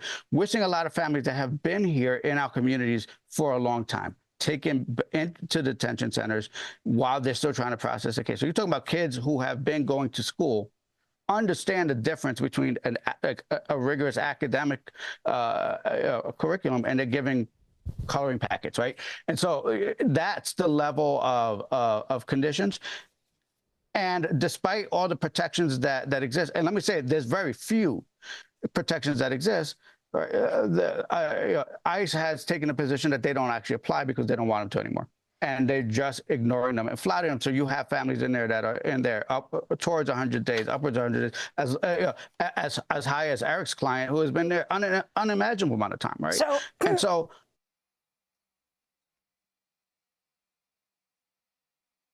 everything about what is going on right now is wrong.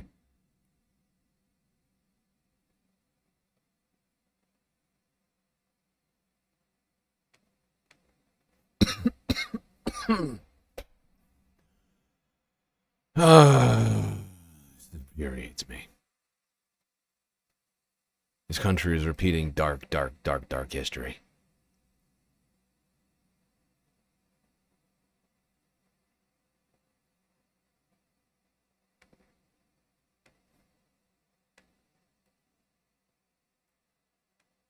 But we're doing it with an American flag. Fuck yeah!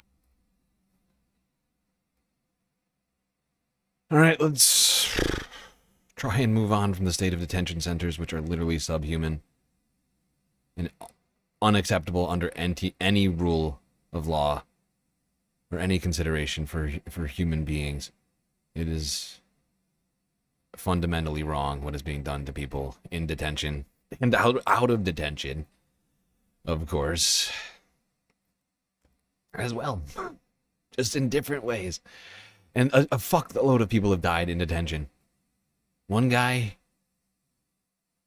died within 24 hours of showing up, a perfectly healthy person with no pre-existing health conditions, with no explanation for his death. And there's been numerous situations like that. It's unacceptable. Nobody should accept that in the United States or anywhere else. We pretend not to accept these sort of things happening in other countries, like Russia or Iran. Meanwhile, We're doing all the same shit over here.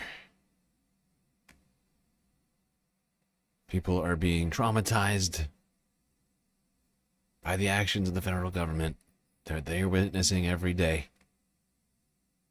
Let's go to another witness to the murder of Alex Pretti. Spoke with CNN earlier on Friday.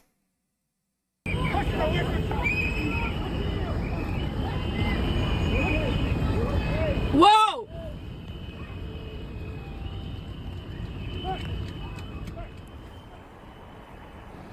Kayla Schultz is speaking for the first time on camera since the killing she witnessed. I talked to her earlier. First, we want to warn you, some of the conversation has graphic language and images. What made you decide to start documenting what's happening? Well, it's because that's all we can really do at this point. What has happened in my city is absolutely devastating to me. I have witnessed and I've seen videos of my neighbors being kidnapped, and I know that all we can really do at this point is make some noise, make our voices heard, and film them so that they don't go missing without a trace, so that we can at least record their names and try to get contact information for their family or friends so that they know what has happened to them. Saturday morning, how did you come to be there? I received a notification. I was already out and about, and I went there with my whistle and my phone so that I could do what little I can in order to try to protect my neighbors. Your video is really important because it... I know I joke, but I mean, this administration is trying to make whistles and phones illegal. The same people who are crying about social media bans for COVID vaccine misinformation are the same people who are trying to take away people's physical phones and the ability to whistle in public. It's insane. It's not only a different angle on things we have seen, but you also capture things that we haven't seen in other videos. What did you see before the video? Before the video even starts, several federal agents crossed the street to come over to my window to tell me that I was obstructing, and they would pull me out of my car and arrest me for that. I told them I wasn't obstructing anything. We exchanged some not so nice words back and forth. The last thing that federal agent who came up to my window said, and he screamed it at the top of his lungs right in my face, was that I'm a fucking Have you ever had a law enforcement officer say anything like that? No, absolutely not. No one's ever actually called me that word at all. Were you scared? Yeah, that's incredibly rude. But I absolutely refuse to show them that I'm scared. I think, and we saw this in the video, that they feed off of that. They want us to be afraid and they want us to be intimidated. They feed off it? Yes. That's, in your personal experience, that's what you have seen? Yes. I think that is one of their goals. These people have no respect for society, America, the rule of law, or fucking anything. It is insane.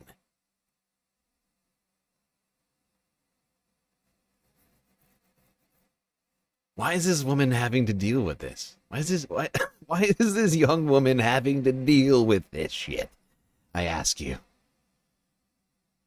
Why are people like this having to be verbally assaulted, abused, and be under threat of literal murder for existing on their own city streets, the city streets which their tax dollars pay for, where they live, where many of these agents are not from?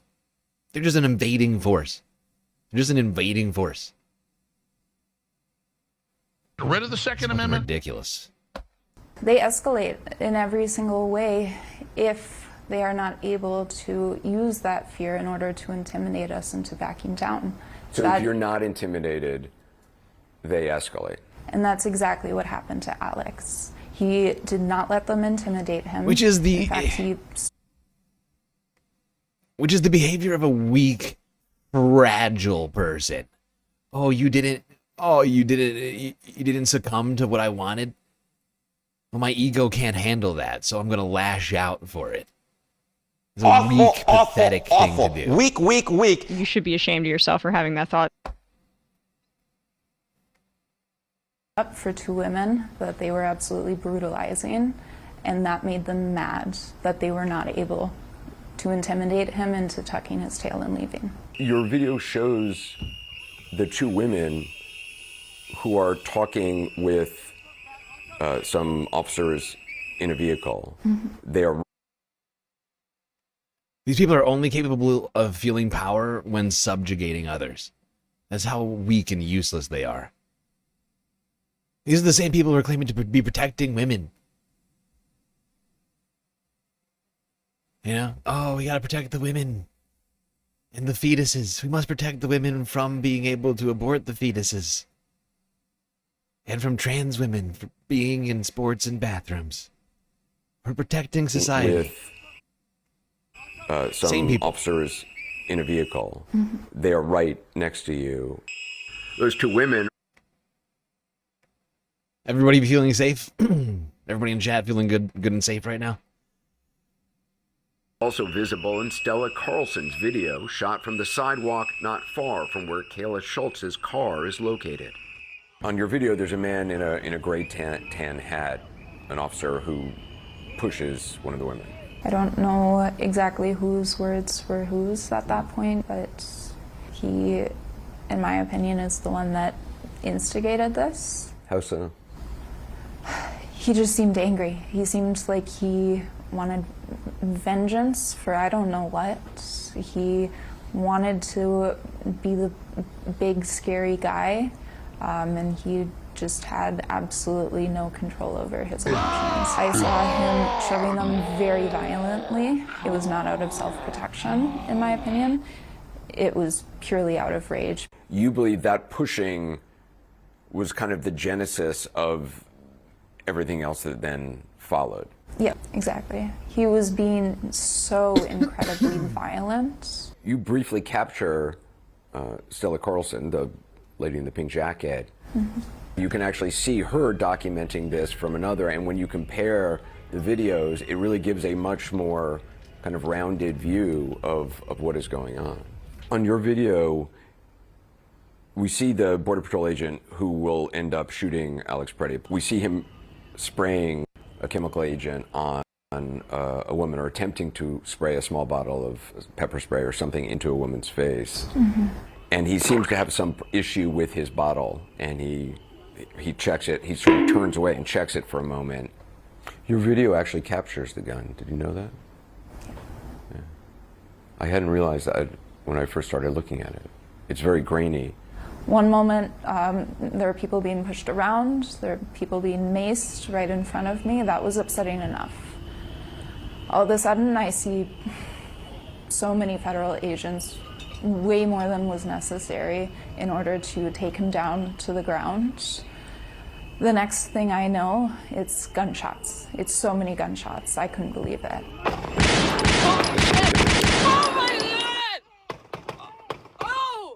I didn't immediately register that they were gunshots, in fact. My brain, I think, didn't want to believe it. I was hoping, praying that it was anything else but guns. I ended up looking away from my camera at that point. I don't want reality. And making out that they were holding real guns and they had just shot him. After the shots, what do you remember? After the shots, I saw pretty much all of them back away immediately. Immediately, if not sooner. Just absolutely in shock. I really have barely a recollection of the moments immediately after, other than just the feeling of absolute horror and also rage that it escalated like this. You fucking This is so fucked. The timeline that we're living on right now is completely fucked. Where is Scott Bakula right now in this moment? We need Scott more than ever. Bakula, where are you, sir? Please fix our broken timeline. We're going down a dark, dark path. Terrible, terrible path of destruction. Why?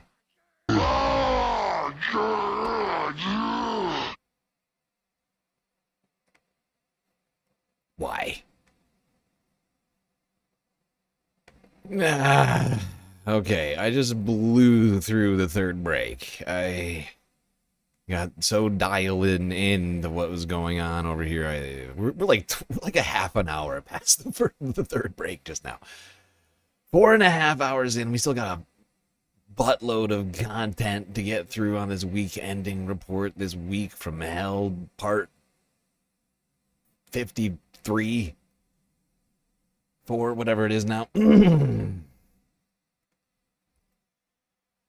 Quick galactic intermission. We'll be right back after these brief messages.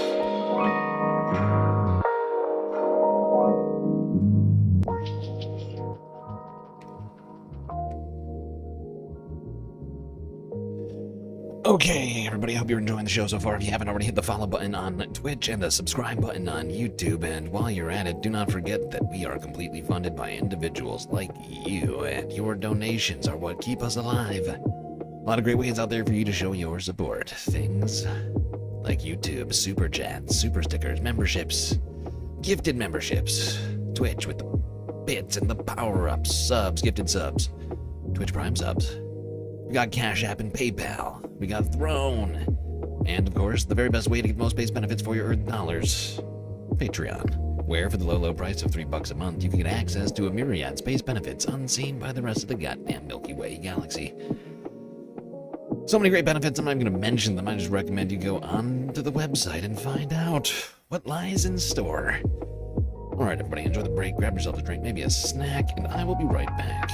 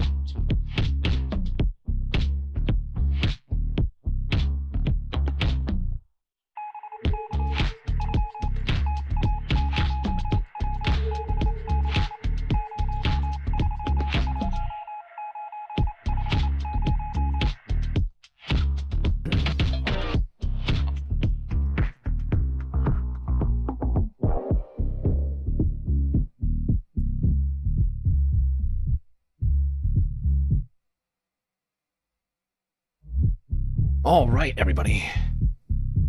The break is over, and the stream is about to begin once again. So you better get back in those seats, otherwise you're gonna miss it.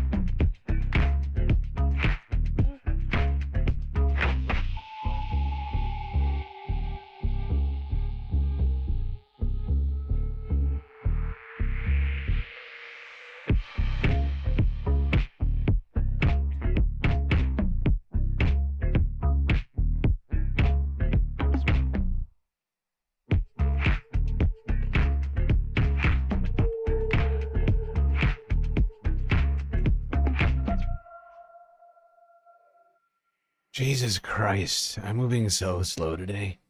This is terrible. This is real bad. I'm doing a terrible job.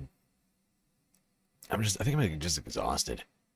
Just exhausted from all of this. Like, I'm like struggling. Also, like, I'm furious. I think it's a combination of being just beyond angry and also just so tired of this shit. And like, I feel like I'm just getting bogged down. Like, I'm just getting bogged down. I don't even have a long list today. I have less than 100 videos. That's a normal list for me. I have 98 videos. That's like a perfectly normal 8-hour stream like we do around here. And I'm a third of the way through it, 4.5 hours in. I'm sorry, 5 hours in because we just took the third break super late. Jesus Christ, what am I doing with my life? All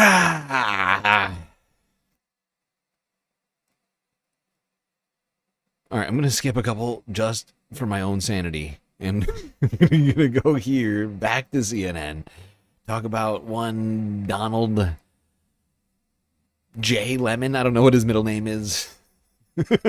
Donald K. Lemon of the Don Lemon Network on the YouTubes. That's on YouTube. That's on YouTube.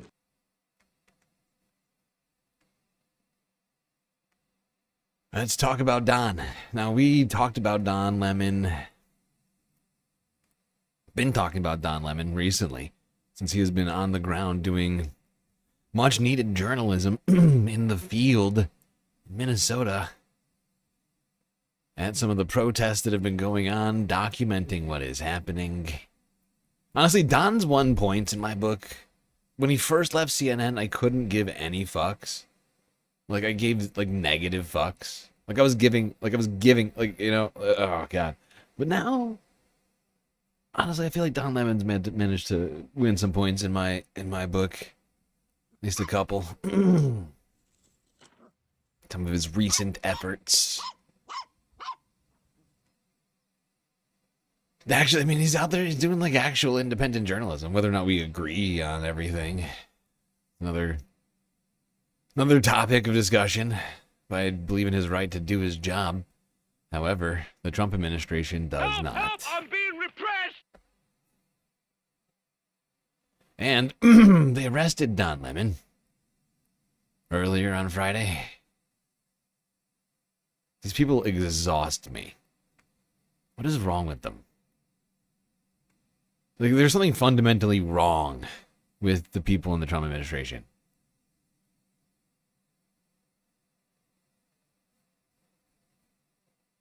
They have a sickness.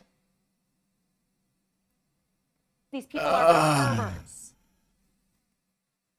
Former CNN anchor and a former colleague of mine and friend, Don Lemon, has been taken into custody by federal agents, according to his attorney.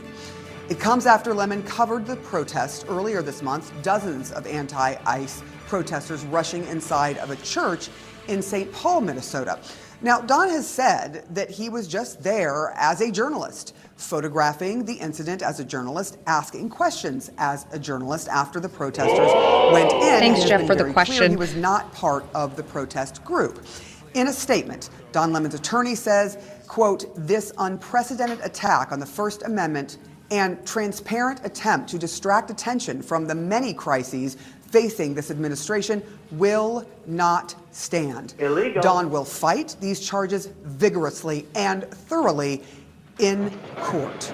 Now, I just want to quickly let you know, Don Lemon spoke with Allison Camerata, another former colleague and friend from CNN, who now works for Scripps News, about the church incident.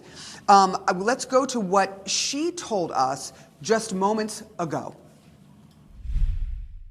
So he said that he was covering a protest. This is the St. Paul church. The protesters had reason to believe that the pastor there was an ICE agent. And so Don, the way Don described it to me is that he was doing what we do. He was covering a protest.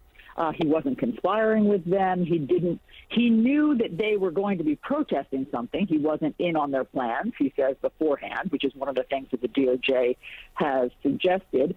And then he stayed outside, he says. The protesters went inside the church. And when he realized that the protest was unfolding inside the church, he then went inside. And so, obviously our legal experts can describe whether that's trespassing on private property. But either way, that's a misdemeanor. And, the idea that Don Lemon, as a journalist, has now been arrested is just in an entirely different category. Now, I have some more breaking news. We have just learned that another independent journalist. But seriously, I mean, regardless of what you might think of the fucking protest. Why can't I shut up about Jesus? Regardless about what you might think about that fucking protest, Don Lemon was a journalist. He was there after the fact, covering it. People were already in the fucking building, protesting. He was just doing the job of the media, who was not there. You think he deserves to go to jail for that? Fascinating. Who is very popular here and very well known here in Minneapolis and in Minnesota, Georgia Fort, has also been arrested. We have now seen video. I would just like to point out, I've been around in media for a long time now, right? I've been paying attention to media for a very long time. I've been doing this stream for 2 years straight. From what I can tell, if you want to talk about responsibility in media and in journalism, if you're on the right, if you are a conservative, if you are a MAGA boy and or gal, I'd like to point out that the people that you listen to are much less concerned with the truth and media credibility than the left and or even the center. Honestly, even more, CNN is doing a better job than Fox. I'll say it. I hate both of them with a passion, but CNN is doing a better job than Fox, and the majority report is doing a better job than Dave Rubin. Who's the I mean, I would have said Charlie Kirk or something, but he's gone. The point is you got a bunch of people over there who are constantly not sticking to the facts, right? And coming out before there's any facts and making a bunch of accusations. In fact, multiple people have had to face legal penalties and consequences for things like that. Alex Jones, Steven Crowder. Shall I go on? And if you think this is fine, well, once again, as I've said before, there is a flip side to this coin. That one that I don't think you'll like very much. of her inside of her home telling us that there are FBI agents outside of her door demanding that she come out. She said that they had a warrant, that they had gone to a grand jury. So this is brand new breaking news. She is describing what is happening, saying that the federal agents say that they had a warrant, that there was a grand jury involved, and that she must come out to be arrested. She said that she spoke to her attorney. Her attorney advised her to go with them. And that is exactly what she did, and that she was taken to the Whipple building. So now there are 2 journalists who have been arrested by the FBI, by federal agents, after the incident that happened at a church. Joining me now are CNN's Kara Scannell and our chief media analyst, Brian Stelter. So Like, Kara, I actually completely forgot about this fucking idiot for a second. Why? What is this kid's name again? The leaning center guy. The leering was center boy. You know? This kid was trying to storm into nurseries, and you're fine with that. Meanwhile, you're complaining about this. Do you not see the blatant hypocrisy in that?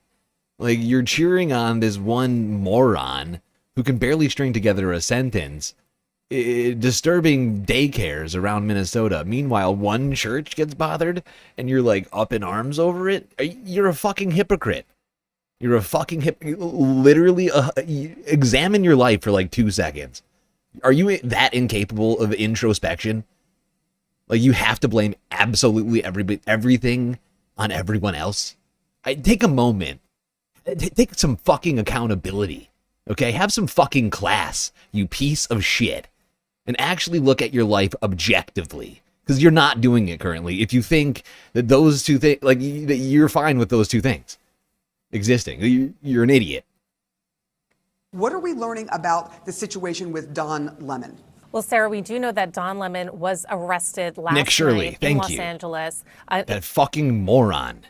Nick Shirley. Dude can barely spell. And you're listening to him. And you're fine with him going and harassing daycares where there are children. But you're not okay with the church. Oh. These people are perverts. 11 o'clock hour local time. I'm told that by a source that he was in a hotel lobby on his way to an event related to covering the Grammy Awards, and that is when he was arrested by the agents and taken into custody. It is expected he will appear in court in Los Angeles this morning, and that the charges against him will be unsealed. Now, as we've been discussing, Lemon was part of a larger attempt by the Justice Department to bring charges against a number of people, some from the protesting group last week, and that the judge had rejected that complaint against some of the individuals, including Don Lemon. He had suggested if DOJ wanted to go forward, they might want to look toward going before a grand jury. So that would follow the process that played out, where the judge did not believe that there was sufficient evidence, but if a grand jury did, then that would be... Yeah. Initially, a judge threw this case out and said, this is fucking dumb. And so now they're just going to a different court to do the same bullshit. It's ridiculous.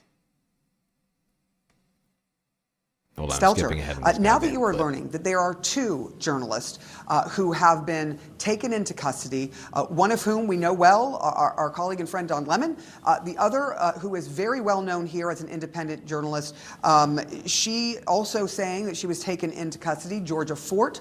I saw her just the other day. She was covering the Ilhan Omar incident. What does that tell you about what the Trump administration is doing here? I mean, the First Amendment is the First Amendment for a reason. Disturbing escalation against reporting in America.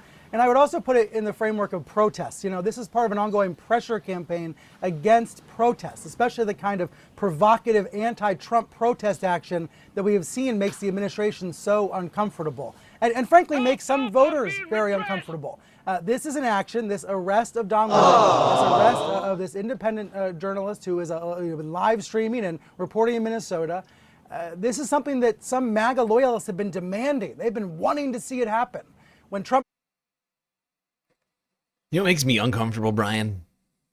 Fascism. Nazis. Nazis make me uncomfortable. I see Nazis and I go, ooh, that's bad. Maybe I should move to a different neighborhood.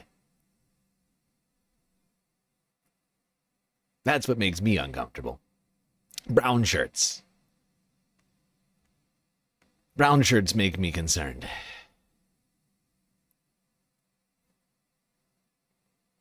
All right, let's keep talking. Don Lemon. With the one and only Don Lemon.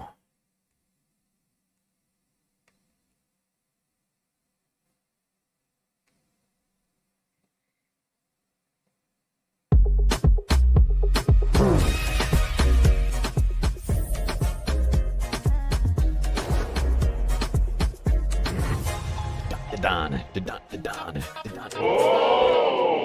Hello, everyone. Welcome to Lemon Live at 5, except it's Lemon Live at 5 Pacific Coast time. Pacific time. Thank you so much for joining this evening on a Friday. Sorry, I'm 3 hours late for the 5 o'clock show, but you know I had some things that I had to do today. But in all seriousness, I am fine. I am doing well, and I appreciate all of your love and your support. I really do, more than anything. As a matter of fact, I want to tell you guys, like, I ran into Lemonheads today. There was a gentleman who's a Lemonhead in the courtroom this evening with a Don Lemon Show hat on, you know, the light blue hat, and he made sure that I saw him and he waved. And so I have a lot of folks to thank, and in no particular order, but the mayor of Los Angeles was there, Karen Bass. I think it was fantastic. By the way, I don't know anything. Like, I have not seen the news. I haven't seen anything. I did not know. I've been getting feedback from everyone about what has happened. I had no idea that all of this turmoil was going on. I just thought, like, you know, it would be, I thought people would report on it, but not to this extent. So thank you guys, and hit the like and hit the thumbs up, because it does affect the algorithm, and more people become aware of our conversation and our show. And today is a really important one, and it's important for our democracy and to the Constitution of the United States, and what the amendment that I believe is the bedrock of our democracy, and that is the First Amendment. Freedom of speech, freedom of the press, freedom to peaceably assemble, all of those things. This encapsulates all of that.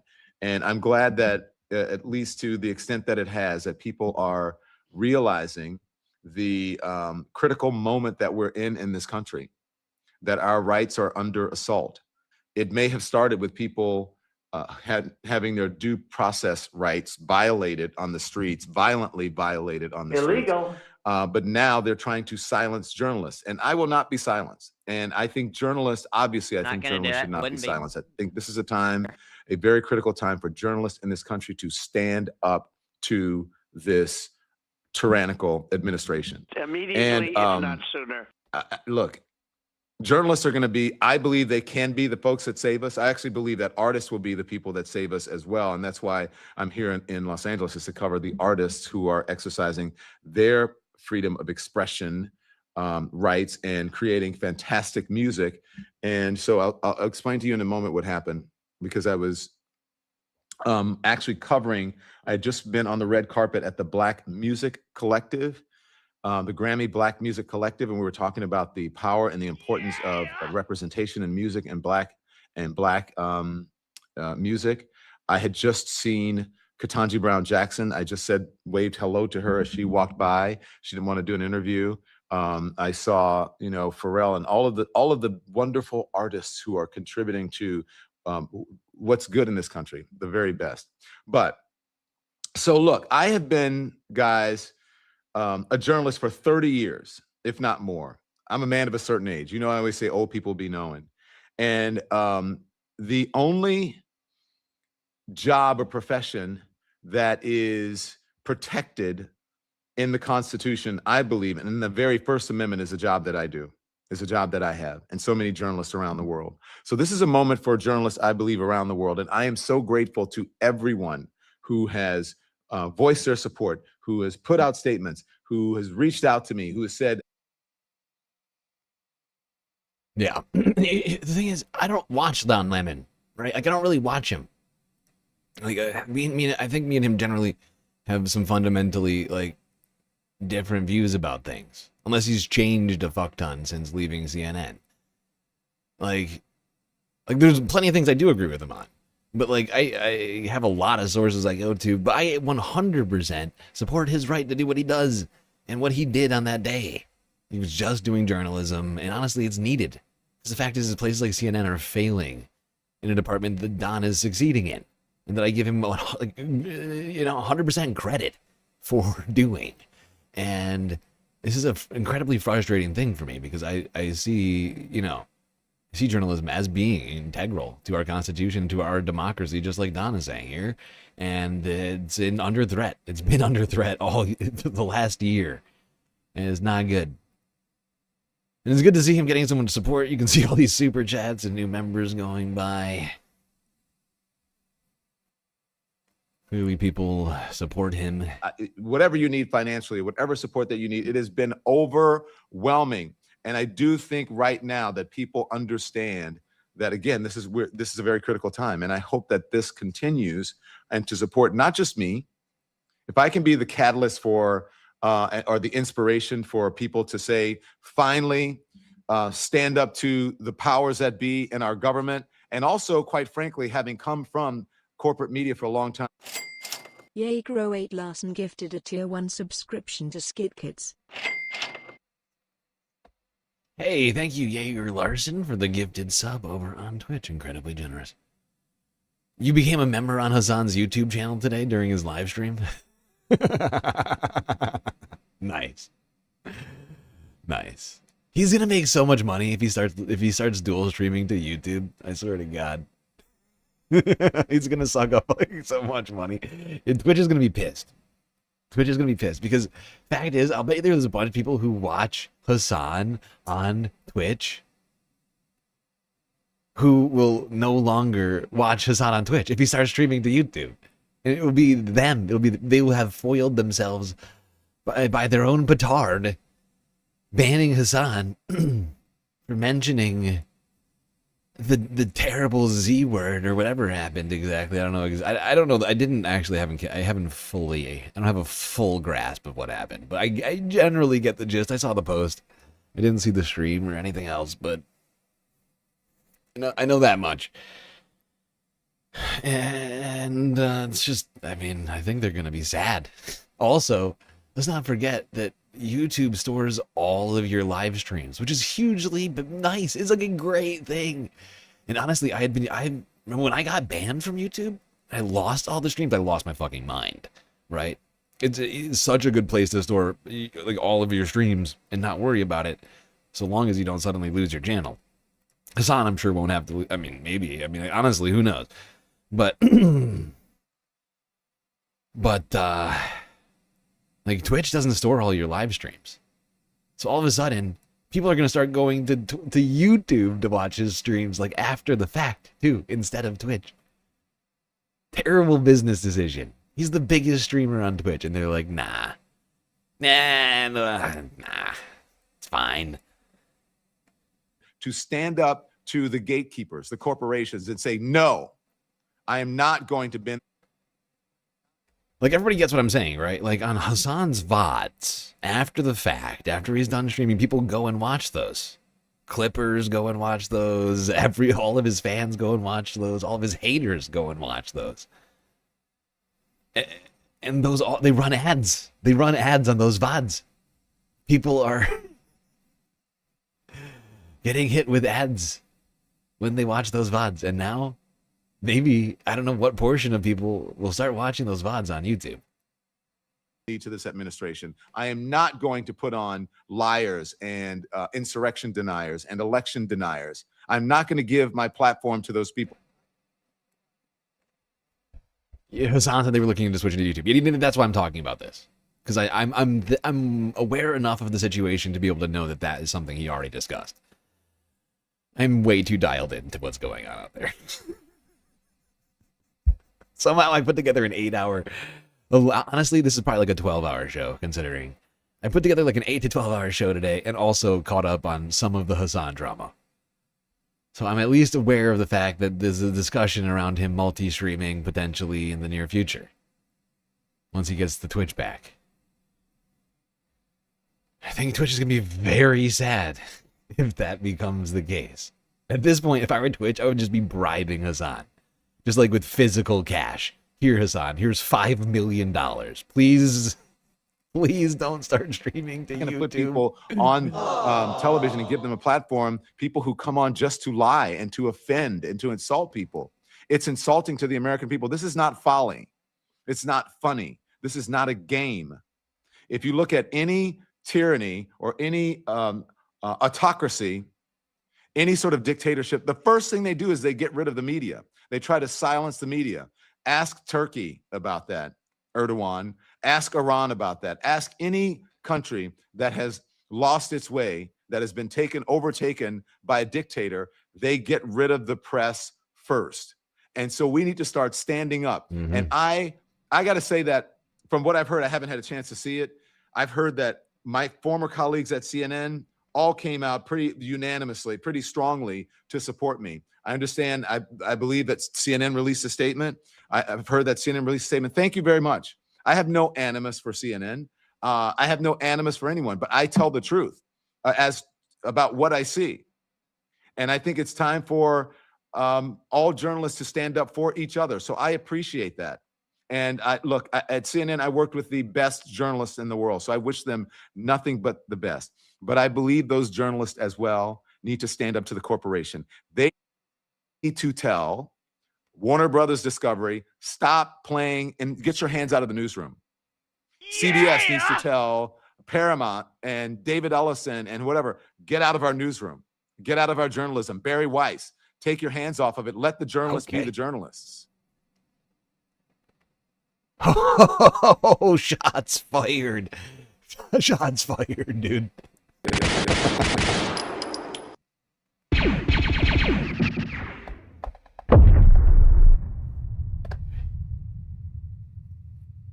Barry Weiss. Barry Weiss. Leave the journalists to the journalism. You hack, says Don Lemon. Thank you for the follow, Quantum Traveler. I think you're in the right place with a name like that. All of them. That goes for every single corporate entity that owns a journalistic organization. Let the journalists be the journalists, because they are going to save our democracy if you just let them do it. The way to stand up to a bully, to a tyrant, is not to bend the knee. It's not to acquiesce. It is to metaphorically punch them right in the nose. And you need to introduce not only Donald Trump and the folks who work for him and his administration, but the corporate overlords and the gatekeepers. You need to introduce them to the word no. Introduce them to the word no. Fascinating, Don. I like that. I like that strategy. Let's do that. The word no. A new word no one's ever heard before. No. What does that even mean? What does that even mean? Can somebody... I need somebody to explain what the fuck that means. Maybe... I don't know. Jesus Christ. Maybe Jesus. I don't... It's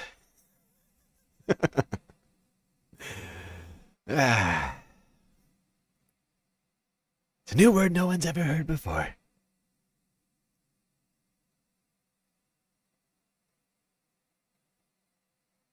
All right.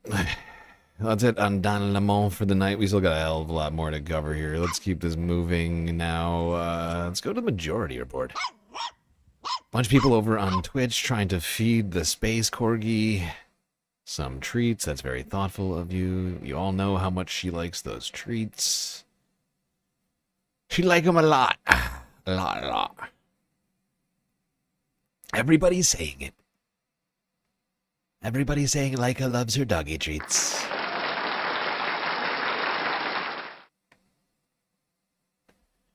All right, let's talk about the economics of all of this.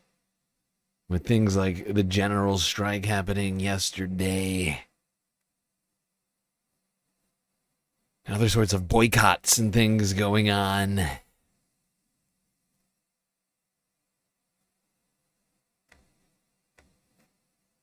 I'm curious about this. Broadly speaking, I am not a fan of this. What is the name of the Pivot podcast? And it's Scott Galloway. He is a professor, I think, at NYU, and Kara Swisher, who brought us years and years of hagiography of Elon Musk. It was so good to hear Sam spell this out earlier when I was listening to this clip. I was like, yes, redemption. I've been saying this ever since she popped up. It's like when Elon Musk became part of the government, she showed up, and I was saying, like, this woman has been like a tech overlord, like stenographer and brown noser and glazer for like a decade plus, and now she's gonna show up and tell us that Elon's bad. Oh, good. The woman who brought us Elon actually wants to tell us he's kind of a bad guy. Oh, thanks, Kara. Great. And apologized, and she realized she made a mistake. Blah blah blah blah. Okay. Galloway, another highly paid person who makes mistakes. Really highly paid by Vox for podcasting, millions and millions of dollars. But still, she apologized. Look, have some grace, Emma. Exactly. That's I'm sorry. Just because, she made a mistake. Just because you say you have crypto in people's retirement. She built redemption. She built a ladder and remains where that ladder took her, but just knows she has disdain for the ladder. So that's the important thing. That feels Wipe nice. your anyways. Galloway is an interesting figure because not hard to find him talking about stuff that I think many of us would agree with. He is very much a sort of like I don't know if he would identify as a neoliberal, and I don't know that he is, but he's certainly like very much looking for ways to maintain the sort of like structural dynamic that we have. Now, he does believe that there needs to be a like serious, almost confiscatory taxation. I've heard him talk about this as well. So there's interesting stories. And what's interesting here is he is talking about people withholding their role within society as a way of shutting things down. And he certainly understands the sort of the moment that we're in. And it's sort of interesting to me in that his role for labor here, he sort of begrudgingly acknowledges it. But I know this will be a little bit like this is a nuanced argument in terms of response. But I want to say, like, broadly speaking, happy to have any type of call for people's action and an awareness that this is not a time where we're going to be saved by politicians. The politicians are our tools, and they are one of the tools that we need to use. But we are the ones who need to be exercising this, and it has to be broader than the couple arrows that politicians represent in our quiver. But here is Galloway. Something I'm spending a lot of time thinking about and trying to get some politicians on board with and some public figures is the following. If you want to understand real power and the difference between being right and being effective, stop watching protests and start watching gross domestic product, specifically GDP. Trump does not respond to outrage. He responds to markets. And that's not cynicism. It's mechanics. I'm not talking about a labor strike. This isn't unions, picket lines, or collective bargaining. I'm talking about something quieter, far more unsettling to the system, and that is an economic strike. A short-term coordinated withdrawal from spending and maybe work. Well, they did that. They did that, Minister. They had a day. The business is closed for. It can't be a day. A day is annoyance. It needs to be a week or a month, and it needs to be national. The U.S. economy is $27 trillion. That's $74 billion a day. And here's our power, Kara. Our economy is 70% consumer-driven. Consumers actually have more power, not in signs or in guns or even in their vote right now. They have it in the power of the purse. a very small change in behavior could have an enormous effect. It's not cinematic, it's not romantic, it's not going to be written up in great history novels. But if you could figure out a way to basically kick a small number of companies related to the tech economy that account for 40% of the S&P right now and who are the people he cares about, if you canceled all of your streaming media platforms, if you canceled OpenAI and Anthropic, and you said, I am not upgrading my Apple phone, and there was a real movement that registered, and they had to disclose it in their earnings calls, this shit would come to an end pronto. So this is interesting, and like I almost like wanted to play this just to look at the look on Matt's face. Yeah. I mean, here's part of the problem. Okay, if you found a way, the part of the problem is that as consumers, relying on citizens, residents, people as consumers is problematic in the regard that they are not organized around anything. They have no relationship to each other. You can bump up to your friend and go like, oh, you got an iPhone? I got an iPhone. It's very difficult to have solidarity across shared consumer fates. Also, incidentally, because we also know that 50% of the economy is a function of the top 10% of the population.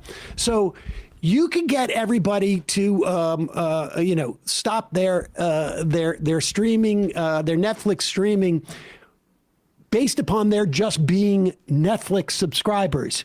But I mean, if you can't get that to happen based upon even the use case of Netflix, what? They canceled whatever show.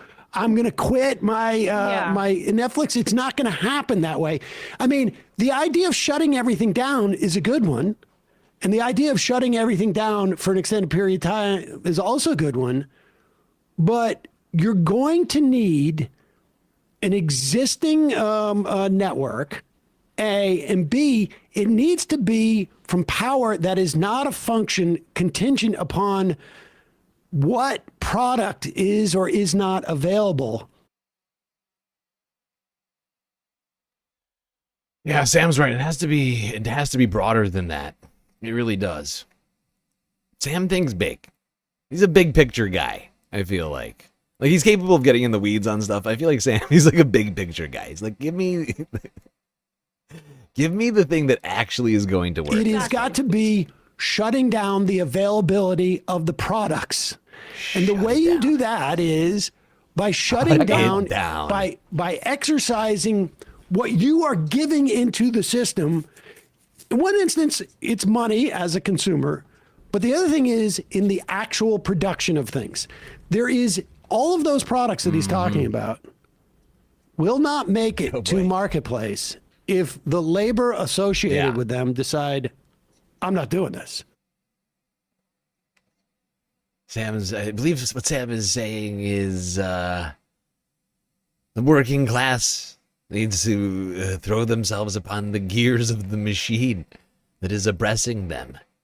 A communist. Sounds like China. It's just, I mean, well, it's interesting he disaggregates that from labor, because what I've been hearing, the general strike idea was what Sean Fang was talking about last year, coming up in 2028 on May 1st. So I find it, I mean, what Minnesota doing that with their general strike, I mean, it was very also community focused in the sense that it was what was happening to them. And there's another one coming up. I think it's a step in the right direction. But people already are so disempowered as consumers because like they don't have the spending money. We're hitting records of credit card debt over and over again. People already are having a hard time saying like which subscription should they keep, which subscription should they not. It's not really a time where people have the empowerment to flex. everybody's already living on like the bare bones right now. Like healthcare is getting cut, food stamps are getting cut. Like every single program that like helped people live their lives is getting cut. Like we're running out of things to to cut in our lives right now. It's a real problem. Oh God.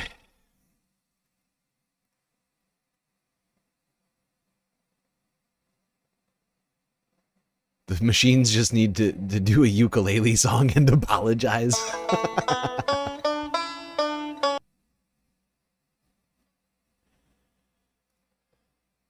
Toxic gossip train.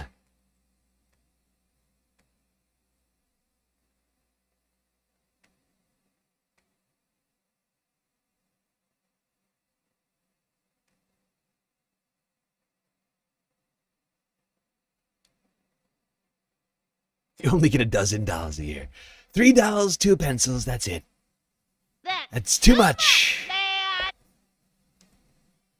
It's too much. You don't need that many pencils. As your Daddies are father, more stronger than mommy. You don't need $3. $1. $1, 2 pencils, that's it. You don't need $30, $40, okay? It's ridiculous.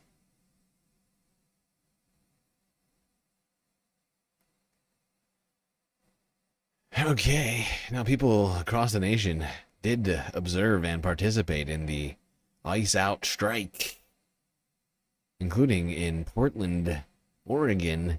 Here's KGW News 20 hours ago.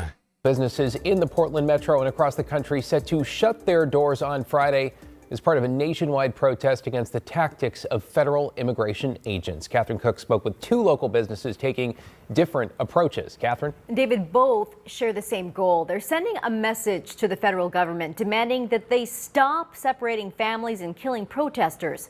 For some, it's a demonstration that will cost them.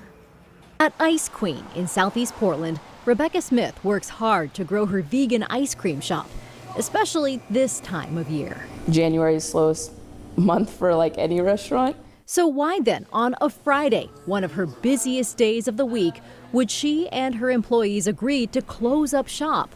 They're joining a national strike, urging people to skip work, shopping, and school in order to protest ICE. There are bigger things at play here and bigger questions than like my business. It's just about human dignity.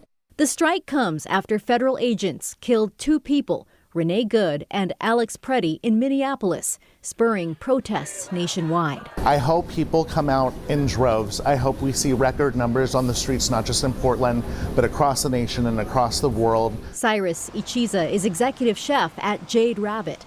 Despite calls to close, his restaurant is one of many that will stay open Friday, unable to bear the financial strain that closing would create.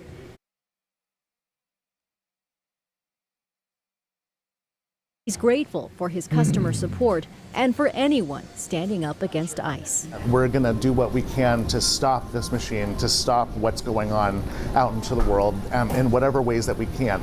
It isn't necessarily about who's wrong or right and what action it is. It's just that every single one of us is taking an action. Back at Ice Queen, customers who dropped in Thursday meant just a little bit more. We need to bring a voice to everything that's happening and the injustice that's going on. One last ice cream before the ice out. Several businesses staying open tomorrow plan to donate some of their proceeds to organizations that support immigrants.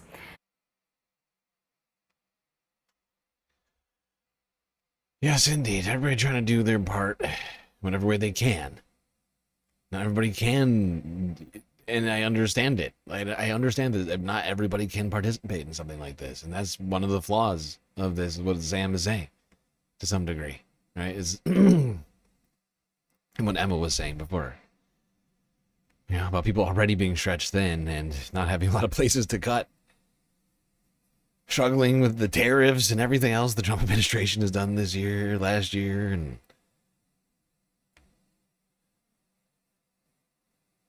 that's why we need to band together more than ever in this moment as communities and find ways to lift each other up. Speaking of lifting each other up, I just want to take this moment to thank some of you. I don't know if everybody heard. I need to post it in the Discord. I'm sort of still like in shock. I think it happened the other day. But thanks to the donations of people like you, we've managed to already, in like a month and a half or something like that, maybe 2 months. I can't remember when I put it up. I think it might have been December. But we started crowdfunding an e-bike. We've finished that crowdfunding effort. And I'm so incredibly thankful for all of you who contributed to it. It was over on Throne. It's a place that we've been doing things like that. I've been trying to manage that as best as I can. I really appreciate all of you. That's going to be huge down on Earth when I'm not streaming, helping me get around down on the streets. Truly massively helpful to me.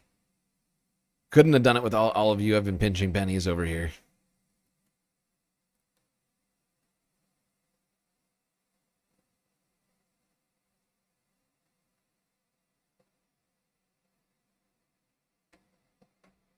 Apparently it's going to be arriving super fast, like this weekend. Like I'm so excited right now. You can't believe me. Last you look, it was only like 20%. I know, it was really low. Well, not really low, but we had only made it. I thought maybe we'd see it by like the summer, which felt reasonable to me.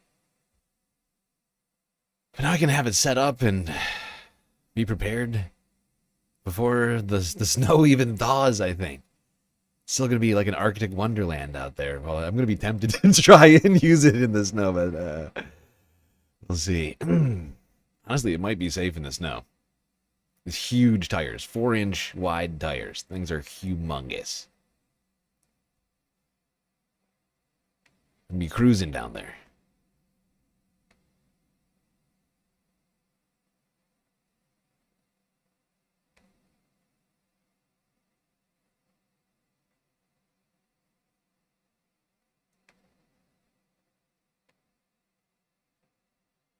All right, let's continue talking about the protests that happened on Friday amidst the general strike. We've got quick one from CBS Minnesota. Boo CBS. Grow some balls. Although technically WCCO has done a little bit of journalism in the face of all this, I still feel like, honestly, and it's insane to say this, I feel like Fox 9 has done more even-handed coverage than CBS Minnesota. It seems like a weird thing to say. Begin this morning with breaking news. U.S. Attorney General Pam Bondi says federal agents have arrested 4 people, among those former CNN anchor Don Lemon and independent journalist Georgia Fort. So this in connection with an anti-ICE protest that was inside City's Church in St. Paul almost 2 weeks ago. Last week, a federal appellate court declined to order a lower court judge to sign arrest warrants for 5 people, including Lemon, who is now an independent journalist. Today, a source familiar to this case tells CBS News a grand jury was impaneled on this yesterday. Sources say FBI and Homeland Security were involved in this arrest. Don Lemon's attorney tells us he was taken while covering the Grammy Awards last night in Los Angeles. In a statement from his attorney, read in part, this unprecedented attack on the First Amendment and transparent attempt to distract attention from the many crises facing this administration will not stand. Don will fight these charges vigorously and thoroughly in court.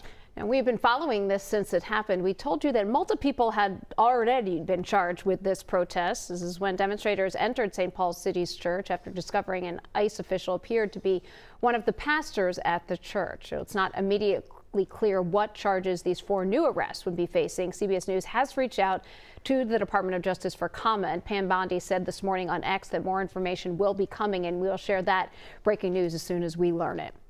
Also happening today, another day of protest, this time, though, not just in Minnesota. Organizers are calling for a nationwide protest today. Groups are calling for a day of no school, no work, and no shopping to protest Yelling against abolish ICE. the police. It's inspired by the protests that happened in Minneapolis last Friday.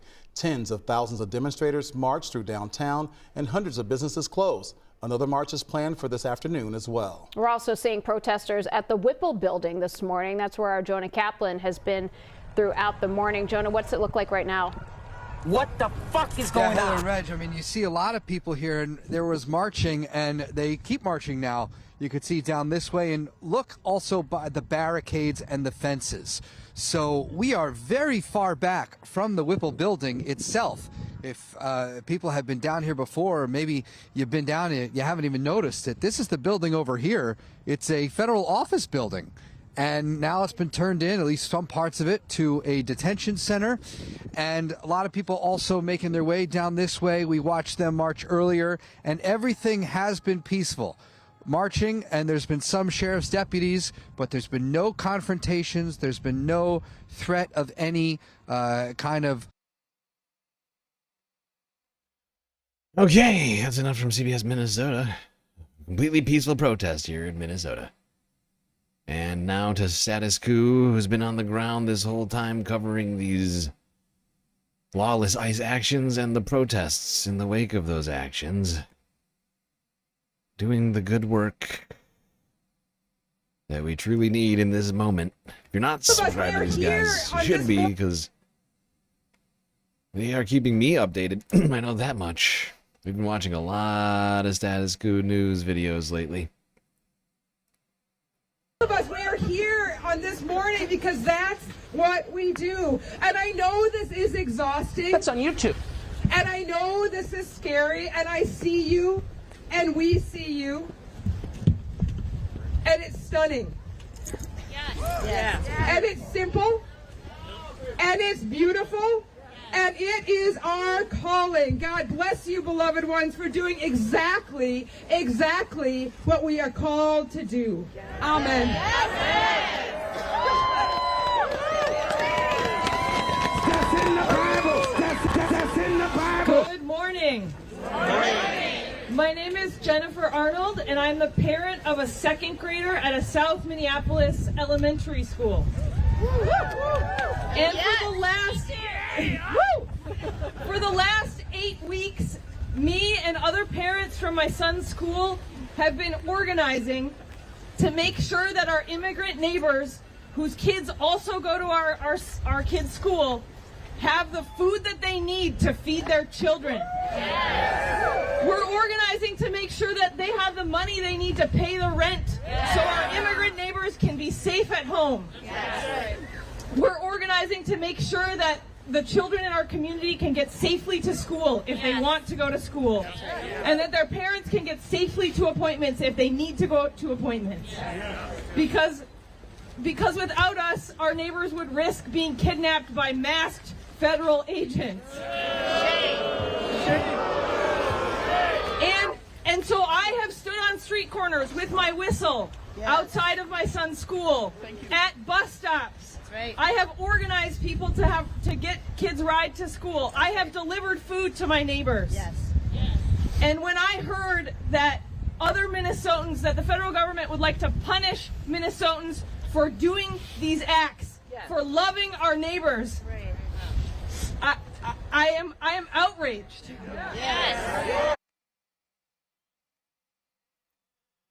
And like I've been saying, we gotta make these whistles like a fashion statement. Bedazzle them, put stickers on them, paint them. I don't care. Buy cool sounding ones and cool looking ones. I don't care if you start carrying around a goddamn crystal flute. Okay? It's evil! And I want to make one thing very clear. You can try to intimidate us. You can try to stop us. That's right. But we will not stop loving our neighbors. That's right. We will not stop caring for each other. And if you want to punish some Minnesotans, punish all of us. That's right. We are all in this together. Woo. Good job.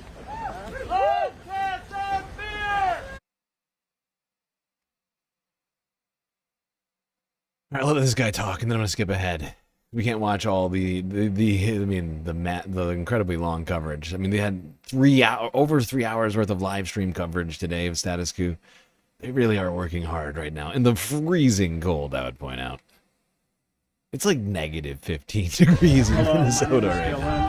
Alderson, I'm the owner of Modern Times Cafe.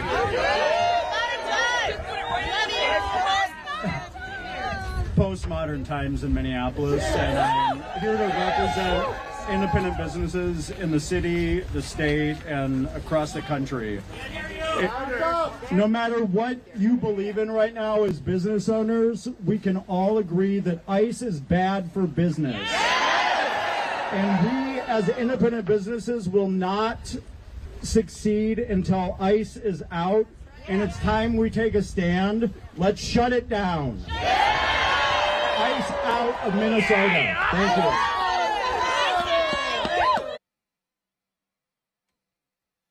All right, just so everybody knows, I just want to make this apparent now before we get too far into this, because of how long it's taken me to get through stuff today, and because I'm trying to avoid like overdoing it while I'm still sort of recovering and waiting for my second surgery right now. Like I'm just trying to avoid having streams that go too much over 8 hours. So what I think I'm going to do is we're going to watch the rest of the protests.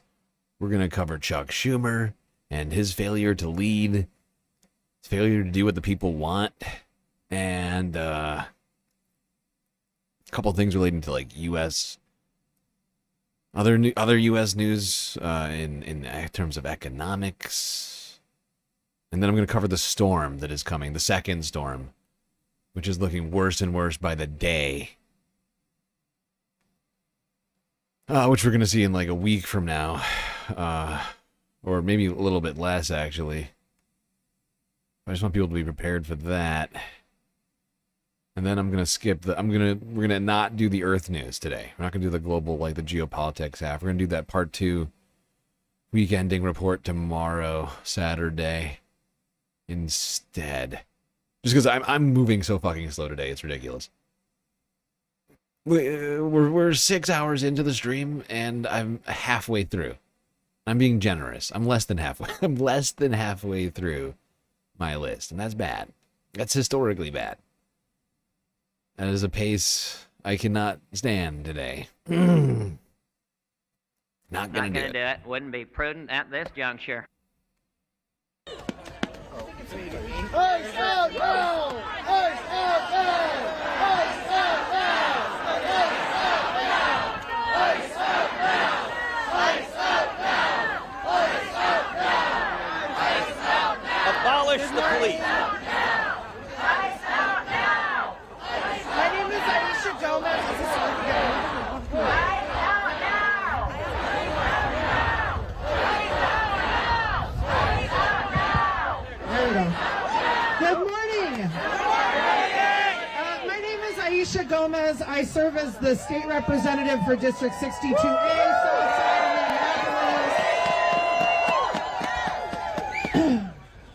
So we're it's day 60 of our city being occupied and being invaded by masked troops of an authoritarian regime who are brutalizing our neighbors, who are kidnapping people, who are engaging in regular violations of the universal civil rights on which our country was founded.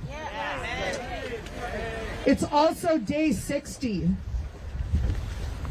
of us standing up and saying no.